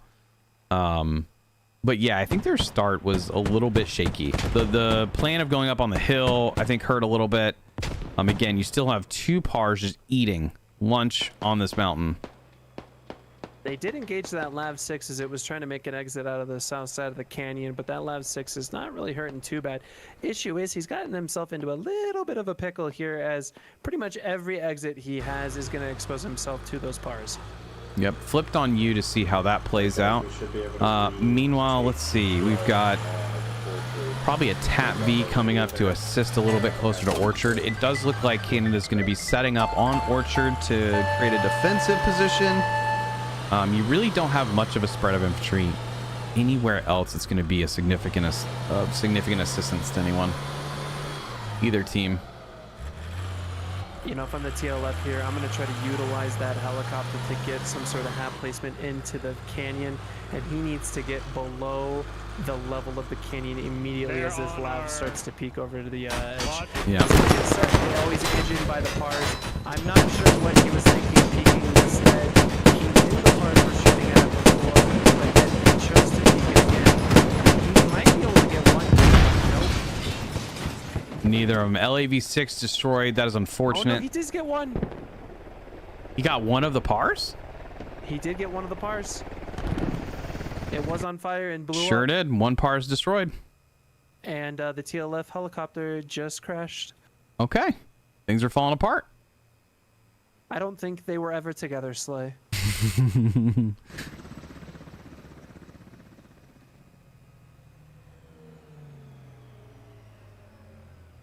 I can't We're gonna believe the need to rip TLF the, was able to Lavender, reestablish sorry, the Lavender Farm. Southeast of Lavender if we're not going to defend I mean, we're looking at the And maybe tickets get here. Bob on The Lavender with TLF the heli. are ahead.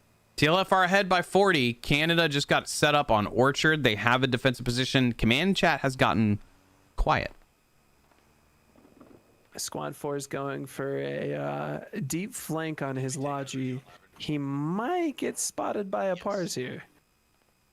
And I say might very lightly, as I really don't think he's going to get spotted. No, he's not.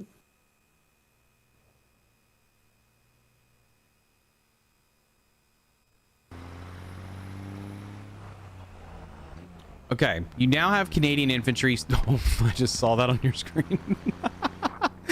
You now have Canadian infantry starting to make an effort to at least buffer between Orchard and Lavender. We're doing fine. We got enemy tickets, but we're still in it. Oh, you saw that Logi tumble off that Yeah, hillside? yeet off that side. Yes.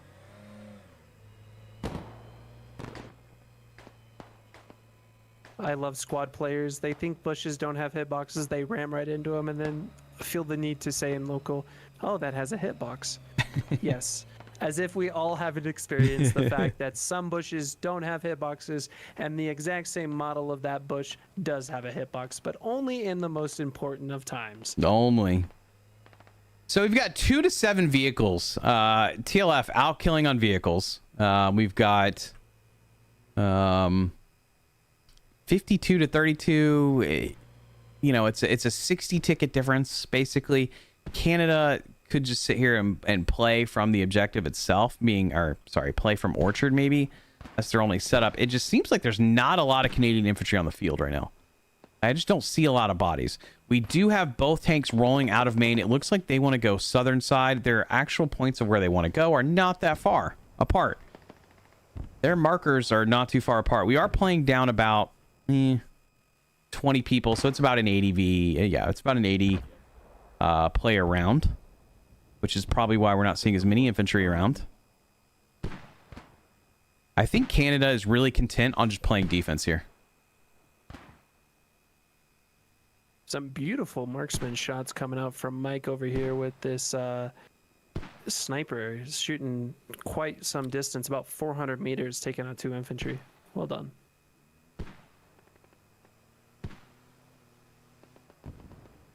These mortars overhead on top of Lavender Farm are they? No, they're not on top of Lavender Farm. I'm not sure. He's hitting the high side of a hillside.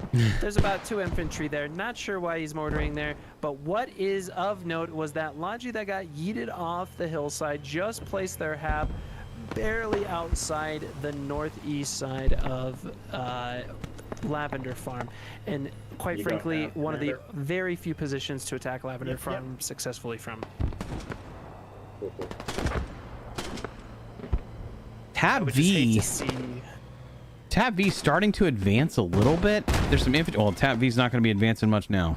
That's burning. We're getting attack hap up for Lavender here. We got a little bit of a pile up here outside the TLF main. We got about 3 vehicles piled up on top of each other. They need to send a combat engineer over here and get this cleaned up because this is just... TLF is not scared of pushing outside a little bit of Lavender on the North Hills. That's a long run, but you could potentially start to apply pressure to Orchard, forcing Canada to play back a little bit. We're now at about a, what? 60 ticket difference? Is it closing a little bit? I'm worried because if they keep pushing off the white line towards Orchard and this hab comes online to the northeast of Lavender Farm, the Canadian Armed Forces are just going to walk right onto the objective. We do see, I believe, the TLF UAV come up. I'm not exactly sure who called that in, but we do have that one coming online. Flipping to you. We got it looks like a radio's being dug. It's friendly radio. They're digging down. I'm kind of glad they dug down that radio. It was a little bit out of the play. The hab was in a terrible spot. It was somewhat known, so it was a good play to get that radio dug down. The big issue is this hab that's just come online to the northeast. All right, tanks. At least one tank has been marked. The Canadians know where the TLF tank generally is. It's moving up. Any second now, I would imagine they're going to get a shot because they're watching. I don't know the exact angle, though. Let me hop to that. Yep. Ooh. TLF tank getting hit. And it's going to be able to go into some cover. We do actually. You know, a little bit of an issue over here. We do have a sniper engaging off that Canadian hab, gonna blow that push for the Canadians. Oh no. Not the best engagement. Yeah, he just got called out in command chat on the TLF side. Eyes are gonna be on that hillside. Yeah. They're gonna, yeah, and they just called out the infantry as well on that hillside. That hab's gonna be known here in a moment.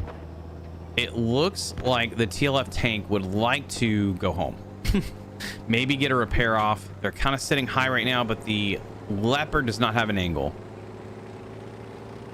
TLF tank is going to back off. Leopard's going to hold.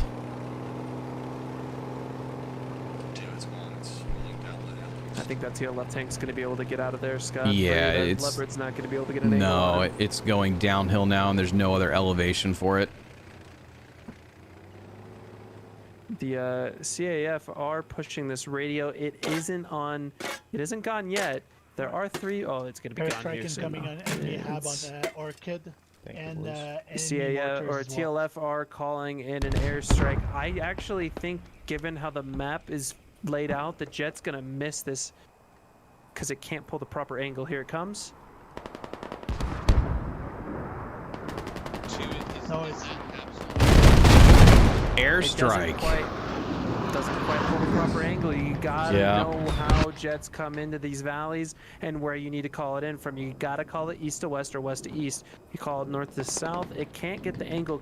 It's just how the jets are coded. It's the same thing for Scorpo. You gotta be able to get that jet coming in at the proper angle. Agreed. That's unfortunate. But TLF making progress towards the Canadian fob over here. No Canadians left to defend it. There's a lot of Canadians behind TLF, but not many at Orchard to hold this position. And that's a big issue you see in a lot of public matches, is that you place this glorious attack fob and then the entire team spawns on it because they don't want to sit on defense. They want to go on attack. When in reality, if they would have just spawned on defense, they would already be engaging infantry on the defense. Looks like Canada was able to slow down this push, but TLF now knows exactly where the radio is. There's just not many guys nearby. It looks like Sarah's trying to figure out what he can do. Flipping to you to watch Sarah cam. Sarah gets one. Saw the barrel pointing in by the hole. A lot of shots coming out, but really the only person here is Sarah, so I'm not sure what they're shooting at. A little bit of each other. Ah, they're shooting each other. A little bit of SLAY3K action coming in. A little bit. Yeah, it's clear. Tab is clear. Hab being called clear when it's not. Hab's gonna be not clear. Gonna cause a lot of confusion. You have other TLF trying to get there, but it's going to be a minute. Oh, Sarah getting a two-piece out of the Hab. It's true. It was not clear. All right, do we have progress anywhere else for Canada? Not really. Squad 5 is behind a lot of the TLF, but I don't know if they're going to make any sort of advance that's going to be beneficial anytime soon. You do have a Logi sneaking around to the north. Scruffy McDuffie just walked by the TLF radio on Lavender Farm, but is electing to push the Hab. Interesting. He's probably going to go down here. I think he's just trying to get into a position to proxy it, but he has no friendly infantry within quite some distance. CAF UAV is overhead. They may look for an airstrike, although I always caution not to call for an airstrike here, as your artillery is going to be coming online here very soon. Yeah, I feel like it's an artillery call at this late. You didn't have the tank anywhere in a position to take down. You know, I think you're in a spot where you got to throw an arty at it, but I also don't think the arty is going to be a big help. He's in there. He's in there. He's in there. That was friendly fire. It does look like you had that slow TLF infantry push, getting into a position to be able to affect more of this hab. TLF knows that if they take this, they're probably going to be in a good position to push onto Orchard here, even with limited bodies. Oh, they're already taking Orchard. The TLF is definitely a lot more in play on the map right now. If you take a quick peek, you have the entire Canadian Armed Forces infantry in the surrounding area of Lavender Farm. Yeah. But not on Lavender Farm itself. Meanwhile, their hab is going down. It is coming online somehow. It's not proxied. And they're capping Orchard. Yeah, you need a good spawn in on Orchard right now. It is 83 tickets to 149. About a 60 ticket difference. Not the end of the world. There's still hope. A little bit. Not a lot. I would argue not a lot. CAF electing to drop another airstrike, committing the same crime as the TLF commander. You gotta know your angles, people. You can't be calling it in. The jet can't make that steep of a freaking drop. Nope. I would doubt that this goes down, but we could see it. Here comes the jet. Flipping to you. I'm gonna drop a hab around Orchard. It's gonna get a direct hit. Well done. Do you want to apologize for the things that you've said? I don't apologize. It's only down a level. Yeah, they just acknowledge, it's disabled. You should also not waste your airstrike with your artillery coming up in like a minute and a half. Yeah. I sincerely thought that was going to be an artillery call. Right now, they kind of need arty. They could have done something maybe near their Orchard objective to just kill that, or slow it down. You are now in a position as Canada. You're going to lose the radio and a cap. You're going to lose radio and cap, and you're dropping airstrike on your attack point with infantry not in the area in an amount that is beneficial to actually attack it. It's just not going to work. No. That is a bad call as a commander. I don't think people realize just how much influence a commander has on the game. You can swing entire matches through a commander. That being said, I think the TLF... No, that was a TLF, yes. ACV, it's not ACV, oh god. Pars just got killed by the Leopard. Is this a hot drop coming in via the TLF helicopter? Or sorry, Canadian helicopter? There's a few bodies in that thing. This is something I want to watch in the cam. On you? Oh boy. That's all. Oh boy, this is not. I don't know where you're landing, brother. You're not gonna land good. Don't jump. My god. Oh god. Oh boy. No, I don't like it. Here we go. They're landing. What is this spot? The TLF is not really reacting to it. They're not at all. They think it's a joke. It's not. It's real life. I would have thought it was a joke too, the way that heli came in, but wow. I'm seeing a lot of red on the left side of that scoreboard feed. That Canadian Armed Forces dropped. They didn't get to the radio. But they were able to stabilize Orchard. They were able to stabilize Orchard. That's Stabilize is a strong word. Oh, me. There goes the helicopter. So you lost 25. But they didn't lose the 50. They could have lost the 50 and the 20. Yeah, but... Hey, I never said it was beautiful. I just said it was something. I think they're thinking to themselves, what the fuck? Don't worry, I got good footage of the helicopter. TLF got a little bit of an interesting hab coming up to the north side of Orchard, and yeah, that's not good for the Canadian Armed Forces. That heli goes down. That Logi, I believe, might be out of supplies for the Canadian Armed Forces, let alone, I don't think they can actually get to the Logi. They have to go all the way up the mountain and then jump off of the mountain to get up to it. Well, here's a fun story. Canada's capping Lavender at 2 chefs. What is this? What is this? They took the radio too. Wait a minute. Hold on. Everything's flipping. Hold up. We're not happening. But you say that the TLF are pushing in on the north side with that hab they placed. we're I'm losing not that sure one how pretty much they're going to heavily. be able to get them off Orchard, but if they get a double neutral, and if they, being the Canadian Armed Forces, get a double neutral, they will swing the double neutral if they keep those 3 infantry alive on cap, and then take Lavender, and then get themselves into the lead, thus leaving Urso correct in his prediction as he always thought. This is a play. This is all you got left. It's 1 chevron v 1 chevron. I'm not even really moving the camera around. I'm watching the chevrons right now. While you keep an eye on that, I'm gonna watch these 2 tanks duke it out here because I think they might want to fight each other here. I'm flipping nearby to the TLF tank. They kind of know where each other are. Okay. Both are marked very roughly. TLF calling that they got an accurate. Oh, mark is on that something. Leopard I'm not gonna sure if it was the crest? tank. If that Leopard comes around, it's got a shot. Oh, the Leopard does have a friendly sniper in the area, Yep. marking that tank accurately. Come on, Leopard. If you're going to do it, do it. Oh, the friendly sniper dodging and tank round. Oh, In turn, TLF tank is engined rear facing the Leopard. I bet he wishes he never shot at the sniper. I would have shot at him too. Oh, Leopard gets tracked.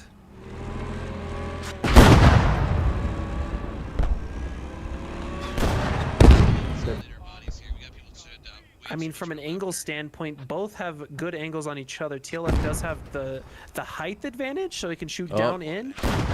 T60 is burning. One more shot, he's down. He's gonna hit the shot. There. Yep. T60 Double down. That's tracked. 15 tickets. Now, you've got a little bit of a problem because you are no longer. Canada's got Orchard back, but they're not capping Lavender. They still need Lavender. Okay, but we're still within. This is our close game here tonight. We were within less than 30 tickets. It's about 24 ticket difference here between these 2 teams. They're closing the gap. The tank kill helped. Being able just to solidify Orchard was ideal. That being said, Lavender Farm defense is really, really shaky. Yeah. Same with Orchard. Orchard doesn't have a hab. They're coming off of a rally. On the inverse side, TLF doesn't have a hab, coming off a rally. Both teams, I mean, this is the most picture-perfect match in terms of what you would expect from a public match. Neither team having a defensive fob, both teams having an offensive fob. They need all of these Canadians that are currently lined up on the Northeast to just push into Lavender. You take Lavender, it's a new ball game for Canada. Agreed. We're so close to double neutral. TLF only has about 1 guy on Lavender cap right now. Golden opportunity. They are now decapping Lavender. It's going to go neutral. Commandeering one of these labs. I hope that's okay. It is critical now that Orchard not get taken by TLF. They still have to get into cap radius. There's a few not too far. It's TLF making the call that if they lose Lavender, it's over, and I would be inclined to agree with them. And it doesn't look like they're going to be able to hold it. They got 1 rally on the North Hill side from Squad 3. I'm sorry, Squad 4 does have their rally as well to the south of 3s, but this is dodgy. This is dodgy to defend with just a rally. You've got 2 chevrons now for Canada on Lavender. And there is no one in position to be able to really do a lot about that. You got a couple infantry now pushing in from the western side for TLF. You got guys near the objective that are not pushing in for TLF either. That's my biggest question. What is this TLF infantry doing on the north side? Why are they so timid to push down inside the cap? All these Are Canadians they need that to get in the objective too. If you get in there, speed this up before TLF can really do anything, get a foothold, that would be great. Now you got 2 TLF entering cap radius. It's going to be a double neutral unless the Canadian Armed Forces got to get every single person inside that cap radius. They got completely wiped off Orchard. I'm sorry, Chicken Dog Chicken Dog and Spitfire are on defense over here for the Canadian Armed Forces. Good luck to them both. So fucking hard, you wouldn't even believe it. Still three cap on Lavender. I think Canada's gonna take it. TLF does not have anybody close enough to stall it. All right, we're gonna 19 ticket difference here. Rusty, your guy should reset Oh, they're gonna take it. That is a lot of infantry on cap. Orchard's only 1 chevron, not even past 80%.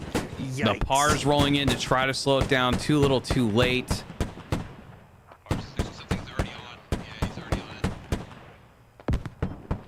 That is a cap. Oh. What a swing in favor of Canada.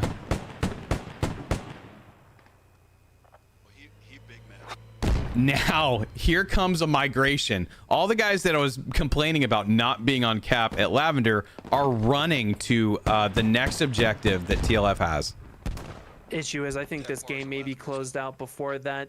Leopard just taking out a PARS that pulled into Lavender Farm. Not good. Flipping to you to watch the Leopard. Yeah, that is tough. And unfortunate. You're now having the TLF move from Orchard back to Lavender, so Kalat is now going to be an objective per command chat. They want to get bodies on Kalat and start decapping. Wow, that is a bold play, but I like it. Get pressure on. Yep. Issue is, if I'm the TLF, I don't care about Kalat. I got to get on Lavender Farm. Yeah. I don't think you have a choice. I'm gonna. Well, I mean, it's 4 tickets. They're TLF throwing an absolute Hail Mary. I hope that we don't get any give ups here. We have a Leopard attempt on the Leopard's life with an airstrike. He's gonna call it in right here. Come on, 3 tickets. Got to hold out for this airstrike. All right, we are starting to decap. Call it. Hopefully, I'm saying that correctly. I'm probably not. 1 Chev for Canada.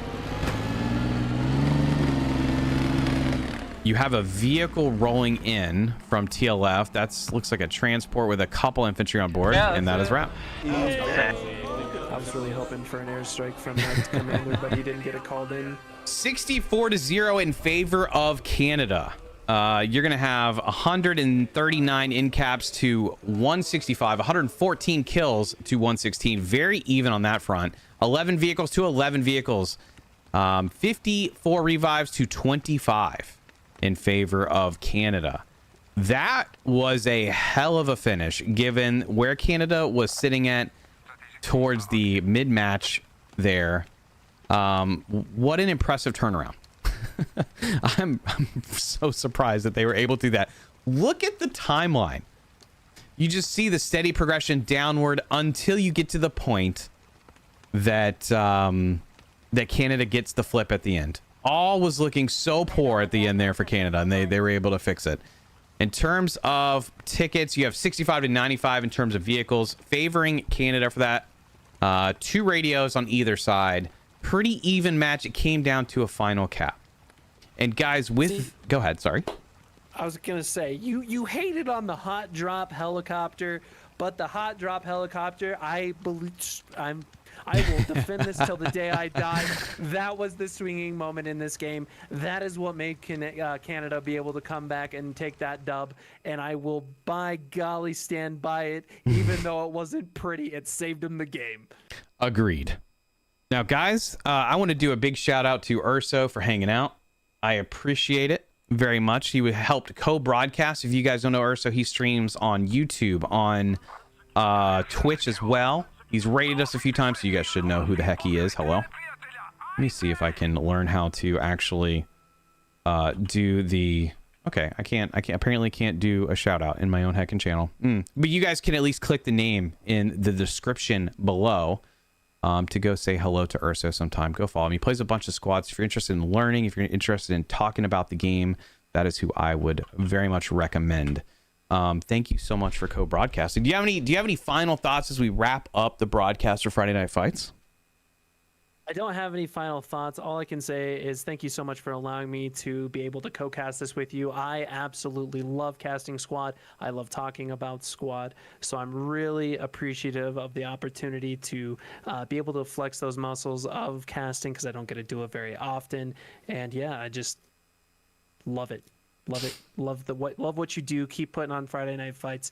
I hope to either play or continue to cast into the future. Heck yeah, man. I had a great time. It was a good set of rounds. We were able to do 5 rounds with almost an entirely full server, which is great. That's what we want to see. We know Squad needs some things, needs some fixes and some work.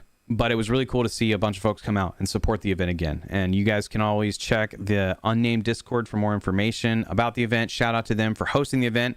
To Sassy Dragoon Vok for helping admin and work on the event. Appreciate all of them as well. But big shout out to Urso for coming on to co-cast with me, which takes a lot of pressure off me. I think there's a lot we can learn from the experience of co-casting too.